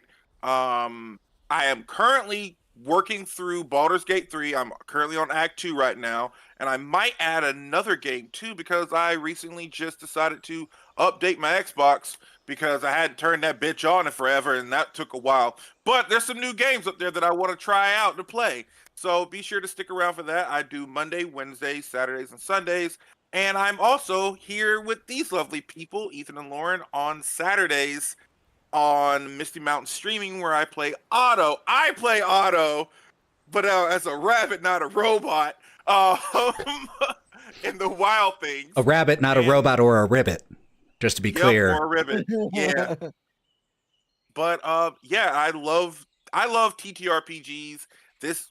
Playing with these people have made my life a lot better and actually made me want to learn how to DM a non-D&D campaign or just a one-shot. So I am going to be trying to do that sometime during the summer. So yeah. Yeah, buddy. Yay. And last but not least, and I want to give him a shout out because this was Aaron's first streamed session. Definitely not his first TTRPG session. This boy has played through a 2.5-year campaign with me, but first streamed session.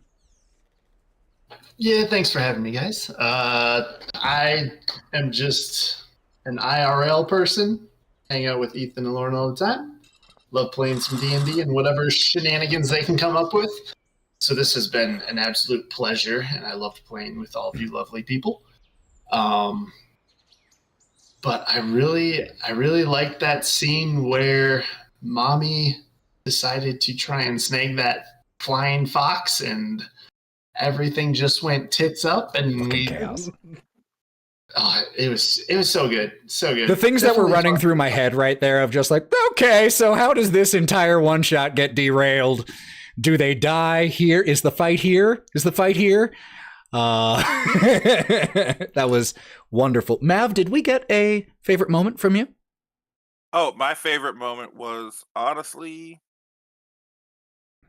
I have a few, but it is the tag team moves, and Matty going full on Mothra, King of the Monsters at the end. So Amen. And for me, first of all, don't go anywhere quite yet because we're going to raid so that we can share the love. But my favorite thing was just getting to explore this new system with all of you, see you thrive in this environment. I think every single one of you took to the system pretty naturally. And that's why I tapped all of you, is because I trust you. But I have to give my two shout outs to very similar moments of one, the Blaze of Glory, because I respect anyone who is willing to kill their character. And two, to Aaron basically saying, yeah, take my character out with the same energy. And I love you all for that. So Matty just beat me to it, man. Yes, One more turn. It was almost there. I was there. Well, friends, sincerely, thank you so much for joining us for this one-shot. I am highly tempted to tap these 5 again multiple times in the future to see if maybe we want to continue this story in Daggerheart. Well, I need Who a new knows? character. I guess. Do you? Do you? Oh, good point. Oh. You might be able to bring in a temporary one to help revive Momi, and then your choice of which character to continue So my next character will be named Mother. will be named Daddy. Just so you guys are aware. Daddy. Ooh. Daddy? is so bad. D-A-D-I? Daddy. Yeah. Well, friends, sincerely, everyone who was watching this live, listens to it later, watches it later, and played in this with me, I appreciate you all so much, more than words could ever describe. Thank you for taking time out of your day to experience this story or tell this story with us. So until next time, we love you all. Go buff yourselves.